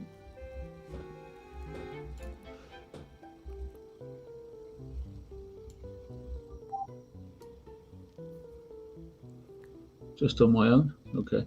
Just cancelling from another thing I was going to do so I can play the tournament. So you had other things that you were signed up for? I think I'm in this. I think I'm in a tournament. You think you're in a tournament? Cancel registration. All right. Scarlet 7 is cancelling their registration for the Double Your Money tournament. He's obviously signed up to a lot of different things already. Are you sure you'd like to be registered? Yes. All a bit confusing. I'm out of that now. Okay, so I'm trying to do a tournament, aren't I? Are you? And I'm waiting here. Right. I thought I joined it. Anyway, let's try again. You seem to have some of those listed at the top there, Alan, that were a lot more money. So you want a cheap one that we can watch you on, as he said. I want a cheap one that you can watch me. But the ones at the top were registered for a lot more money, weren't they, Alan? It's almost like you don't want people to see you losing the big monies, but you're happy to watch them play for £3. Like, oh, watch me play for £3 is fine, but watch me play, like, losing 30, £50 a go, not so good. And it's going to be this one. We're going to get there eventually. Evidently, I've already registered. You see what, like, he doesn't even know what he's... Like, he's confused about how the app works. Open. This is not a good start if you're in this app losing your money. So where am I? Where am I? Player's name. Here we go. Takes a while, doesn't it? Look at that. They kept me waiting all the time. Here we go then, ladies and gentlemen. The excitement starts. First ever tournament live. It's just... What's going on with the camera? I got 3-5... straight What's going on away with the screen? I'm going to do that 60. I have a 3, so I'm going to bluff with my 30. What you see here is that they have a red thing under them, right? That's their bounty. So imagine you're collecting shrunken heads. Right? So I need to take all these chips. I've got 2 pairs now. Look, a 5 and a 3. 5 and a 3. Big I'm ups, winning. Angie. I think I'm winning. I'm going to We're bet. doing a summary of Angry Alan's terrible week rather than doing individual streams all week on him. And I've dug up some interesting poker stuff. We've revealed his quite extensive list of losses from different accounts, and there's evidence of it through these videos, so it's quite an interesting bit at the end. I quite like this bit at the end. I'm thinking this will make it, I might cut this as a separate video because it's, you know, kind of bad that he's losing all their money in this way. Their money, the people that donate it to him. 240. Will he call me? No, he folds. We win the first hand ever of a tournament live on the new poker channel. Well Ace done, 4. Scarlet Yeah, Sam. so that's my bounty under there, 250. So if somebody knocks me out, they take my £2.50. That's basically a bounty hunter, right? Bounty if I knock him hunter. out, I get his 250, which is what we want to do, guys, isn't it? We want to take them down. What happened here? Take them down. Oh, I've gone all over the place. What's going on? Hang on, wait, Alan, you're not Stay still. You're not phoning this in, are you? You're not literally videoing your computer screen on your phone, are you, Alan? And uploading, like, why would you be doing that instead of the way we broadcast on our computers? Like, this is on your computer and you use your computer to broadcast, so why don't you just put this as a window in the broadcasting software and have your face like I do on the green? Like, why are you doing this with your phone? AD, come on. Or is the camera? Is Right, it the camera okay, from your so here computer we that have you nothing. pulled out so you can see the screen? So we still have nothing. Do you not know how to do this, Alan? What Do you we not know how have to is a do bluff. this? Hello, Forcer and Sam. We still have nothing. I can't win. I think I have to fold. What if an ace comes? No. I'm in the way of Ace, Scarlet aren't here, which is who Alan is. Let's so. see if we can steal it off him. I'm going to raise. This is a big bluff, okay? I have nothing. Big bluff with Will he nothing. call? Alan's quite prone to this, isn't he? He's quite prone to throwing his money, good money after bad. Big bluff with nothing because he's addicted to the gamble, doesn't want to have the sunk cost fallacy. He thinks that the money he's put into the pot already should be his, and he's going to bluff. And when this comes off, he thinks he's a good player. But when it doesn't, he's throwing his money away with nothing. Or will he fold? I'm in his mind. He calls and takes me. He called with the queen. He had to. So you just threw your money away then. You didn't have to put more money in the pot to hand over to your opponent, but you chose to because you're a narcissist, is it? Is that what we think? And this other person, did you get in their mind? No, they're a bot. Okay, that's a bad defeat. Never mind. We're only playing for $5. I have to remind you. But this I'm is how only it goes when playing you play for 50, $5. Alan, or 100, or whatever you do. I tried to pull a bluff off, and it didn't work. No. Naughty AD. Naughty AD.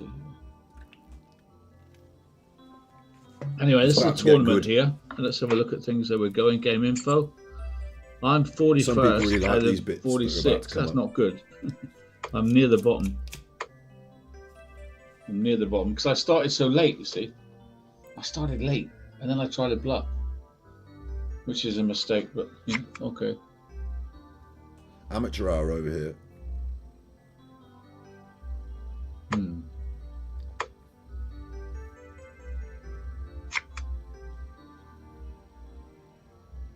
As content goes, it's very bad and boring and dry. But this isn't really content, is it? It's Alan's just... Oh, what's happening here? Yeah. Oh, no, I dropped the camera. It just smartened up. It just jazzed up. Yeah. Oh, no, I dropped the camera. Oh, no, drop the camera. I get those two people in it. Yeah. Oh, no, I dropped the camera. Oh, no, drop the camera. I get those two people in it. Yeah. There it goes. And we get a very revealing shot. We do. So we'll work our way through it. Nice revealing shot. Yeah. As the camera goes down, oosh, there's the ceiling, of course. And he's actually got a softbox light here. I can't believe he's got such a massive softbox on his light. Is that what's going on there. It's got a big softbox, right? I'm assuming he's got a second laptop there. A second laptop. I don't know if he's doing dual computer streaming, right? I don't know if he's doing dual, like you can have one computer running your programs, your games, whatever, and then you send it to a second computer and that encodes it and sends it to the internet. I don't think that's what he's doing. I think this laptop is simply just open with his stream on. I think that's what that is, right? And asked about the screens, look at this. He's got the Telus above. I'm guessing that's not actually a computer screen. It might be a second. I think actually, is it a monitor? It's got the icons at the bottom. It is, isn't it? It's a monitor. So he's got his computer. I've got two monitors. Most of us would if you're broadcasting like this. He's got his computer that he's using, a laptop. He's got a second laptop up over there, which is just running his stream, like just so he can watch it. Monitoring it in a second laptop open, like fucking weird. And then he's got this. Look, it's the football. He's watching the football on a second window up there. So he's not actually using it. Like, when you're running your stream, I've got two monitors. One of them is my broadcast that I can monitor, like literally monitoring it. And it's also got all my YouTube stats and bits and pieces like that. And the other one is the stuff I'm looking at that I'm showing to you that you can see. The stuff that we're looking at. I've got your chat in here as well. Like, I'm not watching the football. He's probably got a bet going on it, hasn't he? You're right. Like, but imagine now, this is 8 months ago, so it kind of changed too drastically in 8 months. What's he doing when he's doing his streams? Is he's got two computers,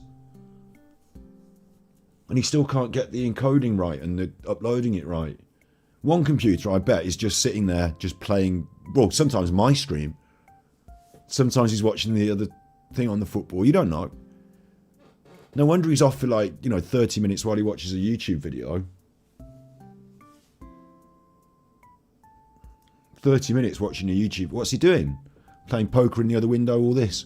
Oh, AD, you revealed your setup and it's pretty shonky and you're messing around behind the scenes. Trying to get those two people in. But what on earth are you doing filming this with your camera?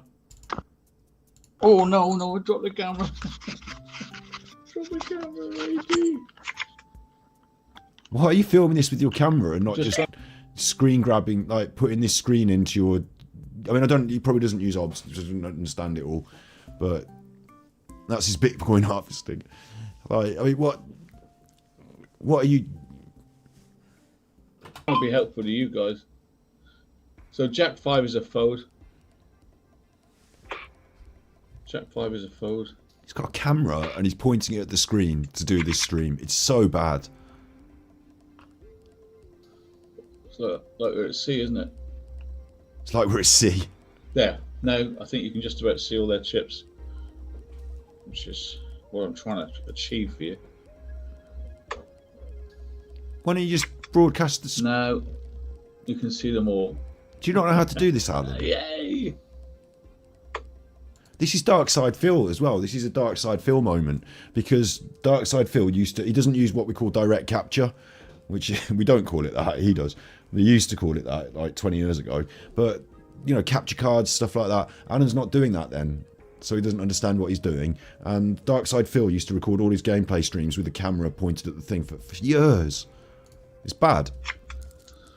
Right, so I'm 41st out of 47. I've got some notes. We'll skip on a little bit. I'm good score at 7. I've got 2-8 and I fold. I fold. Actually, this is coming up now. This is brilliant. At the same time, the thing with poker, you can watch TV. I'm watching Ronaldo play for Portugal in the World Cup against Ghana. Portugal. Brilliant. At the same time as you're playing, you can also watch it. Explaining it to us now because he just dropped the camera and revealed it. And he thought, shit, okay, I'll just pass it off. I'll just say, it's quite one of the good things about poker is you can also watch the telly at the same time. Why are you watching Ronaldo in the World Cup against Ghana? 8 months ago, the World Cup wasn't on. I'm a bit confused, but maybe you're just putting, like people said in chat, an additional bet on while you're doing this betting. Maybe your gambling addiction runs to multiple accounts on multiple different platforms with different names.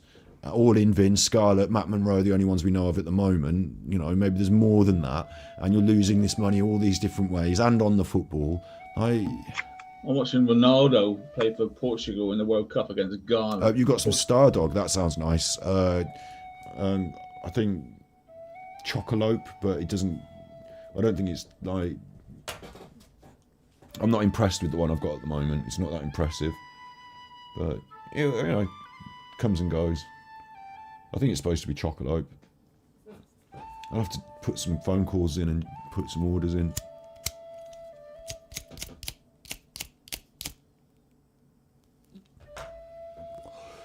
I don't know. Still nil, Ghana nil. So I'm also reporting on that game for you live as well. He's reporting on the game live for you now as well, now that he's been busted watching it. Isn't it classic Alan? Absolutely classic Alan. Right. This is really dire, this broadcast as well, so I'm going to skip on to the bits that I've picked out. I've not got anybody talking to me, so I'm guessing that I'll be playing poker all night. Oh, look at that. We flopped 2 pairs. That is magnificent. He said, no one's talking to me, so I'm guessing I'll be playing poker all night. So he plays poker late into the night then. Now, I don't want to spook this guy away, so I'm just going to call. If we get a 3 or an ace, that's bad. That's so bad. Because now my 2 pair of aces and 3s has been counterfeited. If he's got a queen, I'm beat. I have to fold. That was the worst card in the pack for me. I had 2 pairs. He had the queen, and he hit another queen, so I'm stuffed. Bad news that was. Don't always go well then, does it, Alan? Big tournament. Played at Blackpool in the Grosvenor Open. Yeah. Played at Blackpool in the Grosvenor Open. He says, it was mentioned earlier by Sid, played at Blackpool in the Grosvenor Open he's talking about. So he mentions it here in response to a question, and it's interesting as well that that exact one card that he needed, if it was only for that one card, well that's interesting, isn't it? Because it's almost like the computer can pick the exact card it needs to beat you at any given time. But yeah, played at Blackpool in the Grosvenor Open. Interesting. Stuffed. Bad news that was. What's my last big tournament? Played at Blackpool in the Grosvenor Open. Yeah, Blackpool. Called the Grosvenor Poker Tour Open. It was a £300,000 tournament. Which you didn't win £300,000. I didn't win. No. I won that though. We're playing here just for fun. This is I think I'm playing for £5. But I'm trying to win the bounties. We're not doing very well. I'm 37 out of 45. So yeah. The players get knocked out one by one. And the first wins the money, right? But you also win bounties on the way. I didn't win, no. I didn't win some, no. It's the Grosvenor Open. Canadians, it's not Thanksgiving, of course. Not Thanksgiving. The Grosvenor Casino in Blackpool. So hope to get lucky with a 2 and a 10. Come on, 2-10. Okay, so we need a king for a straight. I don't know if you know the hands, but I'm looking for a top straight with I have to hit a king. So I've only got like 10% chance of hitting a king. So. And that would have been in October, November. This is 8 months ago. So it wouldn't have been that. It would have been very close to. Like the last tournament he played in was like the week before, or some shit. Like, I haven't got my dates all lined up, but you know, guessing. I'll give it one go. Need a king. No, we're gonna have to let this go. He didn't earn a living playing professional poker. No, what the professional poker tour relies on, like the professional tour, is not what Alan was ever on. Let's get that straight. Alan was on a sort of bit of TV. There was a flash in the pan moment when the late 90s, early 2000s, when poker was on the telly late night in the UK on like Channel 5 or you know something like that, and there was like an entertainment level professional poker circuit, not the professional poker circuit that you would imagine in America where people win fucking loads of money and change their lives, but a sort of entertainment level, I'd call it semi-pro, and Alan was always like flirting with that level of it. It's like consumer level professional, where you pay in the money so you get to go to the tournaments and compete, but you lose all the time and other people take your money away, so you're sort of fueling the industry that other people take the money at the top, but you're really just paying to be part of the scene, you know. He was never really proper professional, and like, it's funny, isn't it, the grifter getting grifted, because this is where the money goes, and he loses it all to the other people who are good at it. Unless he gives us a free card. Fold. Okay, so we're still in, but we need to get some hands. I'll skip on to this bit because Alan goes quiet for an extended period while he's playing poker. Like, I don't know if he really is trying to make a poker channel, or if he's just like what he's trying to do here, because not good now because there's 2 jacks. If I think I'm going to lose this one. Some of it he's talking about the game that's going. You know, he's talking about it as he's playing, which is good. You know, and I played Hearthstone the other night. We have nothing. And I talked through my mental process. Nothing. Fine, but Alan's not really adding anything here, and he goes quiet for an extended period of time. Probably because he's losing and he's getting cross. You know. 10-3.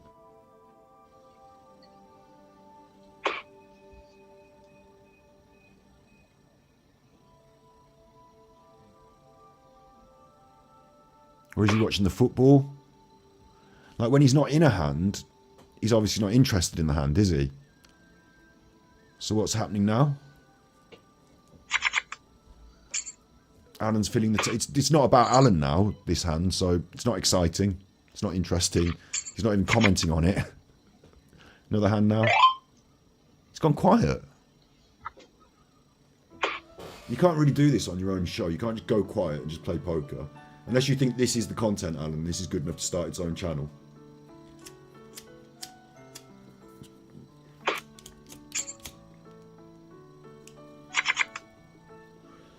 And clearly it's not.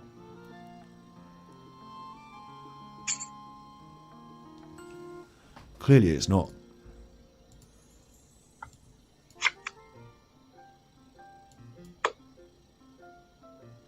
So again, I'm forced to skip on a bit because I'm glad that I skipped on earlier and took a few notes. He'll pipe up again in a minute. So we're not listening in this hand. I know you might find it a bit boring. Sometimes it's a bit boring, but it's relaxing. I know you might find it a bit boring. Sometimes it is boring, but it's relaxing. So why are you streaming it, Alan? Or should you do this on the ASMR channel? Like, do you really think it's relaxing for the audience to watch you lose money in poker? Like, can anyone, if anyone's interested in poker, can anyone not just get infinitely better content about poker across the entire internet? Why is this, I mean, you could play it yourself for Christ's sake. Or you could watch some of the professionals play it on the better channels that aren't just pointing their camera at their computer screen and playing for £3, saying nothing. Like, this is awful. And the fact that he knows it's bad quality content, and yet he's doing it anyway, shows this incredible self-narcissistic, you know, well, because Alan's doing it, people might tune in and watch. And then the fact that he loses the money, and it is evidenced, like, backed up by this, all the statistics that we looked at, backed up by that, Alan's got this pattern of behaviour, and he's now going to be so arrogant as to go on the internet. This is 8 months ago. They were giving him loads of Nicola Bully money and all this. You know, he's so arrogant as to... Big ups Fit of Crime. I still haven't looked at my fucking emails. I'm an idiot. I say this like on a weekly basis now. I really have to just take the time to just sit down and do that. The arrogance to decide that I'm going to take in this money from the audience, and then in my free time, I like to play poker, and I lose a lot of money, and I'm going to do it on the screen and sort of profile it and evidence it so that the people who are giving me money might know. The arrogance of it. You would think that he would actually try and keep this, and he does. After 2-3 episodes, we've got one more episode of this after this, but he does stop it, and you can see why, because he goes on a losing streak, and it's just, why would you give this man money? It's relaxing. It's relaxing. Or Alan could go the other way, and we say this about Darkside Phil. Darkside Phil pumps his money into a mobile game called WWE Champions. Again. I couldn't be happier. Swish! And then It's the Bad dolphin having Gambler a sent refund. tippies. Thanks, Bad Gambler. Bro, can you do a live Google search for wasabi weed and thin mint weed? Trust me, the two best cali out there right now. I can't get that. It's amazing if you can get it. Wish you were here. Ha ha ha ha ha. Super Chuffer owes 3 hugs. I bet it, like, this is bet it's amazing. Yeah, I don't get a choice. You know, it's not how it works around where I live. You probably might get a choice of 2 different kinds, and they'll both be called the same fucking made-up names. Like, you know, people get what they get, and you get what you get round my way. It's not a big choice selection. It looks nice, yeah. It looks nice. Teasing me now. I mean, obviously, I have people that I've known over years that I think do better stuff, but like, I'm not out in the fucking... It's not like America. People in chat talking to each other. I forgot what I was even saying then. I think I was just ranting on about the fact that people give him monies, and this is him pouring the monies away and being arrogant enough to display it on the computer, on the internet, in this terrible format with bad media quality. River rat. Okay. So we're not doing great here, guys. We're 29 out of 32. I need a double up. I need a double up. Commonly known as a double up. Need a double up. In other words, I need to go all in and double my chips. Exactly, Alan. You're this laissez-faire, freewheeling. I need a double up. I need to go all in and double my chips. You're not thinking I need to go all in and lose all my chips, are you? Because that's the other option, isn't it? So it's this sort of play. I believe that me and Alan head-to-head in poker might be very frustrating for me, because he'll be throwing around these big bets, and I'm potentially not going to be as blasé and like, you know, let's just go all in on this hand and see if I win and that's it done. I might play a little more conservatively, and then Alan will lose over time. Or like, I'll spot one of these big bluffs and just take all his monies. Like, he seems like a really bad player in this way. Because I have a bounty, you see.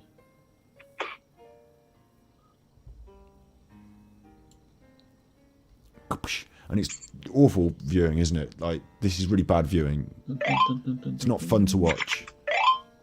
Hit a 9. Hit a 9. Go all in. He's all in now, is he? I don't know. I can't tell. Oh, I've got nothing to play. I have to fold. He's going to fold. Oh, no. Guys, I folded a 9, and now there's 3 9s. Oh. Oh, unlucky. It was correct. How unlucky. It's almost as if the computer is deliberately showing you so that you put more monies in, isn't it? Fold, but another 9 came. I would have had this in the bag. You would have had it in the bag. If Savuda could have. But well. The exact sort of mitigating gibberish of the addicted gambler. Oh, I would have, and the thing would have, and if I'd adjust, and oh, it would have so close, and like, yeah, did you lose all your monies again? Yeah. Yeah, but there was a 9 and I had a 9, and then the next one I had to fold because I was doing the right thing, but then the 9 came out. Yeah. Yeah, okay. Yeah, did you lose all your monies again? Yeah. Oh, there's a possible straight. No, I don't want that. No. Damn it, Alan. Alan. Up there. Let's skip on a bit. He chickened so out. I played because... That's the story of his life. Chickened out, didn't you, Alan? Chickening out of even having a conversation with Scotty Hottie on the internet. I'm going to try a bluff. Hold on to your hats. I haven't got enough to bluff, really. Yay, baby. Bluff. Well done, Scott. No, I don't play every day. I play now and again. I play mainly Poker Stars. Mainly Poker Stars.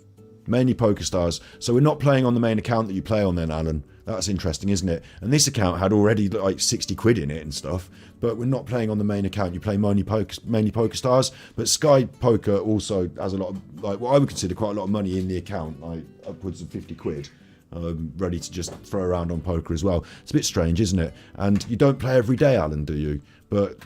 Love! No, I don't play every day. I play now and again. I play mainly Poker Stars. Don't play every day, play now and again. But when you look at these graphs for these apps that you were using, and some of them in 2023, they show you playing multiple times in a day. 31st, there was a gap there, 31st to the 4th. So there was like a few days where you didn't play. But is that because you were playing on a different app under a different name? Probably, isn't it? It looks like you play every day, Alan. It looks like you play an awful fucking lot. Mainly Poker Stars. I've got a good hand. I haven't anymore.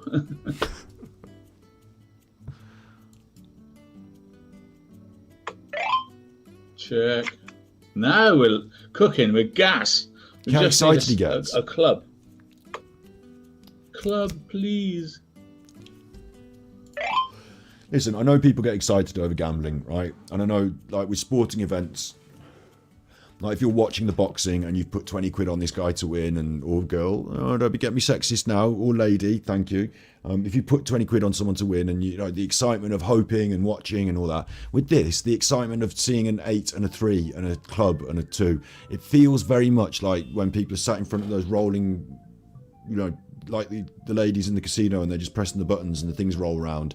It feels like flashing lights and colours and numbers, and oh, I got lucky and all this and that, and like emotions are getting involved. This is not good. Like even as a poker player, you're not supposed to, as a poker player especially, you're not supposed to get all this emotional investment into it, because then you're a bad poker player playing on emotions. You're supposed to be neutral emotionally and just judging it on the cards, aren't you? Like, Alan's revealing himself to be like a gurgling child when he nearly has a good hand, and this is for £3 over the course of like an hour on Sky Bet Poker on the internet. It's like not the be all and end all. I know I play computer games on the internet, you know, so maybe you could level the same accusation at me, but I get a lot more joy, story, narrative, art, conversation, experience out of it than just I saw a 6, I saw a 3, there's an 8. It's very facile in a way, and when you see it play out over and over again, it seems almost, and no offense to anyone who likes playing cards and stuff like that, you know, I would say sat around a table is infinitely more fun, but on the computer like this, it feels a little bit sad to be at your own home, excited over an 8, losing your money. Right, I'm going to do a semi-bluff. Semi-bluff. One fold. Talk about the cease and desist bulk buys. Yeah, I did hear that Alan did some copy and paste cease and desists. I'd love for him to send me one. You know, I did hear that. Win the game, bluff the bastard. Don't swear. It is a game that you do swear. I'm sorry, but you will hear AD swear at this because you're going to lose your money. The frustration is hard. The frustration is hard. You have to swear. So you will hear me swear. That's not how you should be describing this. You've got a gambling addiction. 6, 7, 8, 9. Semi-bluff. So we need a 10. No, you give in. See? Aggression works here. Aggression. I could have just checked, right? But now I've won the pot already. Now I've got a good hand again. And we're away. What position are we in now? We're now in 3rd place out of 4. One more gets knocked out and we've won, guys. Way. 3 win. 3 people win. One more gets knocked out and we've done it. Let's skip on. Again. Can't call. We need a double up, guys. We're in last place. He's in last place. 8-7's quite pretty. 8-7 suited is even better. Come on, don't go all in. Oh, that's awful. I'll try 100. I hope he's got nothing. Yes! AD, that was brilliant. That was brilliant. You may not know. The way he talked to himself in the third person then. It's like he leant back and went, AD, that was brilliant. Well done, AD, you're so good. Can you imagine anybody saying to themselves, like, even, I've done high-level competitive sport. Like, I went to the World Championships at fencing when I was a schoolboy. So I know how important things get and how much you feel about them. But I never turned around and went, Scott, you did that really well.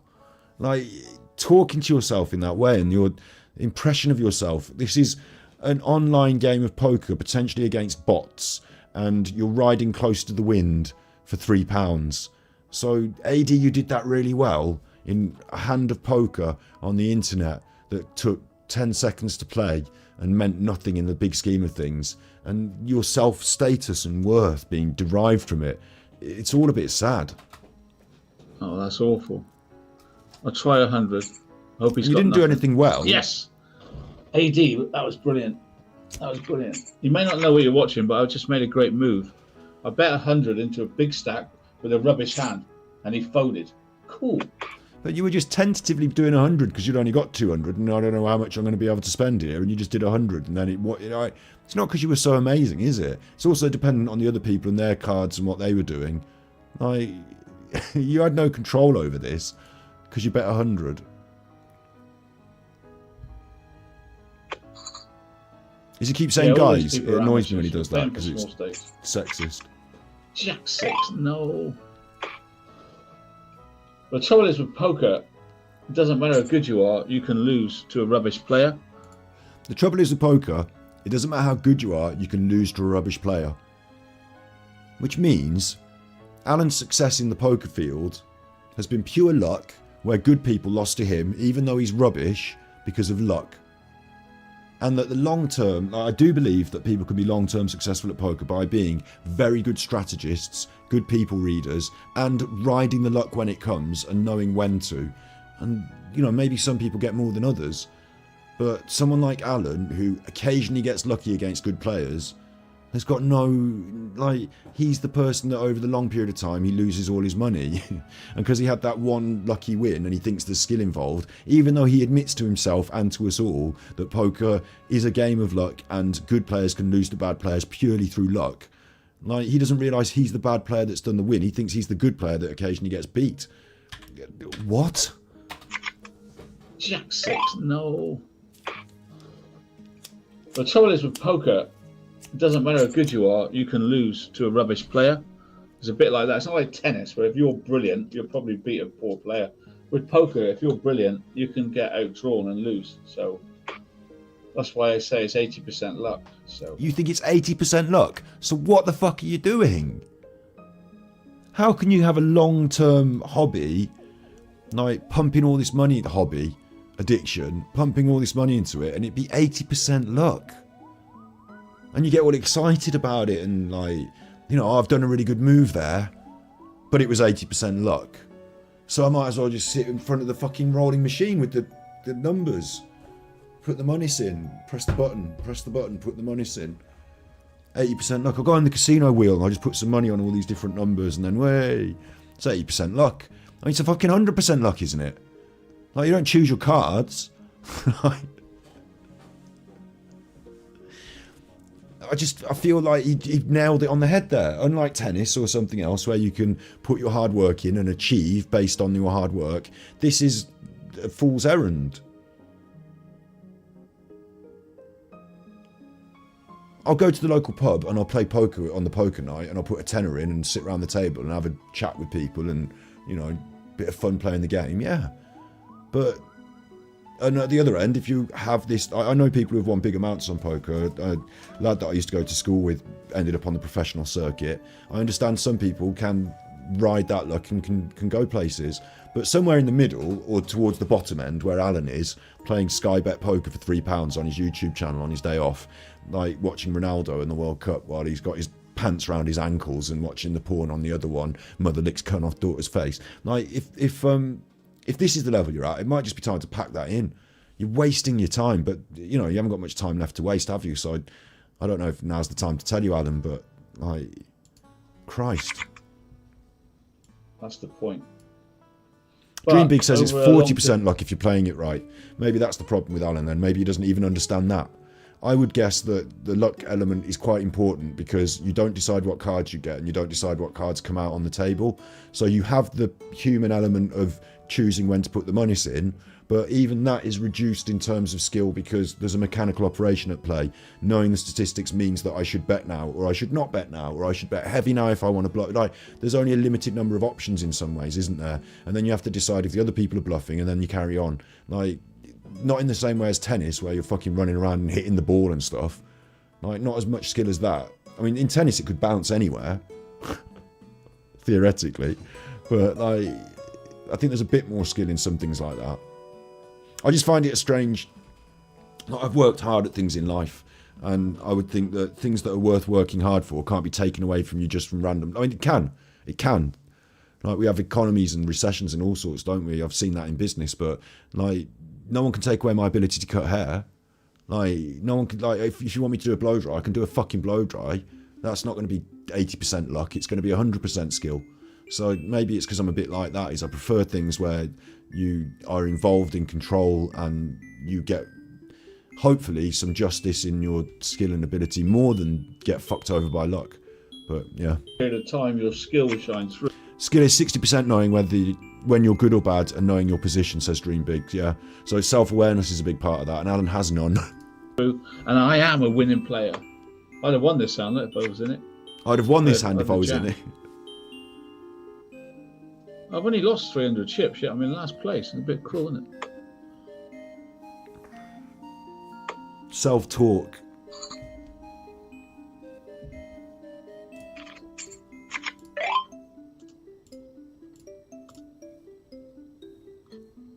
He's got people in his chat there talking to him.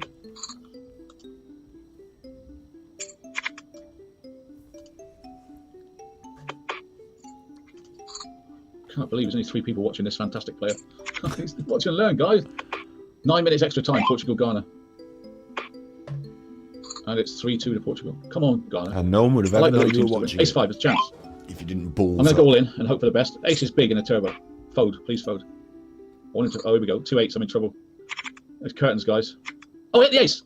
Come to Papa. We're 2 aces. My full house. Get in. Get in, baby. Back to 9-5. Did you see that, guys? Ace 5 versus like a pair of 8s and like 2 aces. Wow. We'll set some big money. I will play an online tournament tonight. I'm just having a bit of fun here to launch it. Whoa, we're back in the game. We're now second out of 4, right? We won again. Come to Papa. We won. Come to Papa. You won £20 and earned 10 poker points.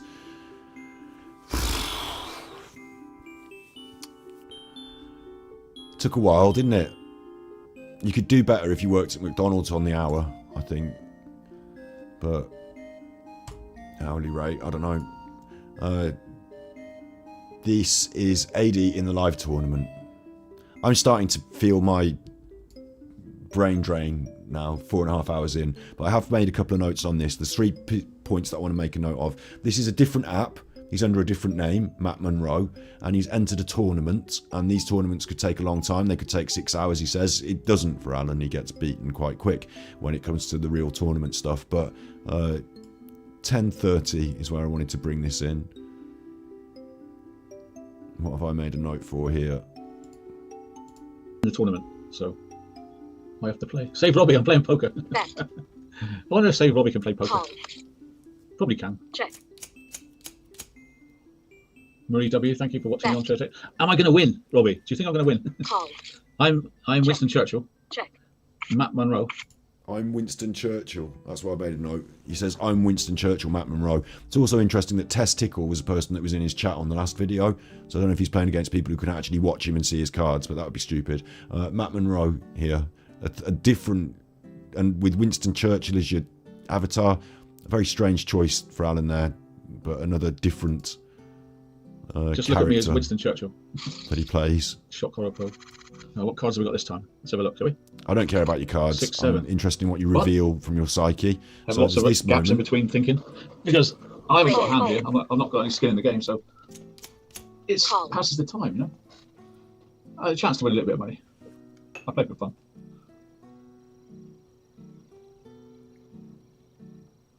I don't know how I build an audience, really. I can't be controversial, can I? I have to do something controversial. Interesting, Alan. So he says there's gaps in the play when it's boring because he's not playing. Narcissism. But also, I don't understand that about poker myself. If you were to sit there and play it on the computer and you have to wait for everyone else to do their bit because you're not in the hand, that's going to be dull, isn't it? So these days you've got games that you can just play constantly without having to wait for everyone else. And then he says, I have to do something controversial. I don't know how I'm going to build an audience on the poker channel. I have to do something controversial. You don't have to do something controversial to build an audience on a poker channel. What you could do is create really good poker-based content, and then the audience would come because they'd be interested in poker and content. But what he said there was very revealing about how he's approached his actual other YouTube content. I don't know how I build an audience, really. I can't be controversial, can I? I have to do something controversial. Have to do something controversial. You can hear the little titter he did. He knows, he knows that the topics he takes on and his belligerent approach, even though people are negative about it, causes a controversy and people will watch it. And this was 8 months ago. But what was going on between me and Armchair Knobhead, what was going on between me and the Armchair Knobhead, all this stuff, like he knows that the controversial things he says about me, like controversial because they're just made up lies, they get him views, don't they? More views than anything else he does. Interesting, isn't it? He thinks that doing controversial things equals growth on YouTube. We'll look into his psyche there. I guess what I need is subscribers. That's what... Unless someone makes a big raise, then I have to fold.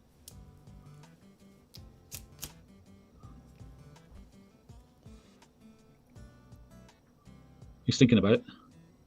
Fold. Okay, just down to the big blind. What are you going to do, Adrian? Check. 3, there it is, guys, there it is. This is why I play poker. Bet. He won't know that I've got Call. 3 3s. He Right. thinks he's winning. Now I do this. Okay, I can't really see because of the camera, you know, zooming in and all this and it being difficult to see, but apparently he thinks Adrian's definitely real and he's deep inside Adrian's mind. He's got 2 3s and he's hit the 3, so it's going well for him. Okay, so he's very excited at this point. There's a possible flush. I now have 3 3s. Raise. Uh-oh. Now it's dangerous. Now it's dangerous. Call. Now there's a straight there and a flush. All in. I'm out, I A think. straight and a flush is on the table. Well, didn't you see that coming? Didn't you? You didn't worry about that because you're such a good poker player. 5 4, I'm out. And now you're out. Because Adrian got, I guess, the straight. Wow. How things can go from top of the mountain to bottom of the sewers so quick. You thought you were doing well and you lost it all. What a plonker. He got lucky. Bad beat. Bad beat. Got lucky. The other player got lucky. It was a bad beat. Bad beat. That is the funeral march, guys. Thanks for watching. I flopped a set, and he luckily managed to get a straight against me from nowhere. And I lose. See you later. I'm out. And immediately ends the stream there. Good one, Alan. Live poker with Alan. So this bit on the end, like I did say, was going to be a little presentation about his poker. I basically assert that Alan has got a gambling addiction, and it can be seen in the amounts of money he regularly loses across many different apps. This is only a snapshot of his losses over the years, and currently he's using some of the bigger companies. You saw there Sky Poker. He named a different one that he liked. There's 888. There's a few others here that don't give us the stats, and he's got multiple accounts on all of them. And in his account that he didn't have a lot of stake in, he had £60 in there already. So I wonder about the others and how much money he's been putting into that. I think the way his pattern of behaviour seems to, and we saw it there on the videos, it seems to suggest that he will lose and lose until he's lost quite a lot, and then he'll open up a different account in a different app and lose some more. So I would not give him any monies. I would say you're enabling an addiction if you give him monies, and really he needs to come forward and face this head on. He needs to go into some sort of rehab or some sort of therapy to understand what he's doing here. And if he doesn't, then giving him money is just sustaining a damaging addiction. So if you really like Alan, you're on his side, then you probably still don't want to give him monies. So how about that? Big ups, everyone. 4.5 hours, 5 hours nearly. Thank you all for being here. Thank you for the tippis. Thank you for all the tippis. I'm going to walk the dog. I'm going to try and get back on and play some games this evening, but I'm starting to get a headache from being sat here for so long talking into the camera. So we'll see. I might not be on tonight on Twitch, although I did promise it. But definitely tomorrow and the day after, aiming to be on Twitch playing some games. So look out for that. I'll put it in the Discord.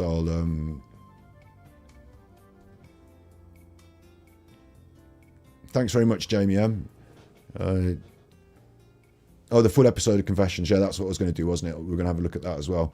Yeah, I'll keep that on the pin board. We'll either do it tonight or tomorrow, depending on how I feel after a walk and bits and pieces. But yeah, playing games on the internet is the plan for the weekend.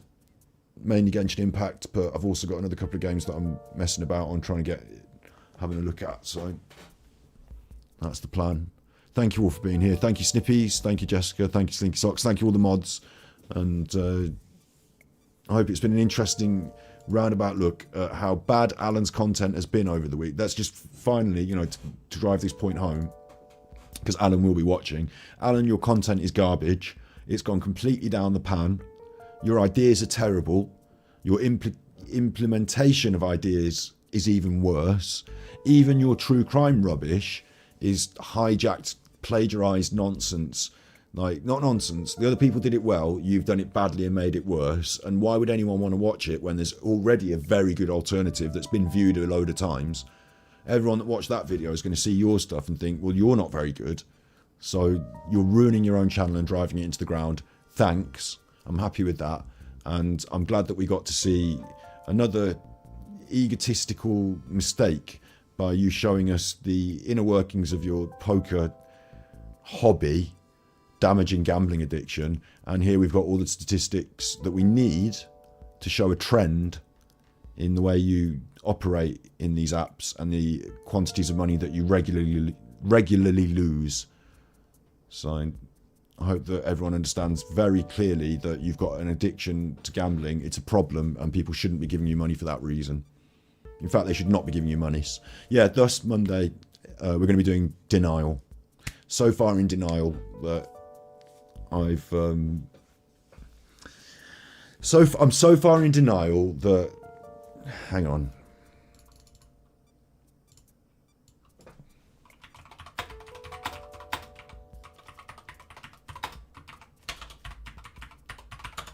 I shouldn't do this because it'll copyright up the bastard, won't it?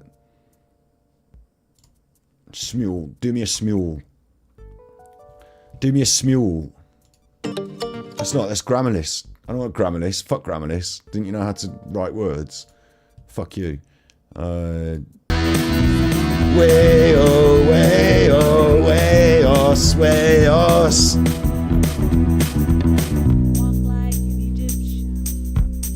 Yeah, you've had that now. You've had that now. Walk like the armchair detective with one defective knee. He's coming round, he's coming round, he's coming to citizens arrest me. He plays poker, but he loses all his money. Walk like the armchair detective with a defective knee. Big ups. Big ups. All right, you've had that now. Enjoy that. And then later on I might be on Twitch if I'm feeling it.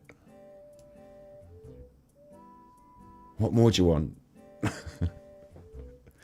What more do you want? I hope you heard me. Big ups, Jessica S. Singing, were you singing it?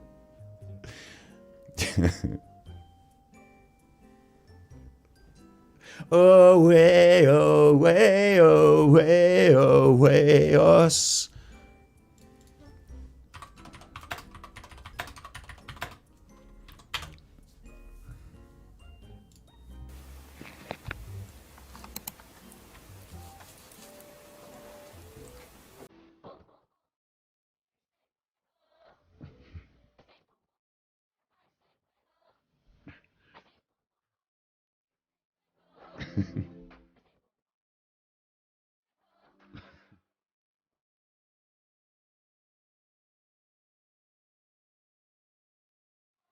Way ho!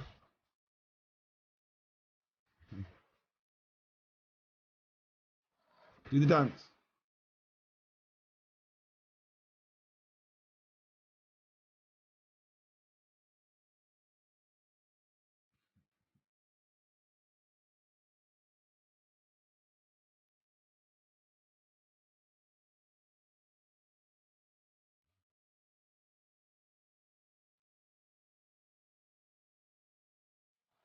Pokey face.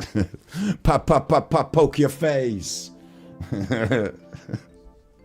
Is this AD's daughter? No, it's not. This is a famous girl off the internet. Look at her smile. She's having a good time. And so have you. So just keep that in mind. You be good. And if you can't be good, you're nautis.